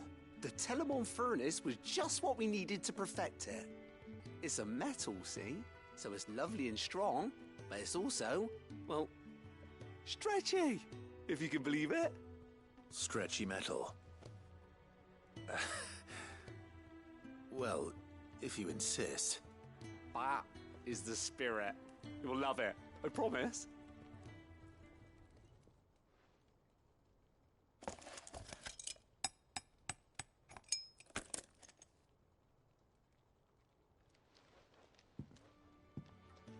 So, what do you reckon? It's actually quite ingenious. Thank you, Owain. Shh, don't mention it. You earned it. And I wanted to get some practice in using that metal anyway. Reckon we'll have all kinds of uses for it around the hideaway. Can't think of any right now, but that's our job, innit? Dreaming up new ways to make life easier around here, eh? The whole world's gonna know about the inventions you've helped us put together. That bag of yours will be the first. You mark my words. They'll hardly believe their eyes, I'm sure.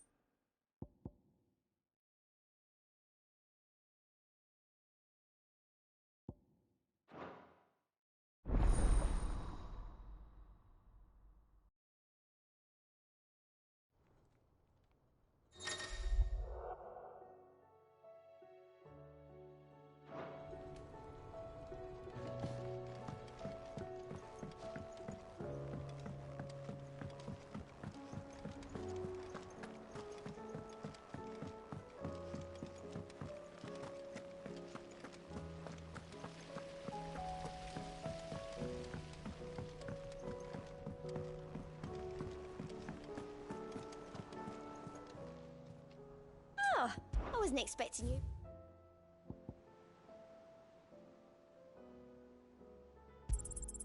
All yours. Best of luck out there, Sid.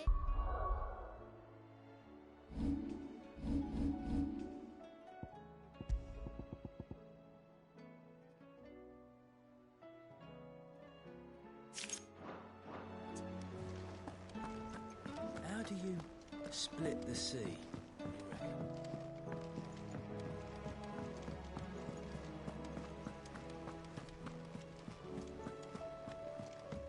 Come back.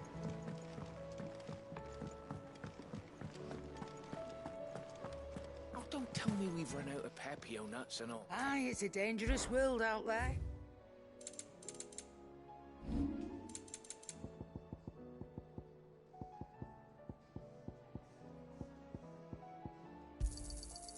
I reckon I can find a buyer. It'd better all be here. You'll not find a better price than that. It'd better all be here. You're rubbing me blind, you know.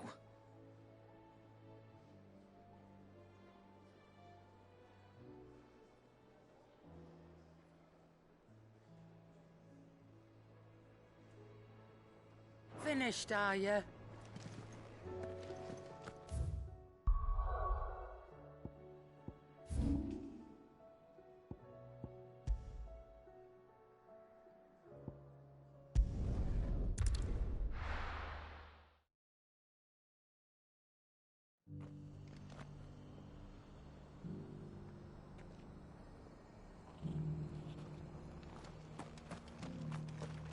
Laura should be somewhere nearby. Assuming she's still here.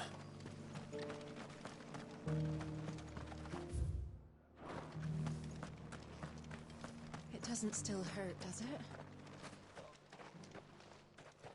It's been a pleasure, Doris. Just like old times. I'll give your offer some thought, my lady. How goes the investigation? Sid, what brings you to Martha's Rest? You. I heard you were out here on your own, tracking our slaver. I trust you're being careful. Of course. And it had to be me. The bearers from the Dragon's Eyrie confirmed a long-held suspicion of mine that the slaver we've been tracking is an old acquaintance. She's no fool. If we'd come in force, she would have spotted us straight away, and then vanished without a trace. That was her just now, wasn't it? So, was it a fruitful reunion? I'd say so. She tried to recruit me. Seems her time in Rosaria is coming to an end. She's abducted bearers from across the region and is looking to smuggle them back into Sambrec. After her brush with those beastmen on the road to Northreach, she hired herself an Imperial escort, which she wants me to join. She's dangerous, Sid, but I think I can stop her. Then I'm going with you. I'll take care of the escort. You can see the bearers to safety. Where are they? The Baum Archers, soon to break camp. You go on ahead. I'll follow once I've sent word back to the hideaway.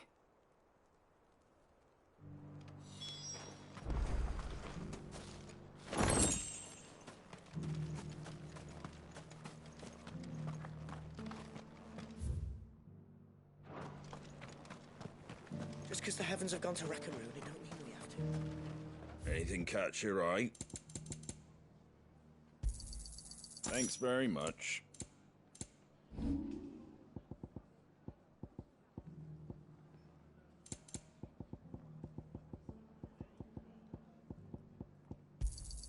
I wanted one of those. Fare thee well.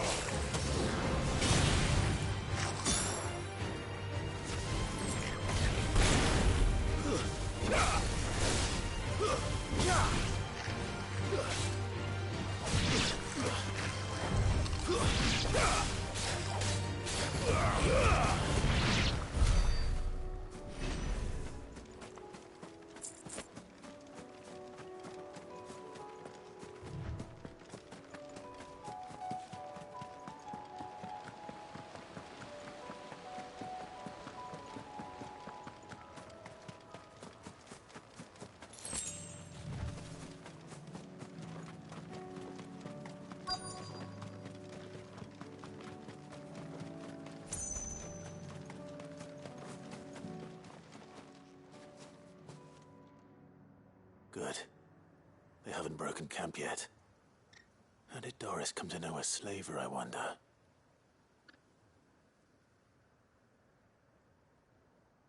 We've waited long enough. She's not coming. Ready the bearers. We're leaving. Back to civilization, is it, Mom? With all haste, lest any of you lackwits start talking like these feckless bumpkins. I presume your men are ready. We've suffered too many delays as it is. Any more, and I'll be docking your pay. Yes, Mom. Oh, but before you go, it appears we have company. Kill him. You're welcome to try.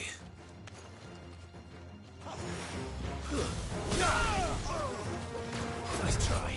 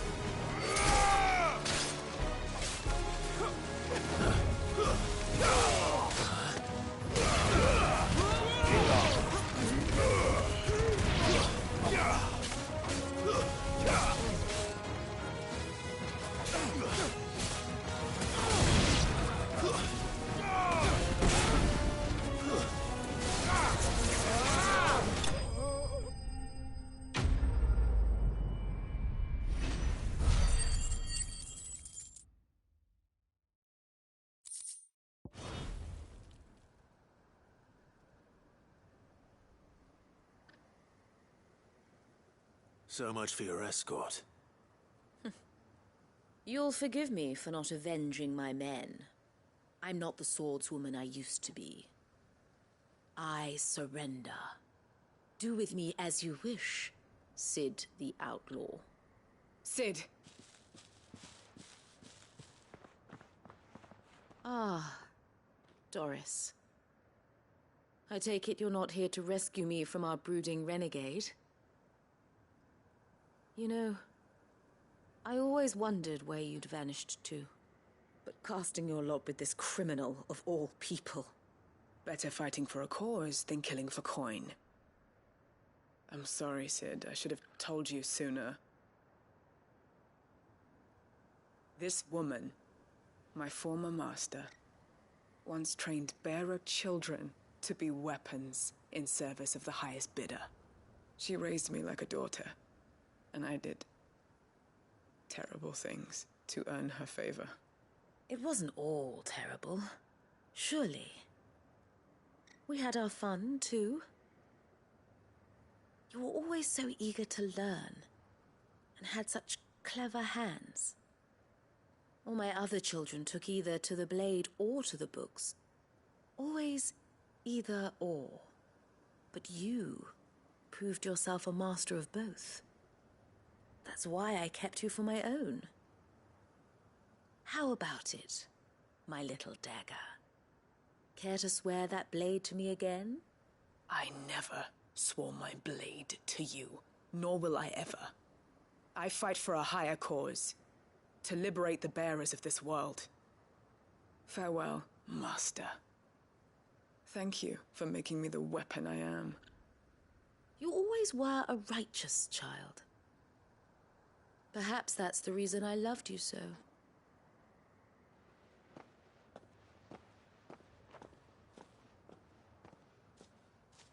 What do you want to do with her? I am not the killer she wanted me to be. Not anymore. And she no longer has friends in high places. The Dame does, though. Her connections at the Imperial Court will see that justice is done. All right. If you're certain. I am. And thank you for everything. Now, I better let these bearers know that they're safe.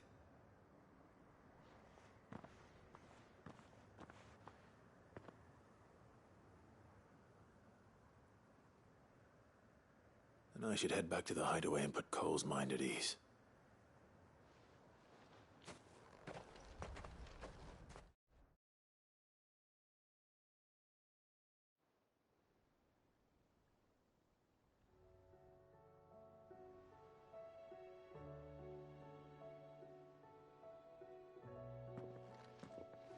Welcome back, Sid.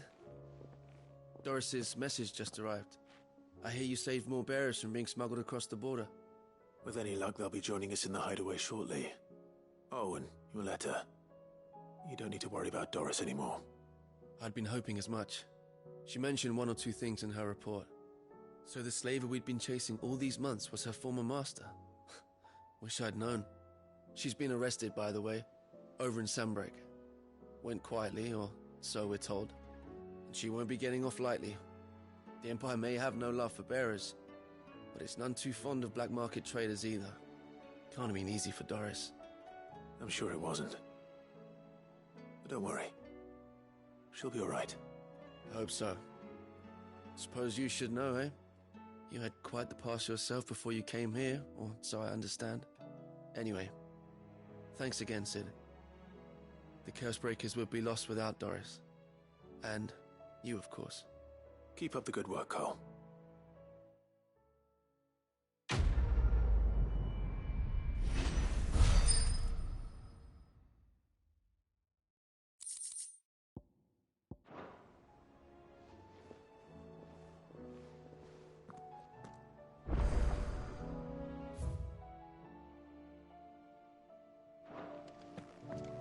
Come back.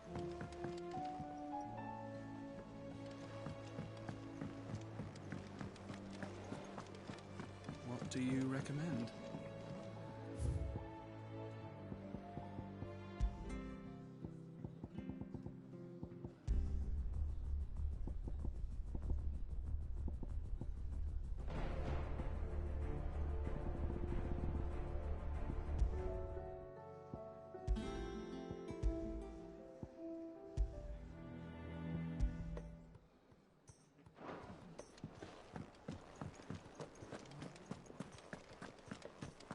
The stew's awfully thin these days.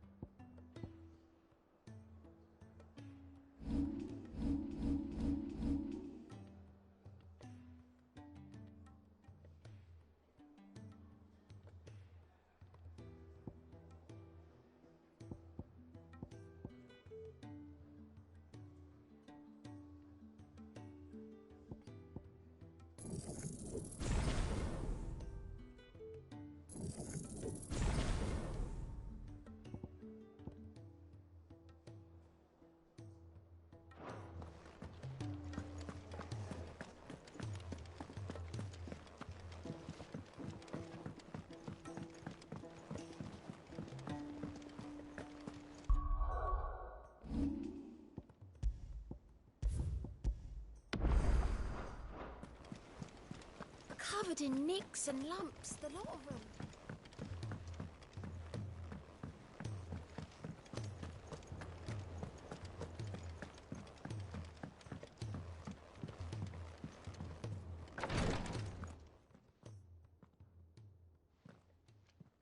How are you feeling, Joshua? Better than I was. But not nearly as well as you should be. Your cuts and burns may have healed, but your body still bears the burden of every spell cast. And what would you have had me do? It was no ordinary foe we faced. It was the Warden of Darkness. Yet still, it was not enough. The king could have ended me at any moment, but instead chose to toy with me like a curl does a mouse. You underestimate yourself. Oh, it was crystal clear. Only one man established his dominance that day, and that man was Barnabas. I'm sorry, brother. That was ill-spoken. It's just, I have never felt so powerless. And when so many are looking to us for strength, perhaps the prince feels the same.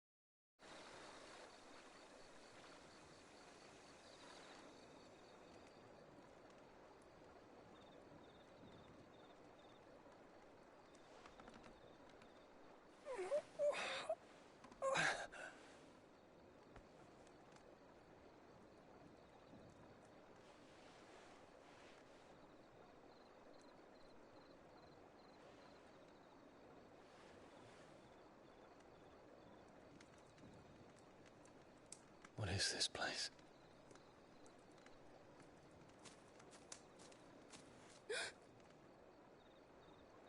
Don't move.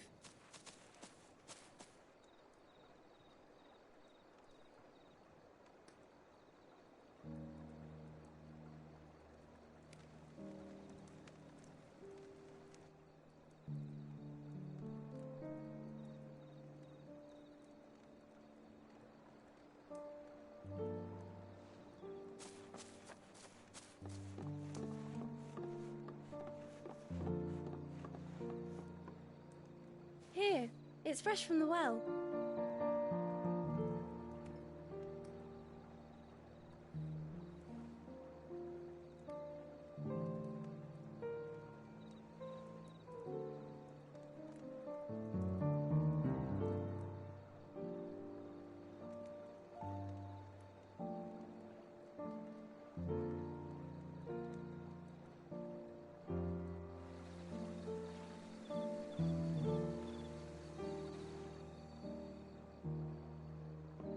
Grandmother told me spirits sometimes get lost, and that the lanterns guide them to their proper place.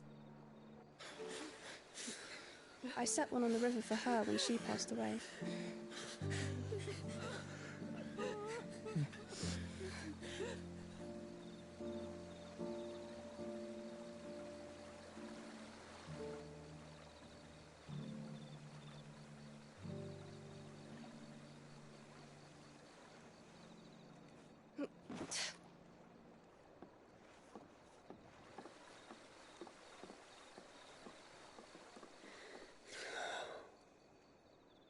The fiend works from the shadows. Was it you who guided my hand then, Ultima? No, not you. This is my doing, my fault, my sin to bear. And for it, I must atone. Your hurts are healing nicely.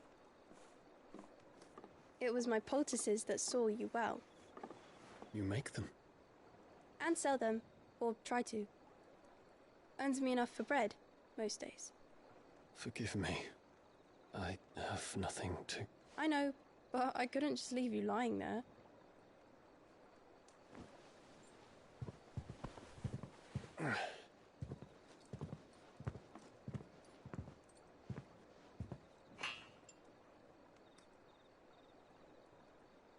You're going then? Of course. I'm healed. Thanks to you and your poultices.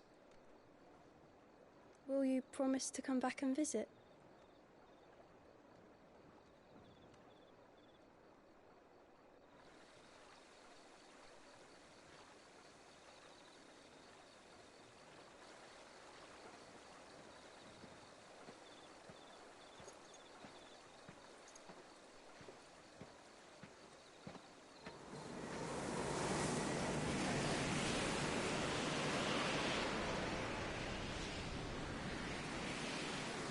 Oh, Phoenix. It would seem that I owe you my wings.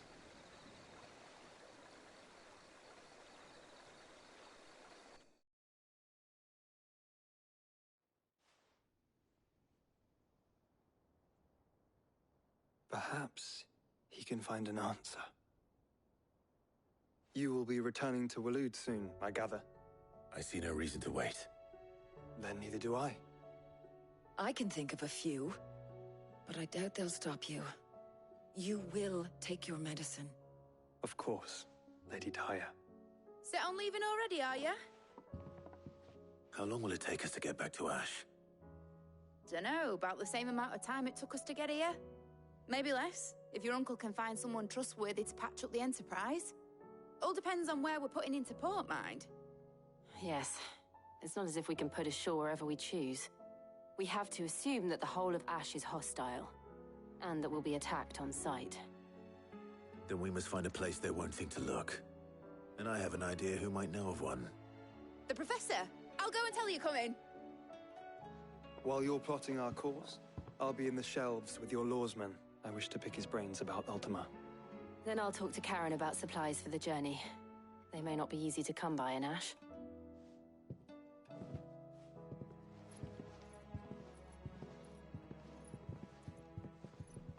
Your brother's body won't take much more of this recklessness. You know that, don't you? I do.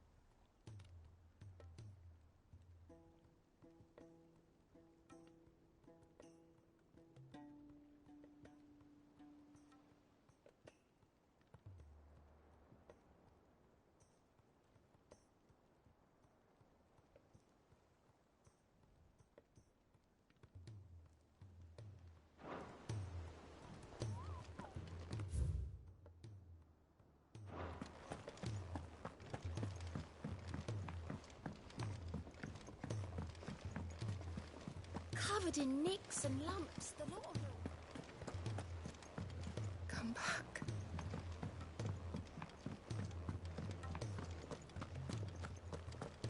The stew's awfully thin these days.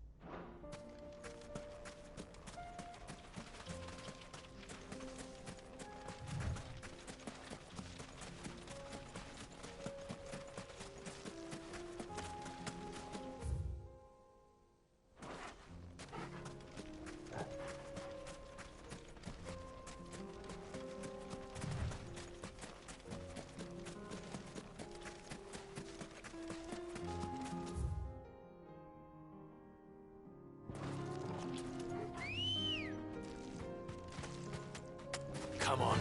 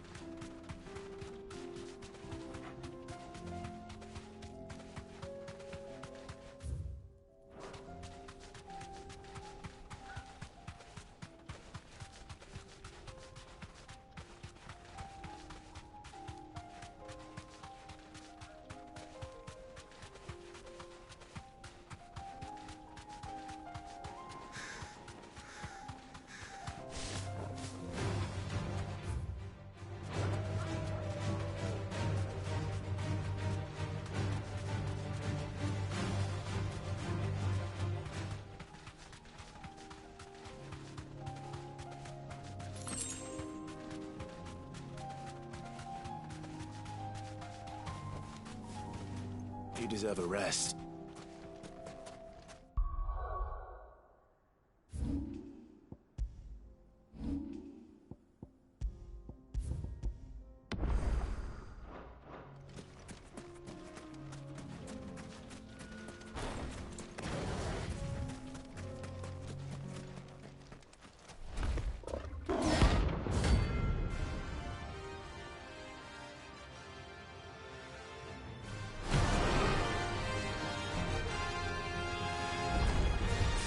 We're not going to outrun this one. Stay close, Torgal.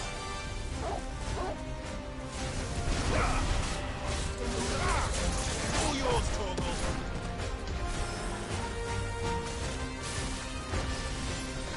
Nice try.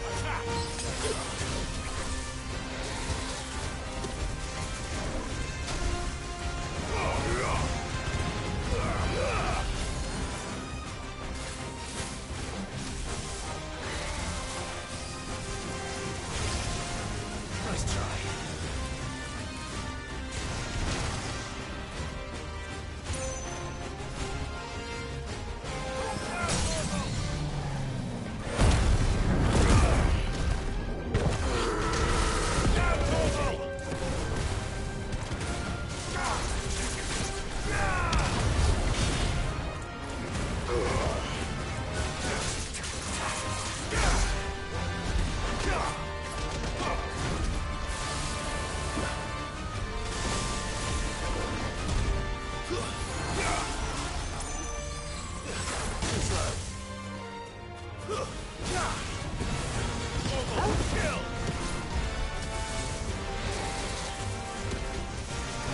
Let's try.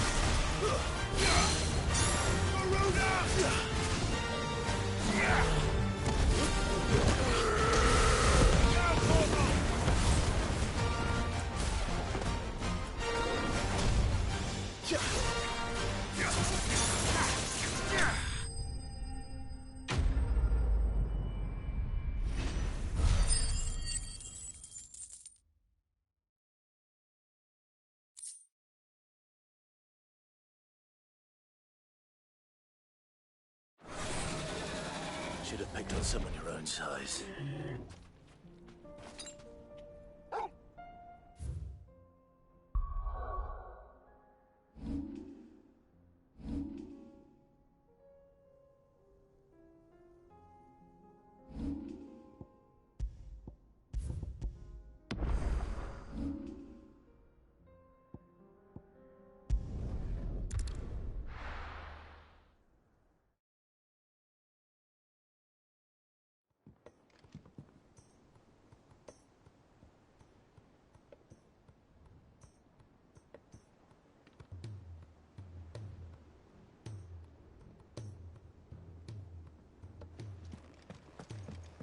Come back.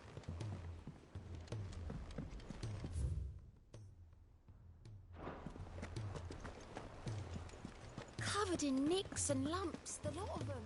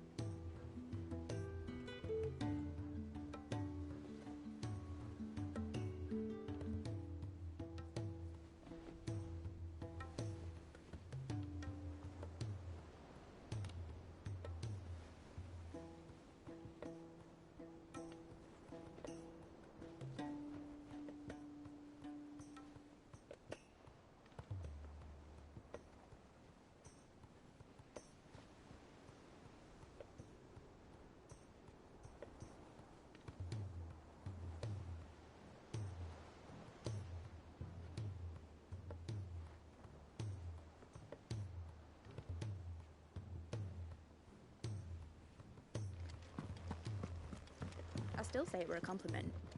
Say... Ah, Clive. I was wondering when you'd arrive. Please tell me you've come to take our young prodigy here off my hands. I'm not here for Mid. I need information on Ash. Then why not ask Molly if you can look in one of her ovens?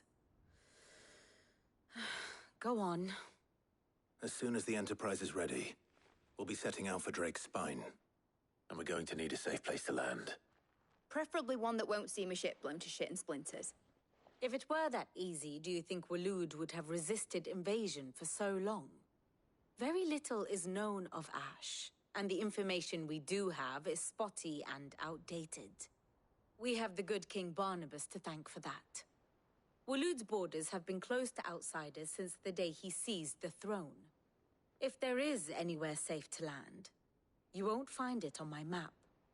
Then tell us what we will find. I'm sure you know better than we do. But no splinters! All right. If it will get you out of my hair. But interrupt me, and it's over. Understood?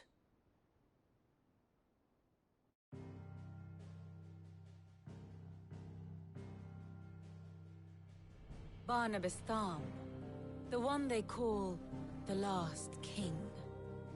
Understand him, and you will understand the kingdom of Waloed. Barnabas was only a boy when he arrived from beyond the southern seas, and barely a man before he united the ragged tribes of Ash. And having unleashed them upon the formidable Veldemark, he set his throne upon the ancient kingdom's ruins. The victory sent shockwaves around Valisthea, tales of Odin's might spreading through every court, parlor, and drinking hole in the realm. Note that this was in the year 843, and that the king still sits upon his throne some 40 years later, quite untouched by time. Waloed's recent inaction left many wondering if Odin had lost his appetite for war. And yet here we are. The Einherjar was committed to the fray, a bold declaration of intent. Orcs swarm around Drake's Fang, and throngs of Akashic haunt canvas streets. Though how precisely the havoc they wreak serves Waloed remains unclear. Regardless, if the order to attack truly came from King Barnabas, then one thing is certain. Waloed has achieved the impossible, and made bedfellows of beastmen and the ether-addled alike. All of which is a roundabout way of saying that you will be in unknown territory when you set foot on Ash. Much of the continent has already been lost to the Blight, and what few ports remain will be fiercely guarded. And that is to say naught of its natural defenses. Offshore currents will cast an ill-equipped ship out to sea one moment, and dash it against the rocks the next. But then the Enterprise is anything but ill-equipped, and Mid has made land there before. Now, if only there were someone with an intimate knowledge of the Shadow Coast, and where a daring gentleman might put ashore.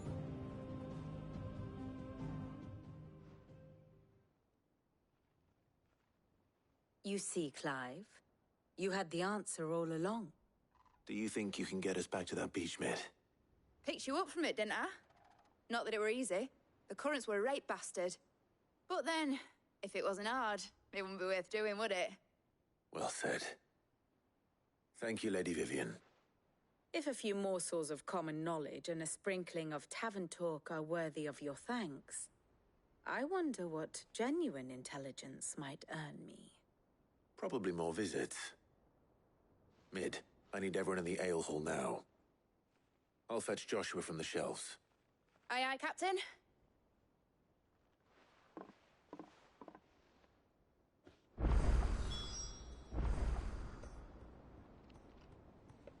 What will it be today? Of course. Here you are. Very good.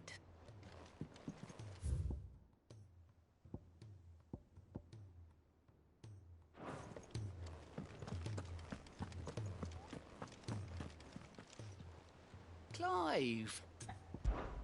Here you go. Seen enough?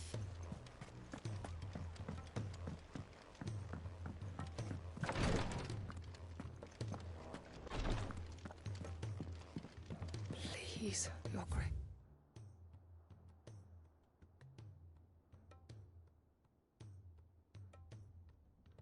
Please, stay strong. Ah, my Lord Marquis. Yote, is anything the matter? You seem troubled. Perhaps I might be able to help. My lord. Yes. Perhaps you might. It's your brother. His condition continues to worsen, though he does his best to hide it. The lesion on his chest pains him more with each passing day. I had feared as much. There are certain elixirs which can ease the suffering of those afflicted by the curse, but... But His Grace's case is severe. The drafts I have been able to prepare for him thus far have ceased to have any real effect. So I consulted with Talia and certain of my comrades among the Undying about the possibility of finding something stronger. And thankfully, a recipe was found. The only problem being that the critical ingredient is exceptionally hard to come by, and our supplies are almost exhausted. Unless we can secure more soon, your brother's anguish will likely become unbearable. My lord, I know that I have no right to make demands of you. But would you help? For Joshua's sake. For Joshua? Anything. Thank you, my lord. So, what is this critical ingredient? A rare herb by the name of stonerwort. It grows only where the ether is densest. The vigor it stores in its stems helps to counteract the curse. We discovered a patch near the aqueduct in Rosaria. But alas, yet more ether has erupted from the earth there recently, leaving the whole area flooded. The search continues for a new source. One that we might reach without being turned. So it's only that you can't reach it. The stonerwort itself is unharmed by the flood. Well, yes, but... Then I shall go in your stead. Oh, but, my lord... You've yet to find another source, correct? So for now, the aqueduct is our best hope. Besides, I'm a dominant. The ether can't hurt me. Well, if you're sure, my lord. Stonerwort is easily identified by its blood-red blooms. Search around the aqueduct, and you're sure to find some soon enough. I shall remain here and prepare the other ingredients.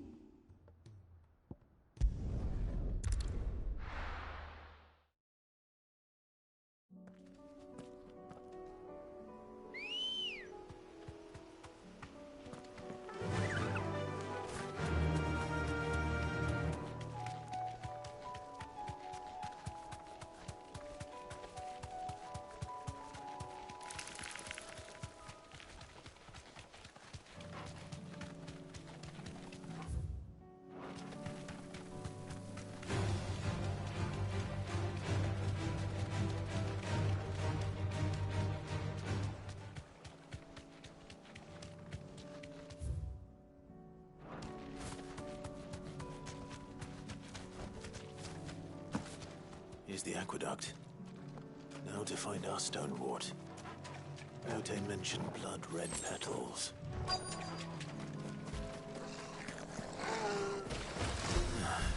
Just my luck. Well, I won't be picking anything till they're gone. There's only one thing for it. Kill!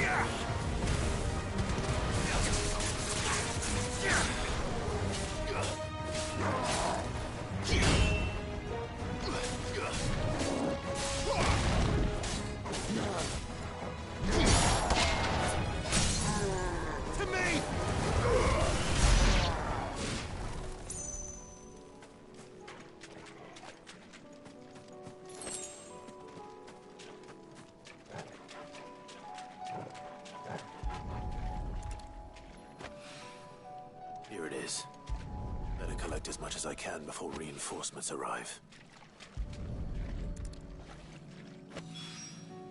All right. That should do it. Let's get these back to Yote.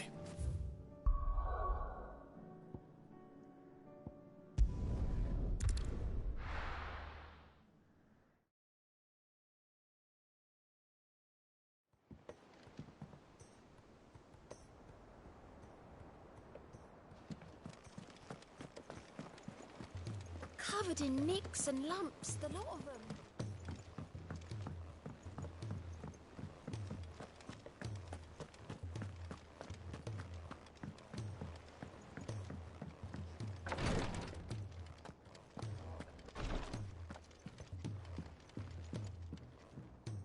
Yote, I brought back all the stone and water I could find. Will this be enough?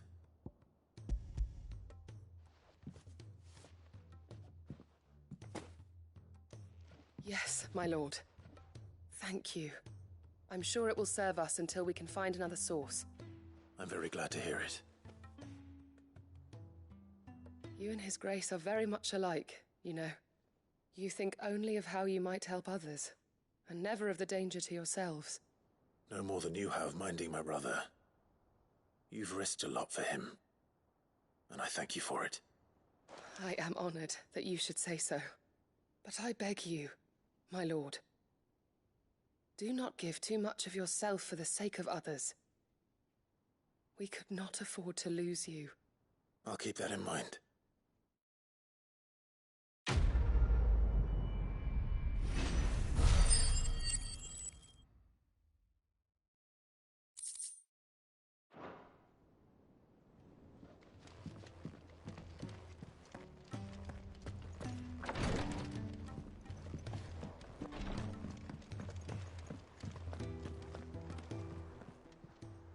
Welcome to the Patron's Whisper.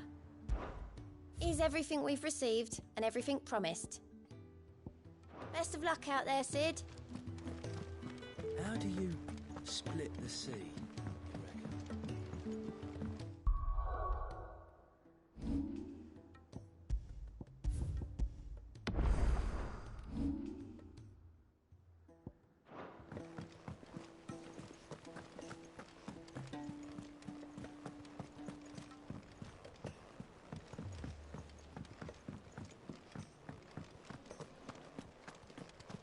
Tell me we've run out of papio nuts. Still alive, are ya?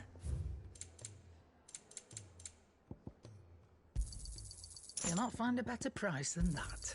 You're rubbing me blind, you know.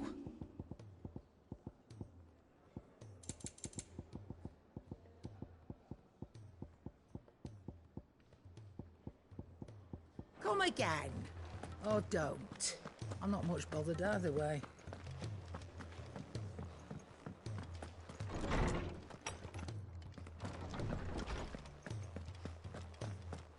I have no reason to assume otherwise. Clive, you must listen to this. Lawsman, tell him. Do you recall when we spoke before on the divinity of Ultima? Well, it inspired me to delve deeper into the subject. And what I discovered appears to agree with the findings of His Grace. You will recall that my quest to uncover Ultima's origins began with the mural at Phoenix Gate. But while I've always known it to be important, its secrets have heretofore eluded me. Now, however, I believe I know where to find the more complete example, one that will reveal all we seek. Master Clive, have you ever in your travels chanced to hear of the Circle of Malleus? I would think not, if you have. But there was once a time when the faith flourished, the oldest known religion in the Twins, and though its popularity eventually waned on storm, hints of its dogma remain embedded in more modern faiths such as the Crystalline Orthodox. Wait, you said it waned on storm. What of Ash? Religious monuments are often torn down or repurposed when new faiths rise to prominence. But if no new faith arose, then perhaps the ancient temples might still stand. And so, you see now why I must accompany you to Waloed. It would appear the past still has much to teach us, though in this case, it would not have been possible without the musings of Moss. To think that you carried a copy of my old mentor's chronicles all along. I am relieved to discover it in good hands. I shall guard it with my life. Joshua, if you're finished here, join me in the ale hall. I need to speak to everyone before we leave. Right away.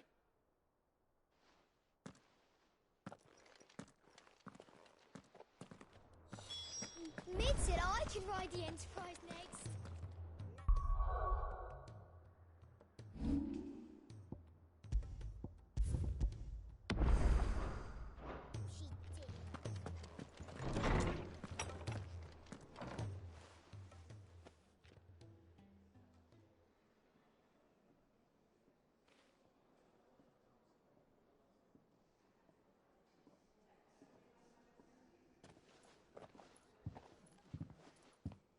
My apologies. By now you've all heard where we're going and why.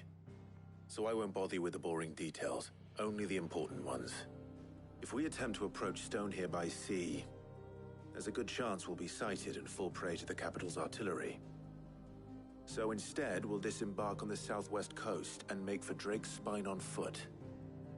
I say we, but it's highly likely the entirety of Ash is under the rule of Ultima.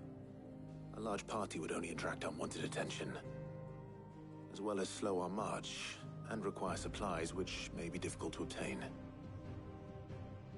Only Joshua and I will be going. And a scout. Preferably a good one. Gav, do you know of any? You bet your ass I do.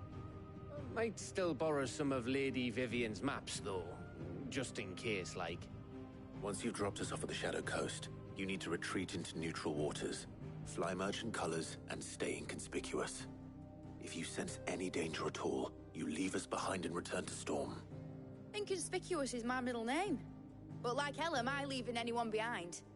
The ship ain't going nowhere till your scurvy mugs are smiling on deck. Jill, the Enterprise will appear a tempting target for royalists and pirates alike. You're to stop anyone boarding. Don't worry.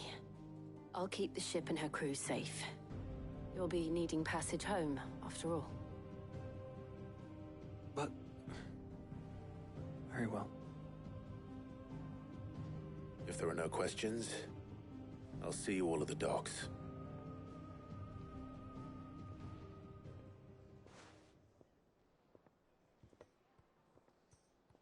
Let me know when you're leaving. I want a word before you go. Of course.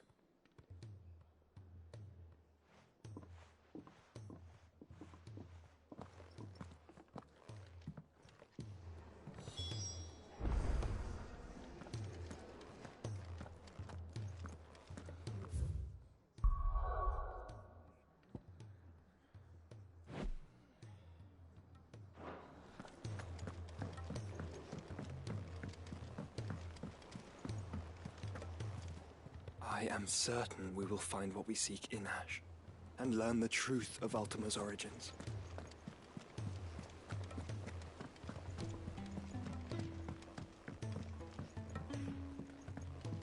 How do you split the sea, you reckon?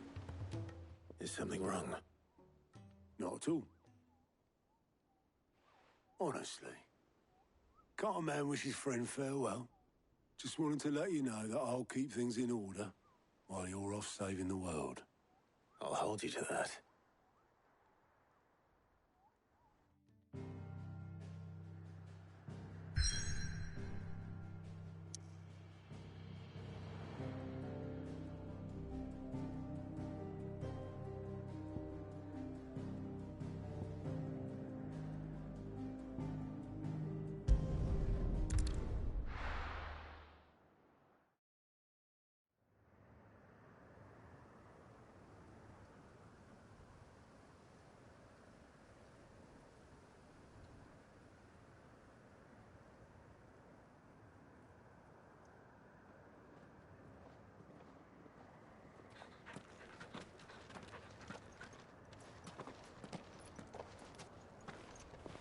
Reckon it'll be a long walk to the capital if we follow the cliffs.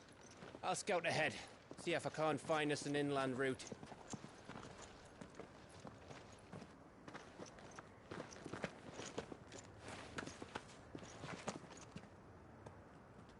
Clive.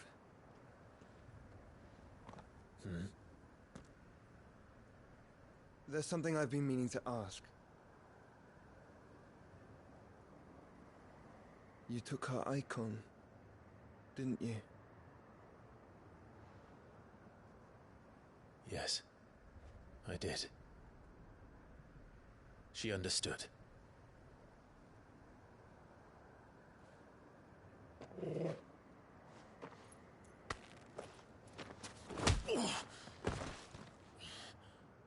Oh, she understood.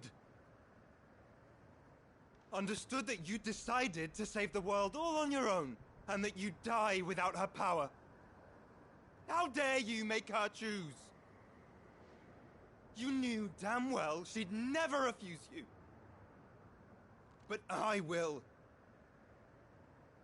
You can't keep pushing us away, Clive. The world is ours to save, not yours.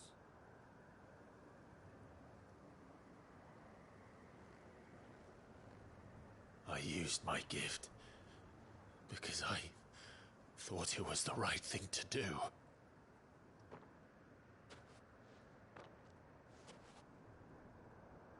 And you truly believe this will save you? Will save us all? I do.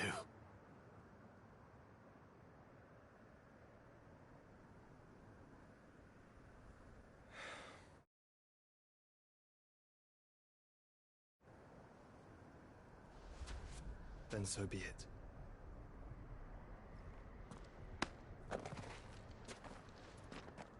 Just don't forget, you're not alone.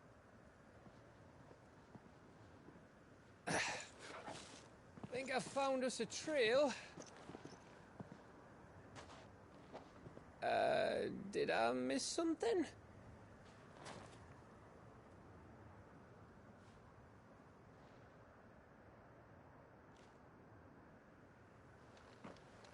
Only that Joshua didn't.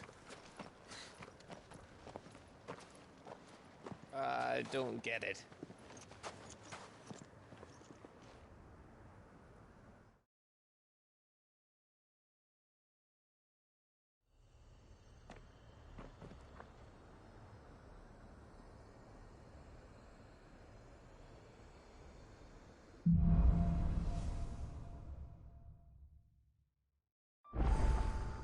Always wanted to visit.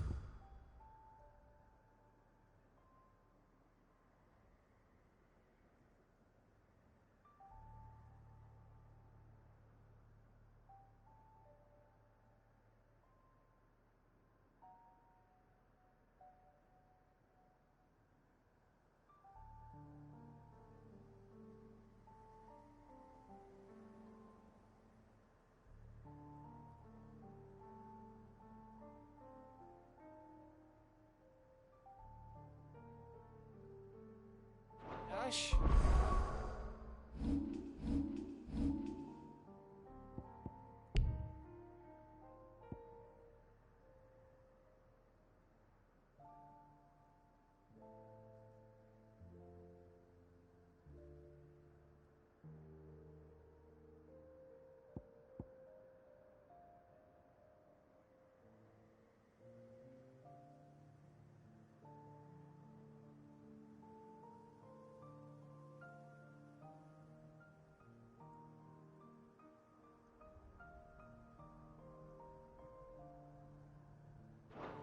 We're in Waluda territory now.